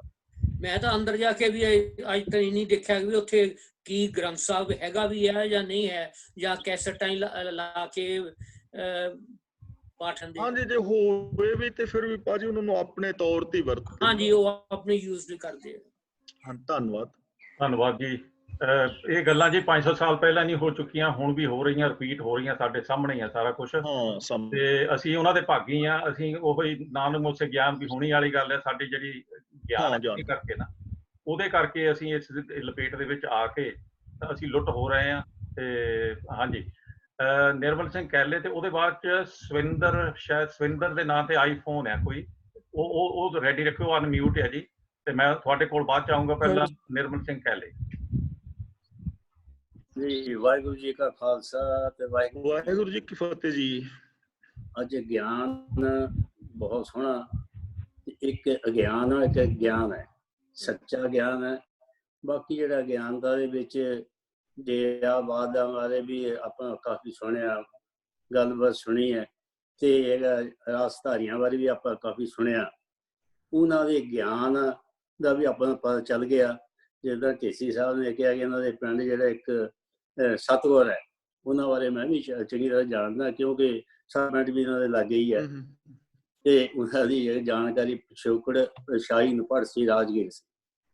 ਤੇ ਇਹ ਆ ਵੀ ਆਹ ਜਿਹੜੀ ਨਪੜਤਾ ਆ, ਜਿਹੜਾ ਸਿਰ ਹਿਲਾਉਣ ਦੀ ਆਪਾਂ ਕਈ ਵਾਰ ਗੱਲਾਂ ਕੀਤੀਆਂ, ਤੇ ਡੇਰਿਆਂ ਦੇ ਉੱਤੇ ਕਿਵੇਂ ਸਿਰ ਹਿਲਾਉਂਦੇ ਆ, ਇਹ ਨਪੜਤਾ ਦਾ ਰਿਜ਼ਲਟ ਹੈ। ਇਹ ਨਾ ਜਿਹੜਾ ਦੱਸਣ ਵਾਲਾ, ਜਿਹੜਾ ਡੇਰੇ ਵਾਲਾ ਬੰਦਾ, ਨਾ ਉਹਨੂੰ ਪਤਾ, ਤੇ ਜਿਹੜੇ ਫੋਲੋਅਰਸ ਉਹਨਾਂ ਨੂੰ ਵੀ ਨਹੀਂ ਪਤਾ। ਇੱਕ ਵਾਰ ਸ਼ਾਇਦ ਤੁਸੀਂ ਦਿੱਲੀ ਦੀ ਵੀ ਗੱਲ, ਉੱਥੇ ਕੋਈ ਆਪਣੇ ਉਹਦੇ ਵਿੱਚ ਕਿਸੇ ਗੁਰੂ ਸਾਹਿਬ ਦਾ ਹੈਗਾ ਆਪਣਾ ਅਵਤਾਰ ਪੁਰਬ ਮਨਾ ਰਿਹਾ ਸੀ, ਤੇ ਲੋਕੀ ਬੜੇ ਉੱਥੇ ਇਕੱਠੇ ਹੋਏ ਸੀਗੇ। ਤੇ ਜਿਨ੍ਹਾਂ ਨੂੰ ਕਿਸੇ ਨੇ ਰਿਪੋਰਟਰ ਨੇ ਪੁੱਛਿਆ ਕਿ ਇਹ ਅੱਜ ਕੀ ਹੈਗਾ, ਕਿਹੜਾ ਦਿਨ ਮਨਾ ਰਹੇ ਆ, ਕਿਸੇ ਨੂੰ ਕੋਈ ਜਵਾਬ ਨਹੀਂ ਆ ਰਿਹਾ ਸੀਗਾ। ਤੇ ਉਹਦਾ ਬਾਹਰੋਂ ਇੱਦਾਂ ਲੱਗਦੇ ਸੀ ਤਾਂ ਪੜ੍ਹੇ ਲਿਖੇ ਆ, ਕਿਉਂਕਿ ਉਹਨਾਂ ਨੇ ਇਹ ਗੁਰਬਾਣੀ ਬਾਰੇ ਪਤਾ ਹੀ ਕੁਛ ਨਹੀਂ, ਤੇ ਨਾ ਕੋਈ ਪ੍ਰਚਾਰਕ। ਹੁਣ ਜਦ ਮੇਰੀ ਸੁਰਤ ਵੀ ਹੈਗਾ, ਵੀ ਮੇਰੀ ਉਮਰ ਵੀ ਹੁਣ ਕਾਫੀ ਹੋ ਗਈ ਹੈ, ਤੇ ਮੈਂ ਕੋਈ ਪ੍ਰਚਾਰਕ ਦੇਖਿਆ ਨਹੀਂ ਪਿੰਡਾਂ ਵਿੱਚ, ਤਾਂ ਕੋਈ ਪ੍ਰਚਾਰਕ ਆਇਆ ਹੀ ਨਹੀਂ, ਹੈ ਹੀ ਨਾ ਸਿਰ। ਤੇ ਸਿਰਫ ਸਗਰਾਂ ਦਾ ਹੈਗਾ ਦਿਨ, ਤੇ ਅਗਰ ਪਾਠੀ ਆਉਂਦਾ ਹੁੰਦਾ ਪਾਠੀ, ਉਹਨੇ ਅਗਰ ਪਾਠ ਕਰ ਜਾਣਾ, ਤੇ ਅਗਰ ਦੋ ਚਾਰ ਇੱਕ ਦੋ ਸ਼ਬਦ ਪੜ੍ਹ ਜਾਣੇ, ਤੇ ਲੋਕੀ ਇਕੱਠੇ ਹੋਣੇ ਤੇ ਪ੍ਰਸ਼ਾਦ ਲੈਣ ਲਈ ਆਉਂਦੇ ਸੀ। ਅਸੀਂ ਵੀ ਪ੍ਰਸ਼ਾਦ ਲੈਣ ਲਈ ਜਾਂਦੇ ਸੀ, ਸਾਨੂੰ ਵੀ ਪਤਾ ਸੀਗਾ। ਇੱਥੇ ਆਣ ਕੇ ਵੀ ਮੈਨੂੰ ਕੁਛ ਨਹੀਂ ਪਤਾ ਉਹਦਾ ਗੁਰਬਾਣੀ ਬਾਰੇ। ਇੰਨਾ ਜ਼ਰੂਰ ਸੀ ਕਿ ਸਾਡੀ ਫੈਮਿਲੀ ਜਿਹੜੀ ਹੈ, ਉਹ ਸਾਡੀ ਮਦਰ ਜੀ ਸੀ, ਉਸ ਸਮੇਂ ਦੀ 5 ਪੜ੍ਹੀ ਸੀਗੀ, ਮੋਰਾਲੀ ਤੋਂ ਸੀ।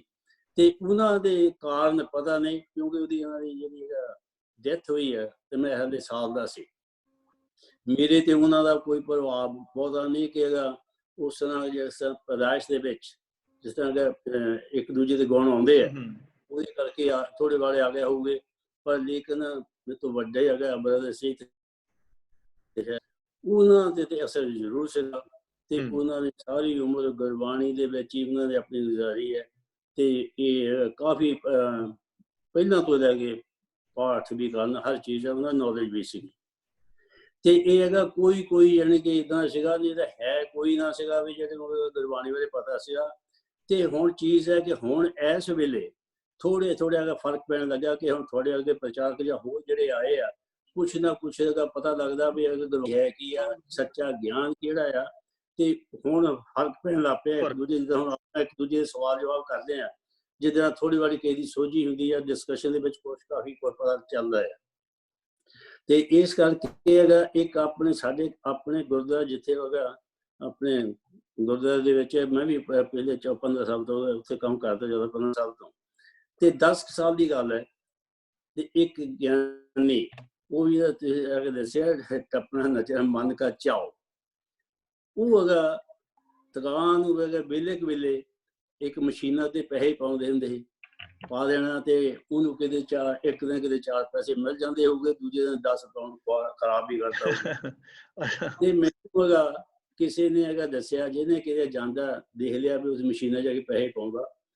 ਤੇ ਉਹ ਹੈਗਾ ਮੈਂ ਉਹਨੂੰ ਉਹ ਜਿਹੜਾ ਬੰਦਾ ਦੱਸਣਾ ਸੀ ਕਹਿੰਦਾ ਜੀ ਤੁਹਾਡੇ ਗਿਆਨੀ ਨਹੀਂ ਆਹ ਕਰਦੇ ਆ, ਉੱਥੇ ਮਸ਼ੀਨਾਂ ਦੇ ਪੈਸੇ ਪਾਉਣ ਕੇ ਤੇ ਉੱਥੇ ਹੈਗਾ ਖੇਲਦੇ। ਤੇ ਇੱਕ ਬੰਦੇ ਕਹਿੰਦੇ ਤੁਸੀਂ ਗਿਆਨੀ ਰੱਖਿਆ ਆ। ਤੇ ਮੈਂ ਉਹਨੂੰ ਹੈਗਾ ਸੱਦਿਆ ਤੇ ਨਾਲ ਜਿਹਦੇ ਸਾਥੀ 2 ਜਿਹੜੇ ਸੀਗੇ, ਤੇ ਉਹਨਾਂ ਮੈਂ ਪੁੱਛਿਆ ਵੀ ਇਹ ਕੀ ਗੱਲ ਹੈ ਵੀ ਗਿਆਨੀ ਹੈਗਾ ਇਹ ਹੈਗਾ ਕੀ ਕਰਨ ਚਾਹੁੰਦਾ ਆ। ਕਹਿੰਦਾ ਪਤਾ ਕੋਈ ਨਹੀਂ, ਸਾਤੋਂ ਵੀ ਹੈਗਾ ਵੀ ਪੈਸੇ ਲੈ ਕੇ ਖਰਚਦਾ ਰਹਿੰਦਾ। ਮੈਂ ਕਿਹਾ ਤੁਸੀਂ ਸਾਨੂੰ ਦੱਸਣਾ ਸੀ ਪਹਿਲਾਂ। ਫਿਰ ਮੈਂ ਉਹਨੂੰ ਹੈਗਾ ਪੁੱਛਿਆ, ਮੈਂ ਕਿਹਾ ਵੀ ਆਹ ਸੱਜਣਾ ਵੀ ਤੁਸੀਂ ਤਾਂ ਕੋਈ ਚੰਗਾ ਸੁਨੇਹਾ ਦੇਣਾ ਸੀ ਹੈਗਾ ਸੰਗਤ ਨੂੰ ਕਿ ਹੈਗਾ ਸਿੱਧੇ ਰਸਤੇ ਪਾਉਣਾ ਸੀ, ਗਿਆਨ ਦੇਣਾ ਸੀ। ਤੁਸੀਂ ਕੀ ਕਰਦੇ ਆ, ਤੂੰ ਤੇ ਨਾਲੇ ਇਹਨਾਂ ਕਰ ਜਾਈ ਆ ਤੇ ਘਰ ਦੇ ਤੁਸੀਂ ਅਗਰ ਤੇਰੇ ਨਿਆਣੇ ਵੀ ਹੋਣਗੇ, ਉਹਨੂੰ ਕੀ ਤੁਸੀਂ ਉਹਨਾਂ ਨੂੰ ਪੈਸੇ ਪਾਉਂਦਾ ਹੋਊਗਾ, ਉਹਨਾਂ ਦਾ ਗੁਜ਼ਾਰਾ ਕਿਵੇਂ ਚੱਲਦਾ ਹੋਊਗਾ। ਕਹਿੰਦਾ ਜੀ ਪਹਿਲੀ ਚੀਜ਼ ਤੋਂ ਮੰਨੇ ਨਾ, ਪਹਿਲਾਂ ਕਹਿੰਦੇ ਮੈਂ ਤਾਂ ਨਹੀਂ ਹੈਗਾ ਵੀ ਇਹ ਕੰਮ ਕਰਦਾ। ਮੈਂ ਕਿਹਾ ਵੀ ਹੈਗਾ ਮੈਂ ਐਵੇਂ ਤਾਂ ਕਹਿੰਦਾ ਨਹੀਂ, ਮੈਂ ਪਹਿਲਾਂ ਪੂਰੀ ਹੈਗਾ ਜਾਣਕਾਰੀ ਲੈ ਕੇ ਫਿਰ ਮੈਂ ਕਹਿੰਦਾ। ਤੇ ਮੈਂ ਕਿਹਾ ਮੇਰੇ ਕੋਲ ਪ੍ਰੂਫ ਹੈਗਾ। ਤੇ ਵੀ ਕਹਿੰਦਾ ਅੱਛਾ। ਤੇ ਫਿਰ ਕਹਿੰਦਾ ਜੀ ਉਹਦਾ ਕਿਤੇ ਜਾਈਦਾ ਮਨ ਦਾ ਚਾਅ। ਕਹਿੰਦਾ ਜੀ ਬਾਣੀ 'ਚ ਲਿਖਿਆ ਮਨ ਦਾ ਚਾਓ। ਮੈਂ ਕਿਹਾ ਤੇ ਮੈਂ ਕਿਹਾ ਜੇ ਇਹੀ ਮਨ ਦਾ ਚਾਹੋ ਆ ਤੇ ਫਿਰ ਹੈਗਾ ਇੱਥੇ ਹੈਗਾ ਵੀ ਤੇ ਬਾਕੀ ਦੂਜਿਆਂ ਨੂੰ ਜਿਹੜੇ ਸੰਗਤ ਆਉਂਦੀ ਉਹਨਾਂ ਨੂੰ ਵੀ ਆਹੀ ਦੱਸਦਾ ਉਹਨਾਂ ਵੀ ਮਨ ਦਾ ਚਾਹੋ ਆਹ ਕੰਮ ਕਰਿਆ ਕਰੋ। ਸਹੀ ਗੱਲ ਹੈ। ਇਸ ਕਰਕੇ ਮੈਂ ਕਿਹਾ ਵੀ ਅੱਜ ਮੈਨੂੰ ਪਤਾ ਲੱਗ ਗਿਆ, ਉਦੋਂ ਤੋਂ ਮੈਂ ਕਿਹਾ ਵੀ ਇਸ ਗੁਰਦੁਆਰੇ ਠੀਕ ਹੈ ਬਈ ਤੂੰ ਜਾ। ਇਸ ਕਰਕੇ ਜਿਹੜੇ ਪ੍ਰਚਾਰਕ ਵੀ ਆਏ ਹੁਣ ਤਾਈਂ ਥੋੜੇ ਬੰਦੇ ਆ ਜਿਹੜੇ ਪੜ੍ਹੇ ਲਿਖੇ, ਪਹਿਲੀ ਚੀਜ਼ ਉਹਨਾਂ ਨੇ ਸਟੱਡੀ ਕੀਤੀ ਆ ਤੇ ਚੰਗੀ ਤਰ੍ਹਾਂ। ਤੇ ਫਿਰ ਜੇ ਹੁਣ ਆਏ ਆ, ਹੁਣ ਮੇਰਾ ਖਿਆਲ ਹੈ ਕੁਛ ਅਗਲੇ 10-15 ਸਾਲਾਂ ਤਾਈਂ ਕੁਛ ਪੜ੍ਹਿਆ ਜਾਊ। ਤੇ ਫਿਰ ਇਹੋ ਜਿਹੀਆਂ ਗੱਲਾਂ ਬਾਤਾਂ ਡੇਰਾਬਾਦ ਵੀ ਆਪਣੇ ਆਪ ਖਤਮ ਹੋਣਾ, ਜਾਂਦੀਆਂ ਜਾਂ ਜਿੰਨਾ ਚਿਰ ਪੜ੍ਹਦਾ ਹੈ ਤੇ ਉਹਨਾਂ ਚ ਡੇਰਾਬਾਦ ਹੋਰ ਵੀ ਜ਼ਿਆਦਾ ਹੋਣਾ। ਇਸ ਕਰਕੇ ਸ਼੍ਰੋਮਣੀ ਕਮੇਟੀ ਨੂੰ ਵੀ ਚਾਹੀਦਾ ਉੱਥੇ ਜਿਹੜਾ ਪ੍ਰਚਾਰਕ ਭੇਜਣਾ ਪਿੰਡ ਸਮਝਾਉਣ ਲੋਕਾਂ ਨੂੰ। ਇੱਥੇ ਵੀ ਜਿਹੜੇ ਆਉਂਦੇ ਆ ਬਾਹਰਲੇ ਦੇਸ਼ਾਂ ਜਾਂਦੇ ਆ ਉਹਨਾਂ ਨੂੰ ਵੀ ਅਗਰ ਥੋੜ੍ਹਾ ਠੋਲਣ, ਜਿਹੜੇ ਮੈਨੇਜਮੈਂਟ ਕਮੇਟੀ ਹੈ ਵੀ ਹੈਗਾ ਵੀ ਆਹ ਚੀਜ਼ ਹੈ, ਤੁਹਾਡਾ ਕੰਮ ਆਹ ਆ ਵੀ ਲੋਕਾਂ ਨੂੰ ਸਿੱਧੇ ਰਸਤੇ ਪਾਉਣਾ, ਵੀ ਹੋਰ ਨਾ ਕਿ ਜੇ ਤੁਸੀਂ ਪੁੱਠੇ ਤਾਂ ਲੋਕਾਂ ਨੂੰ ਵੀ ਪੁੱਠੇ ਰਸਤੇ ਨਾਲ ਕਿਤੇ ਪਾ ਜਾਓ। ਤੇ ਮੈਂ ਤੁਹਾਡਾ ਬਹੁਤ ਧੰਨਵਾਦੀ ਹਾਂ ਕਿ ਅੱਜ ਤੁਸੀਂ ਲੋਕਾਂ ਨੂੰ ਵੀ ਸਾਰਿਆਂ ਨੂੰ ਜਿੰਨੇ ਵੀ ਸਰੋਤੇ ਆ ਇਹਨਾਂ ਨੂੰ ਕੋਈ ਚੰਗੇ ਗਿਆਨ ਬਾਰੇ ਦੱਸਿਆ। ਤੇ ਬਾਕੀ ਜਿਹੜੀ ਰਾਸਤਾਰੀ ਸੀ ਉਹਨਾਂ ਦਾ ਕੀ ਸੀ, ਐਵੇਂ ਸ਼ਹਿਰ ਕਮਾਈ ਜਾਣਾ ਤੇ ਲਾਟੂ ਲੁੱਟਾਂ ਦੀ ਐਗਜ਼ਾਮਪਲਾਂ ਜਿਹੜੀਆਂ ਗੁਰਬਾਣੀ ਵਿੱਚ ਦਿੱਤੀਆਂ ਵੀ ਇਹਨਾਂ ਨੇ ਰੱਖਣਾ। ਰੱਬ ਤੇ ਹੈਗਾ ਸੱਚਾਈ ਤੇ ਚੱਲਣ ਦਾ ਤੇ ਗਿਆਨ ਨਾਲ ਤੇ ਅਪਣਾਉਣ ਨਾਲ ਆਪਣਾ ਜੀਵਨ ਸੱਜਾ ਬਣਾਉਣਾ। ਤੇ ਬਹੁਤ ਬਹੁਤ ਤੁਹਾਡਾ ਧੰਨਵਾਦ। ਵਾਹਿਗੁਰੂ ਜੀ ਦਾ ਖਾਲਸਾ। ਧੰਨਵਾਦ ਜੀ ਪ੍ਰਧਾਨ ਜੀ। ਥੋੜਾ ਬਰੀਫ ਹੀ ਰੱਖ ਲਿਆ ਕਰੋ ਤਾਂ ਕਿ ਬਾਕੀ ਅਜੇ ਹੋਰ ਕਈ ਸਾਡੇ ਨਾਲ ਪਿੱਛੇ ਸਰੋਤੇ ਹੈਗੇ ਆ। ਇੱਕ ਮੈਂ ਤੁਹਾਨੂੰ ਕਹਾਂਗਾ ਤੁਹਾਡਾ ਥੋੜਾ ਜਿਹਾ ਉੱਥੇ ਕਸੂਰ ਇਹ ਹੈ ਵੀ ਤੁਸੀਂ ਜਿਹੜੇ ਗਿਆਨੀ ਆਉਂਦੇ ਉਹਨਾਂ ਨੂੰ ਪੈਸੇ ਬਹੁਤ ਦਿੰਦੇ, ਇਸ ਕਰਕੇ ਉਹ ਗੈਂਬਲਿੰਗ ਕਰਨ ਤੁਰ ਪੈਂਦੇ। ਥੋੜਾ ਧਿਆਨ ਰੱਖਿਆ ਕਰੋ। ਹਾਂਜੀ। ਉਹਦੇ ਬਾਅਦ ਚ ਮੈਂ ਹੁਣ ਆਉਣ ਲੱਗਾ ਜੀ ਆਪਣੇ ਸਵਿੰਦਰਸ ਆਈਫੋਨ, ਉਹਨਾਂ ਨੇ ਗੱਲ ਕਰਨੀ ਸੀਗੀ ਕੋਈ ਤੇ ਇਸ ਕਰਕੇ ਅਨਮਿਊਟ। ਉਹਦੇ ਬਾਅਦ ਚ ਮੈਂ ਕਰਮਜੀਤ ਸਿੰਘ ਕੋ ਆ ਰਿਹਾ ਜੀ। ਕਰੋ ਗੱਲ। ਵਾਹਿਗੁਰੂ ਜੀ ਕਾ ਖਾਲਸਾ ਵਾਹਿਗੁਰੂ ਜੀ ਕਾ ਖਾਲਸਾ ਵਾਹਿਗੁਰੂ ਜੀ ਕੀ ਫਤਿਹ। ਗਿਆਨੀ ਜੀ ਵਾਹਿਗੁਰੂ ਜੀ ਖਾਲਸਾ ਜੀ ਫਤਿਹ ਜੀ। ਵਾਹਿਗੁਰੂ ਜੀ। ਗਿਆਨੀ ਜੀ ਆਪਨੇ ਦੱਸਿਆ ਨਾ ਸੇਵਕ ਦੇ ਗੁਣ। ਹਾਂਜੀ। 5ਵਾਂ ਤੇ 6ਵਾਂ ਮਿਸ ਹੋ ਗਿਆ ਜੀ, ਉਹ ਦੱਸੋਗੇ ਦੁਬਾਰਾ ਕਿਹੜੇ ਸੀਗੇ? ਸੇਵ ਕੀਤੀ ਸੰਤੋਖੀ ਜਿਨੇ ਸੱਚੋ ਸੱਚ ਤੇ ਆਇਆ, ਉਹਨੇ ਮੰਦੇ ਪੈਰ ਨਾ ਰੱਖਿਓ, ਕਰ ਸੁਕ੍ਰਿਤ ਧਰਮ ਕਮਾਇਆ, ਉਹਨੇ ਦੁਨੀਆ ਤੋੜੇ ਬੰਧਨਾ। ਪੰਜਵਾਂ ਹੈਗਾ ਦੁਨੀਆ ਦੇ ਬੰਧਨਾਂ ਨੂੰ ਤੋੜਨਾ। ਹਾਂਜੀ। ਤੇ ਛੇਵਾਂ ਹੈਗਾ ਆਪਣੀਆਂ ਲੋੜਾਂ ਨੂੰ ਸੀਮਤ ਕਰਨਾ। ਬੰਧਨਾਂ ਨੂੰ ਤੋੜਨਾ ਤੇ ਛੇਵਾਂ ਹੈਗਾ ਆਪਣੀਆਂ ਲੋੜਾਂ ਨੂੰ ਸੀਮਤ ਕਰਨਾ। ਲੋੜਾਂ ਨੂੰ ਸੀਮਤ ਕਰਨਾ। ਹਾਂ ਹਾਂਜੀ, ਮਿਹਰਬਾਨੀ ਜੀ ਸੁਵਿੰਦਰ ਕੌਰ ਜੀ, ਬਹੁਤ ਬਹੁਤ ਮਿਹਰਬਾਨੀ। ਕਰਮਜੀਤ ਸਿੰਘ ਜੀ, ਇਹਦੇ ਬਾਅਦ ਦੇ ਵਿੱਚ ਮੈਂ ਜਤਿੰਦਰ ਸਿੰਘ ਕੋ ਆ ਰਿਹਾ ਜੀ। ਹਾਂਜੀ ਕਰਮਜੀਤ ਸਿੰਘ ਜੀ। ਖਾਲਸਾ ਵਾਹਿਗੁਰੂ ਬਹੁਤ ਧੰਨਵਾਦ ਜੀ ਗਿਆਨੀ ਜੀ, ਬਹੁਤ ਸੋਹਣੇ ਤਰੀਕੇ ਨਾਲ ਆਪ ਜੀ ਨੇ ਵਿਆਖਿਆ ਕੀਤੀ, ਬਹੁਤ ਅੱਛਾ ਲੱਗਿਆ। ਇੱਕ ਛੋਟੀ ਜਿਹੀ ਗੱਲ ਮੈਂ ਕਰਨਾ ਚਾਹਾਂਗਾ। ਆਪ ਜੀ ਨੇ ਵਿੱਚ ਕਿਹਾ ਇੱਕ inferiority and superiority and about that ਚੜ੍ਹਦੀ ਕਲਾ ਤੇ ਸਹਿਜ ਅਵਸਥਾ, ਇਹਨਾਂ ਦੋਨਾਂ ਵਿੱਚ ਕੋਈ ਵਿਸ਼ੇਸ਼ ਅੰਤਰ ਹੈਗਾ? ਚੜ੍ਹਦੀ ਕਲਾ ਦਾ ਮਤਲਬ ਹੈਗਾ ਕਿ ਹਮੇਸ਼ਾ ਪੋਜ਼ਿਟਿਵ ਸਕਾਰਾਤਮਕ ਸੋਚ। ਤੇ ਜਿਹੜੀ ਸਹਿਜ ਅਵਸਥਾ ਹੈ ਉਹਦਾ ਮਤਲਬ ਹੈਗਾ ਮਨ, ਬਚਨ ਔਰ ਕਰਮ ਦੀ ਇਕਸਾਰਤਾ। ਕਈ ਵਾਰੀ ਹੁੰਦਾ ਮੈਂ ਬਾਹਰੋਂ ਤਾਂ ਚੜ੍ਹਦੀ ਕਲਾ ਦੀਆਂ ਗੱਲਾਂ ਕਰੀ ਜਾਂਦਾ, ਲੇਕਿਨ ਅੰਦਰ ਮੇਰੇ ਡਰ ਹੁੰਦਾ ਹੈ। ਔਰ ਕਈ ਵਾਰੀ ਮੈਂ ਚੜ੍ਹਦੀ ਕਲਾ ਦੀਆਂ ਗੱਲਾਂ ਕਰਨਾ, ਮੇਰਾ ਬਿਹੇਵ ਵਿੱਚ ਉਹ ਨਹੀਂ ਹੁੰਦਾ। ਤੇ ਜਿਹੜੀ ਸਹਿਜ ਅਵਸਥਾ ਉਹਦਾ ਮਤਲਬ ਹੈਗਾ ਮਨ, ਬਚਨ ਔਰ ਕਰਮ ਦੀ ਇਕਸਾਰਤਾ। ਤੁਹਾਡੀ ਮੈਂਟੈਲਿਟੀ ਵਿੱਚ ਵੀ ਸੱਚ ਹੋਵੇ, ਬੋਲਾਂ ਵਿੱਚ ਵੀ, ਵਿਹਾਰ ਵਿੱਚ ਵੀ ਚੜ੍ਹਦੀ ਕਲਾ, ਬੋਲਾਂ ਵਿੱਚ ਵੀ ਚੜ੍ਹਦੀ ਕਲਾ, ਵਿਹਾਰ ਵਿੱਚ ਵੀ ਚੜ੍ਹਦੀ ਕਲਾ, ਇਹਨੂੰ ਸਹਿਜ ਅਵਸਥਾ। ਬਹੁਤ ਮਿਹਰਬਾਨੀ ਜੀ, ਬਹੁਤ ਮਿਹਰਬਾਨੀ। ਧੰਨਵਾਦ ਜੀ। ਹਾਂਜੀ ਜਤਿੰਦਰ ਸਿੰਘ ਜੀ, ਮੈਂ ਤੁਹਾਡੇ ਕੋਲ ਆ ਰਿਹਾ। ਉਹਦੇ ਬਾਅਦ ਦੇ ਵਿੱਚ ਮੈਂ ਜਤਿੰਦਰ ਸਿੰਘ ਜੀ ਕੋ ਆ ਰਿਹਾ। ਜਤਿੰਦਰ ਸਿੰਘ ਗਿਆਨੀ ਜੀ। ਹਾਂਜੀ ਵੀਰ ਜੀ, ਵਾਹਿਗੁਰੂ ਜੀ ਦਾ ਖਾਲਸਾ, ਵਾਹਿਗੁਰੂ ਜੀ ਕੀ ਫਤਿਹ ਸਾਰਿਆਂ ਨੂੰ। ਵਾਹਿਗੁਰੂ ਜੀ ਕੀ ਫਤਿਹ ਜੀ। ਹਾਂਜੀ, ਅੱਜ ਵੀਰ ਜੀ ਨੇ ਜੋ ਸੇਵਕ ਦੀ ਡੈਫੀਨੇਸ਼ਨ ਦੱਸੀ ਹੈਗੀ ਹੈ, ਬਹੁਤ ਹੀ ਵਧੀਆ। ਤੇ ਕਿਸੇ ਨੇ ਹੁਣੇ ਫੋਨ ਤੇ ਵੀ ਪੁੱਛਿਆ ਸੀ ਕਿ ਪੰਜਵਾਂ ਛੇਵਾਂ ਕੀ ਹੈ, ਤੇ ਪੰਜਵਾਂ ਸੀਗਾ ਧਰਮ ਕਮਾਇਆ, ਸੱਚ ਨੂੰ ਆਧਾਰ ਬਣਾ ਕੇ ਜ਼ਿੰਦਗੀ ਜੀਣਾ। ਤੇ ਉਸ ਤੋਂ ਬਾਅਦ ਬੰਧਨ ਦੀ ਗੱਲ ਸੀ, ਤੇ ਉਸ ਤੋਂ ਬਾਅਦ ਸੀ ਲੋੜਾਂ ਨੂੰ ਆਪਣਾ ਨੂੰ ਸੰਕੋਚ ਵਿੱਚ ਰੱਖਣਾ। ਬਹੁਤ ਵਧੀਆ। ਜੇ ਇੰਨੀ ਗੱਲ ਹੀ ਸਾਨੂੰ ਸਮਝ ਆ ਜਾਏ, ਜ਼ਿੰਦਗੀ ਜਿਹੜੀ ਹੈ ਨਾ ਬਹੁਤ ਵਧੀਆ ਸਹਿਜ ਵਿੱਚ ਤੇ ਬੜੇ ਪਿਆਰ ਨਾਲ ਜੀਵੀ ਜਾ ਸਕਦੀ ਹੈ, ਜੇ ਸੇਵਕ ਦੇ ਗੁਣ ਹੀ ਅਸੀਂ ਅਪਣਾ ਲਈਏ। ਧੰਨਵਾਦ ਜੀ, ਬਹੁਤ ਬਹੁਤ ਧੰਨਵਾਦ। ਮਿਹਰਬਾਨੀ ਜੀ, ਬਹੁਤ ਬਹੁਤ ਧੰਨਵਾਦ। ਸਤਿੰਦਰ ਸਿੰਘ ਜੀ ਤੁਹਾਡੇ ਕੋਲ ਤੁਸੀਂ ਆ ਰਹੇ ਹੋ, ਤੇ ਉਹਦੇ ਬਾਅਦ ਚ ਨਰਿੰਦਰ ਸਿੰਘ ਜੀ। ਵਾਹਿਗੁਰੂ ਜੀ ਕਾ ਖਾਲਸਾ, ਵਾਹਿਗੁਰੂ ਜੀ ਕੀ ਫਤਿਹ। ਫਤਿਹ ਜੀ। ਭਾਈ ਸਾਹਿਬ ਜੀ ਬਹੁਤ ਬਹੁਤ ਸ਼ੁਕਰੀਆ ਤੁਹਾਡਾ, ਬਹੁਤ ਚੰਗੀ ਤਰ੍ਹਾਂ ਸਮਝਾਇਆ ਭਾਈ ਸਾਹਿਬ ਜੀ। ਅੱਛਾ, ਇੱਕ ਭਾਈ ਸਾਹਿਬ ਜੀ ਜਿਹੜਾ ਅਸੀਂ ਗੱਲ ਕਰਨੇ ਆ ਰੋਟੀਆਂ ਕਾਰਨ ਪੂਰੇ ਤਾਂ, ਹਾਂਜੀ, ਤੇ ਇਹ ਅਸੀਂ ਚਲੋ ਹਿੰਦੂਆਂ ਨੂੰ ਤਾਂ ਕਹਿੰਦੇ ਆ ਕਿ ਪੂਜਾ ਕਰਦੇ ਨੇ, ਵਰਤ ਕਰਦੇ ਨੇ, ਇਹਦੀ ਬਾਤ ਆ ਰਹੀ ਨਾ? ਹਾਂਜੀ, ਮੂਰਤੀਆਂ ਪੂਜਾ ਕਰਦੇ ਨੇ, ਵਰਤ ਕਰਦੇ ਨੇ। ਤੇ ਅਸੀਂ ਵੀ ਜਿਹੜੇ ਗੁਰਦੁਆਰਿਆਂ ਦੇ ਵਿੱਚ ਅੱਜ ਦੀ ਡੇਟ 'ਚ, ਮੈਂ ਆਪਣੀ ਲਾਲਚ ਕਰਕੇ ਅਖੰਡ ਪਾਠ ਰਖਾ ਰਿਹਾ, ਲਾਈਨ ਸਿਰ ਅਖੰਡ ਪਾਠ ਚੱਲ ਰਹੇ ਨੇ, ਉਹ ਵੀ ਤੇ ਰੋਟੀਆਂ ਕਾਰਨ ਸਾਲ ਹੀ ਹੋ ਗਏ। ਹਾਂਜੀ ਬਿਲਕੁਲ। ਦੇਖੋ ਜਿਹੜੀ ਨਾ ਸਾਡੀ ਸਿੱਖ ਰਹਿਤ ਮਰਿਆਦਾ, ਉਹਦੇ ਵਿੱਚ ਮਤਲਬ ਇੱਕ ਚੀਜ਼ ਲਿਖੀ ਵੀ ਇੱਕ ਸਮੇਂ ਦੇ ਵਿੱਚ ਇੱਕ ਹੀ ਚੀਜ਼ ਹੋਣੀ ਚਾਹੀਦੀ। ਅਖੰਡ ਪਾਠ ਜਿਹੜੇ ਲੜੀਆਂ ਵਿੱਚ ਚੱਲ ਰਹੇ ਨੇ, ਉਹ ਬਿਲਕੁਲ ਤੁਸੀਂ ਠੀਕ ਕਹਿ ਰਹੇ ਹੋ, ਠੀਕ ਨਹੀਂ ਹੈ। ਕਿਉਂਕਿ ਚਾਹੀਦਾ ਤੇ ਹੈਗਾ ਕਿ ਪਾਠ ਇੱਕ ਹੋਏ ਤੇ ਸੁਣਨ ਵਾਲੇ 10 ਬੈਠੇ ਹੋਣ, ਪਰ ਪੜ੍ਹਨ ਵਾਲੇ 10 ਹੋਣ ਤੇ ਸੁਣਨ ਵਾਲਾ ਇੱਕ ਵੀ ਨਾ ਹੋਵੇ। ਨੰਬਰ 2, ਮੈਂ ਨਾ ਖੁਦ ਆਪ ਲੜੀਆਂ ਦੇ ਵਿੱਚ ਨਾ ਪਾਠ ਕੀਤਾ ਹੈ, ਜਿਸ ਕਰਕੇ ਮੈਂ ਆਪਣੇ ਤਜਰਬੇ ਤੋਂ ਵੀ ਕਹਿ ਸਕਦਾ। ਉਦੋਂ ਮੈਂ ਪਾਠ ਸੀ ਤੇ 8-8-10 ਨਾ ਪਾਠ ਰੱਖੇ ਹੁੰਦੇ ਸੀ। ਤੇ ਜਦੋਂ ਇੱਕ ਬੰਦਾ ਬੋਲਦਾ ਸੀ ਤੇ ਬਾਕੀ ਦੇ ਉਹਨੂੰ ਸੁਣ ਪੰਨੇ ਪਲਟੀ ਜਾਂਦੇ ਨੇ। ਤੇ ਜਦੋਂ ਇੱਕ, ਹੁਣ ਦੇਖੋ ਜਿਵੇਂ ਅਸੀਂ ਮੈਂ ਬੋਲ ਰਿਹਾ, ਤੁਸੀਂ ਸਾਰੇ ਸੁਣ ਰਹੇ ਹੋ, ਤੇ ਜੇ ਅਸੀਂ ਸਾਰੇ ਹੀ ਬੋਲਣ ਲੱਗ ਜਾਈਏ ਤਾਂ ਫਿਰ ਸਾਡਾ ਕਿਸੇ ਨੂੰ ਕੋਈ ਸਮਝ ਨਹੀਂ ਪੈਣੀ। ਇਸ ਕਰਕੇ ਦੂਜਾ ਰਹਿਤ ਮਰਿਆਦਾ ਵਿੱਚ ਨਾ ਹੋਰ ਬੜੀ ਪਿਆਰੀ ਗੱਲ ਲਿਖੀ ਹੈ, ਕੋਈ ਪਾਠ, ਸਹਿਜ ਪਾਠ ਜਾਂ ਅਖੰਡ ਪਾਠ ਜਿਸ ਵੀ ਪਰਿਵਾਰ ਨੇ ਕਰਨਾ ਹੈ, ਉਹ ਸਾਰੇ ਆਪ ਮਿਲ ਕੇ ਕਰਨ। ਜਿਹੜੇ ਆਪ ਨਹੀਂ ਕਰ ਸਕਦੇ, ਉਹ ਪਾਠ ਬੈਠ ਕੇ ਸੁਣਨ। ਐਵੇਂ ਨਾ ਹੋਵੇ ਕਿ ਪੜ੍ਹਨ ਵਾਲਾ ਪੜ੍ਹਦਾ ਰਹੇ ਤੇ ਸੁਣਨ ਵਾਲਾ ਕੋਈ ਵੀ ਨਾ ਹੋਵੇ। ਇਹ ਬੇਅਦਬੀ ਹੈ। ਇਸ ਲਈ ਬਾਣੀ ਸੀ ਪੜ੍ਹ ਕੇ, ਸਮਝ ਕੇ, ਉਹਦੇ ਤੇ ਅਮਲ ਕਰਨ ਲਈ। ਅੱਜ ਅਸੀਂ ਉਹਨੂੰ ਮੰਤਰ ਰੂਪ ਦੇ ਵਿੱਚ ਰਿਟਨ ਕਰ ਰਹੇ ਹਾਂ, ਜੋ ਕਿ ਸਾਨੂੰ ਉਹ ਤੋਂ ਆਤਮਿਕ ਲਾਭ ਨਹੀਂ ਮਿਲ ਰਿਹਾ। ਇਹ ਤੇ ਤੁਸੀਂ ਬਿਲਕੁਲ ਠੀਕ ਕਹਿ ਰਹੇ ਹੋ। ਔਰ ਜੇ ਅਸੀਂ ਜਿਸ ਤਰ੍ਹਾਂ ਮੰਨ ਲਓ ਹੁਣ ਮੈਂ ਹੀ ਹਾਂ, ਮੈਂ ਵੀ ਕਥਾ ਕਰ ਰਿਹਾ, ਕਿ ਮੈਂ ਇਸ ਬਾਣੀ ਨੂੰ ਅਪਣਾਉਂਦਾ ਨਹੀਂ, ਜਾਂ ਮੇਰੀ ਜੇ ਆਪਣੀ ਜ਼ਿੰਦਗੀ ਇਹੋ ਜਿਹੀ ਨਹੀਂ ਹੈ, ਤਾਂ ਫਿਰ ਰੋਟੀਆਂ ਕਾਰਨ ਪੂਰੇ ਤਾਲ ਹੀ, ਮੈਂ ਵੀ ਰੋਟੀ ਵਾਸਤੇ ਕਰ ਰਿਹਾ ਕਿ ਮੇਰੇ ਕੋਲ ਪੈਸੇ ਆ ਜਾਣ। ਤਾਂ ਸਾਨੂੰ ਚਾਹੀਦਾ ਹੈ ਕਿ ਜਿਹੜਾ ਵੀ ਕੋਈ ਧਾਰਮਿਕ ਪ੍ਰਚਾਰਕ ਹੈ, ਜਿਹਦੇ ਵਿੱਚ ਹਰ ਧਰਮ ਦੇ ਪ੍ਰਚਾਰਕ ਨੇ, ਮੈਂ ਵੀ, ਤੁਸੀਂ ਵੀ, ਹੋਰ ਵੀ ਸਾਰੇ, ਤਾਂ ਉਹਨਾਂ ਨੂੰ ਅਮਲੀ ਜ਼ਿੰਦਗੀ ਜੀਣੀ ਚਾਹੀਦੀ ਹੈ। ਜੇ ਅਮਲੀ ਜ਼ਿੰਦਗੀ ਨਹੀਂ ਤਾਂ ਰੋਟੀਆਂ ਕਾਰਨ ਪੂਰੇ ਤਾ ਲਈਏ, ਜਿਵੇਂ ਉਹਨਾਂ ਦਾ ਉਵੇਂ ਸਾਡਾ। ਬਿਲਕੁਲ ਬਿਲਕੁਲ। ਔਰ ਜਿਸ ਤਰ੍ਹਾਂ ਤੁਸੀਂ ਕਿਹਾ ਕਿ ਵੀ ਸਾਡੀ ਦੇਖਣੀ ਸੁਣਨੀ ਸਭ, ਜਦ ਤੱਕ ਸਾਡੇ ਕੋਲ ਰਾਈਟ ਅੰਡਰਸਟੈਂਡਿੰਗ ਨਹੀਂ ਹੋਏਗੀ ਤਾਂ ਤੱਕ ਅਸੀਂ ਸੇਵਕ ਨਹੀਂ ਬਣ ਸਕਦੇ, ਭਗਤ ਨਹੀਂ ਬਣ ਸਕਦੇ। ਬੰਦਾ ਰੋਲ ਰਾਈਟ ਮਾਡਲ ਅੰਡਰਸਟੈਂਡਿੰਗ ਚਾਹੀਦਾ। ਹੋਣੀ ਜੀ। ਹਾਂਜੀ, ਧੰਨਵਾਦ। ਵਾਹਿਗੁਰੂ ਜੀ ਕਾ ਖਾਲਸਾ, ਵਾਹਿਗੁਰੂ ਜੀ ਕੀ ਫਤਿਹ। ਫਤਿਹ ਜੀ, ਫਤਿਹ ਜੀ।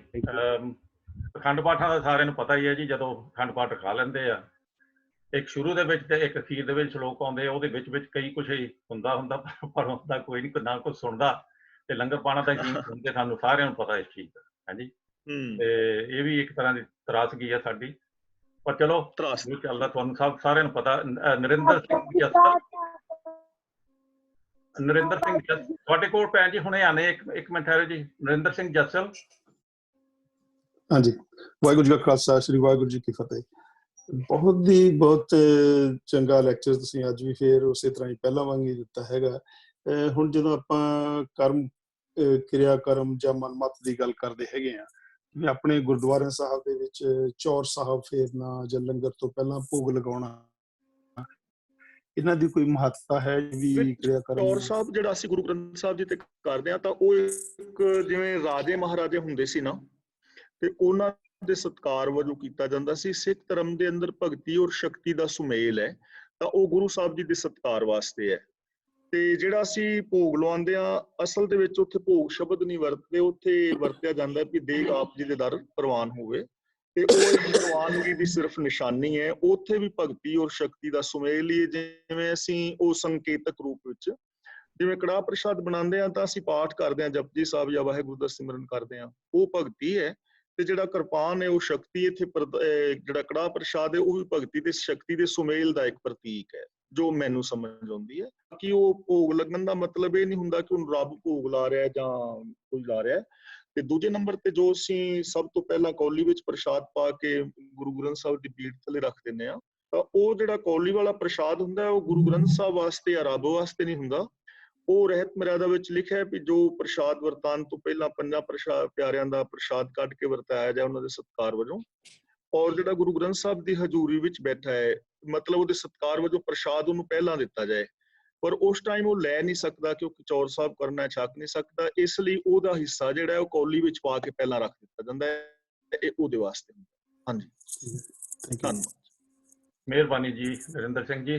ਤੇ ਹੁਣ ਮੈਂ ਜੁਝਾਰ ਸਿੰਘ ਦੇ ਨਾਂ ਥੱਲੇ, ਮੇਰਾ ਖਿਆਲ ਮੋਹਰ ਸਿੰਘ ਜੀ ਦੀ ਬੇਟੀ ਹੈ, ਉਹ ਪਹਿਲਾਂ ਗੱਲ ਕਰਨੀ ਚਾਹੁੰਦੇ ਸੀਗੇ, ਤੇ ਜੇ ਉਹ ਅਨਮਿਊਟ ਹੋ ਜਾਣ, ਮੈਂ ਉਹਨਾਂ ਨੂੰ ਅਨਮਿਊਟ ਕਰਨ ਦੀ ਕੋਸ਼ਿਸ਼ ਕਰਦਾ, ਤੇ ਹੋ ਨਹੀਂ ਰਹੇ। ਜੇ ਉਹਨਾਂ ਨੇ ਗੱਲ ਕਰਨੀ ਤਾਂ ਪਲੀਜ਼ ਆ ਜਾਓ। ਉਹ ਜਿਹੜਾ ਫਤਿਹ ਬੁਲਾ ਰਿਹਾ ਸੀ ਉਹ ਦੋ ਤਰ੍ਹਾਂ ਮੇਰਾ, ਤੇ ਉਹਨੇ ਫਤਿਹ ਬੁਲਾਤੀ। ਅੱਛਾ ਜੀ, ਅੱਛਾ, ਠੀਕ ਹੈ। ਮੈਂ ਕਿਹਾ ਸ਼ਾਇਦ ਕਿਸੇ ਨੇ ਗੱਲ ਕਰਨੀ ਹੈ।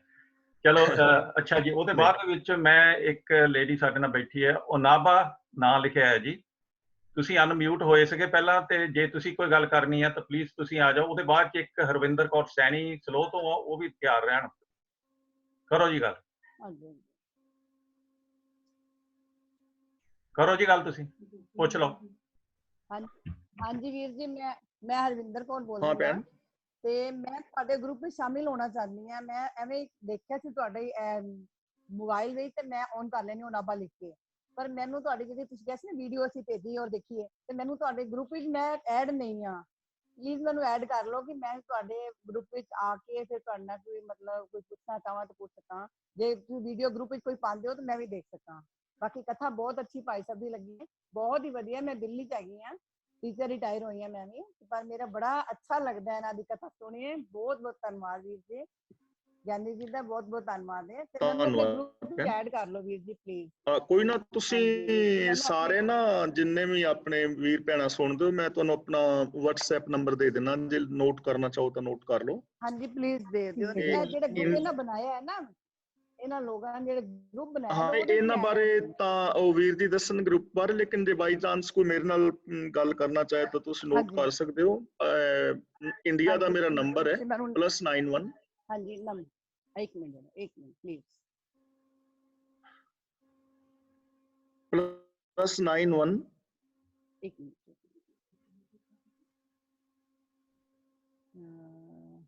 ਹਾਂਜੀ ਤੇ 91 plus 91 ਹਾਂਜੀ ਤੇ ਅੱਗੇ ਹੈਗਾ 98726 98726 ਹਾਂਜੀ 13340 13340 ਵੀਰ ਜੀ ਮੈਂ ਤੁਹਾਡੇ ਨਾਲ ਗੱਲ ਕਰਨੀ ਹੈ ਜ਼ਰੂਰ ਹਾਂ ਮੈਂ ਕੋਈ ਨਾ ਕਰਾਂਗੀ। ਥੈਂਕ ਯੂ ਸੋ ਮਚ ਕੋਈ ਵੀਰ ਨਾ ਜੀ, ਬਹੁਤ ਅੱਛਾ ਲੱਗਾ ਤੇ ਤੁਹਾਡੇ ਨਾਲ ਗੱਲ ਕਰਕੇ। ਮੈਂ ਕਿਸ ਤਰ੍ਹਾਂ ਕਵਾਂ, ਮੈਨੂੰ ਗਰੁੱਪ ਐਡ ਕਰ ਲੈਣ ਕਰੋ। ਹਾਂਜੀ ਗਰੁੱਪ ਬਾਰੇ ਵੀਰ ਜੀ ਦੱਸਣਗੇ, ਵੀਰ ਤਰਲੋਚਨ ਸਿੰਘ ਜੀ ਪੇ ਇਹਨਾਂ ਦਾ ਕਿਹੜਾ ਗਰੁੱਪ ਹੈਗਾ ਜਾਂ ਹਾਂ ਕਿਸ ਵੀਰ ਤਰ੍ਹਾਂ। ਜੀ ਪਲੀਜ਼ ਦੱਸ ਦਿਓ, ਤਰਲੋਚਨ ਜੀ ਮੈਨੂੰ ਆਪਣੇ ਗਰੁੱਪ ਚ ਐਡ ਕਰ ਲਓ ਪਲੀਜ਼। ਔਰ ਓਕੇ ਟਾਈਮ ਜੀ। ਕਿੰਨੇ ਵਜੇ ਸ਼ੁਰੂ ਕਰ ਦਿਓ ਕਥਾ ਵੀਰ ਜੀ ਤੁਸੀਂ? ਕਥਾ ਇੱਥੇ 2:15 ਮੈਂ ਤੁਹਾਨੂੰ ਮੈਸੇਜ ਪੌਣੇ 7 ਵਜੇ ਹੁੰਦੀ ਹੈ ਇੰਡੀਆ ਦਾ, ਪੌਣੇ 7 ਨੇ। ਪੌਣੇ 7 ਅੱਛਾ ਠੀਕ ਹੈ, ਪੌਣੇ 7 ਮੈਂ ਸ਼ੁਰੂ ਕਰ ਲਿਆ। ਥੈਂਕ ਯੂ ਵੀਰ ਜੀ। ਠੀਕ ਹੈ ਜੀ, ਮਿਹਰਬਾਨੀ। ਤੇ ਹਰਵਿੰਦਰ ਕੌਰ ਸੈਣੀ, ਤੁਸੀਂ ਆਉਂਦੇ ਰਹੋ ਜੀ ਤੇ ਤੁਸੀਂ ਗੱਲ ਕਰ ਲਓ। ਹਰਵਿੰਦਰ ਕੌਰ ਸੈਣੀ ਸਲੋ ਤੋਂ। ਠੀਕ ਵੀਰ ਜੀ, ਠੀਕ। ਹਾਂਜੀ ਸਤਿ ਸ਼੍ਰੀ ਅਕਾਲ ਜੀ। ਸਤਿ ਸ਼੍ਰੀ ਅਕਾਲ ਭੈਣਾ।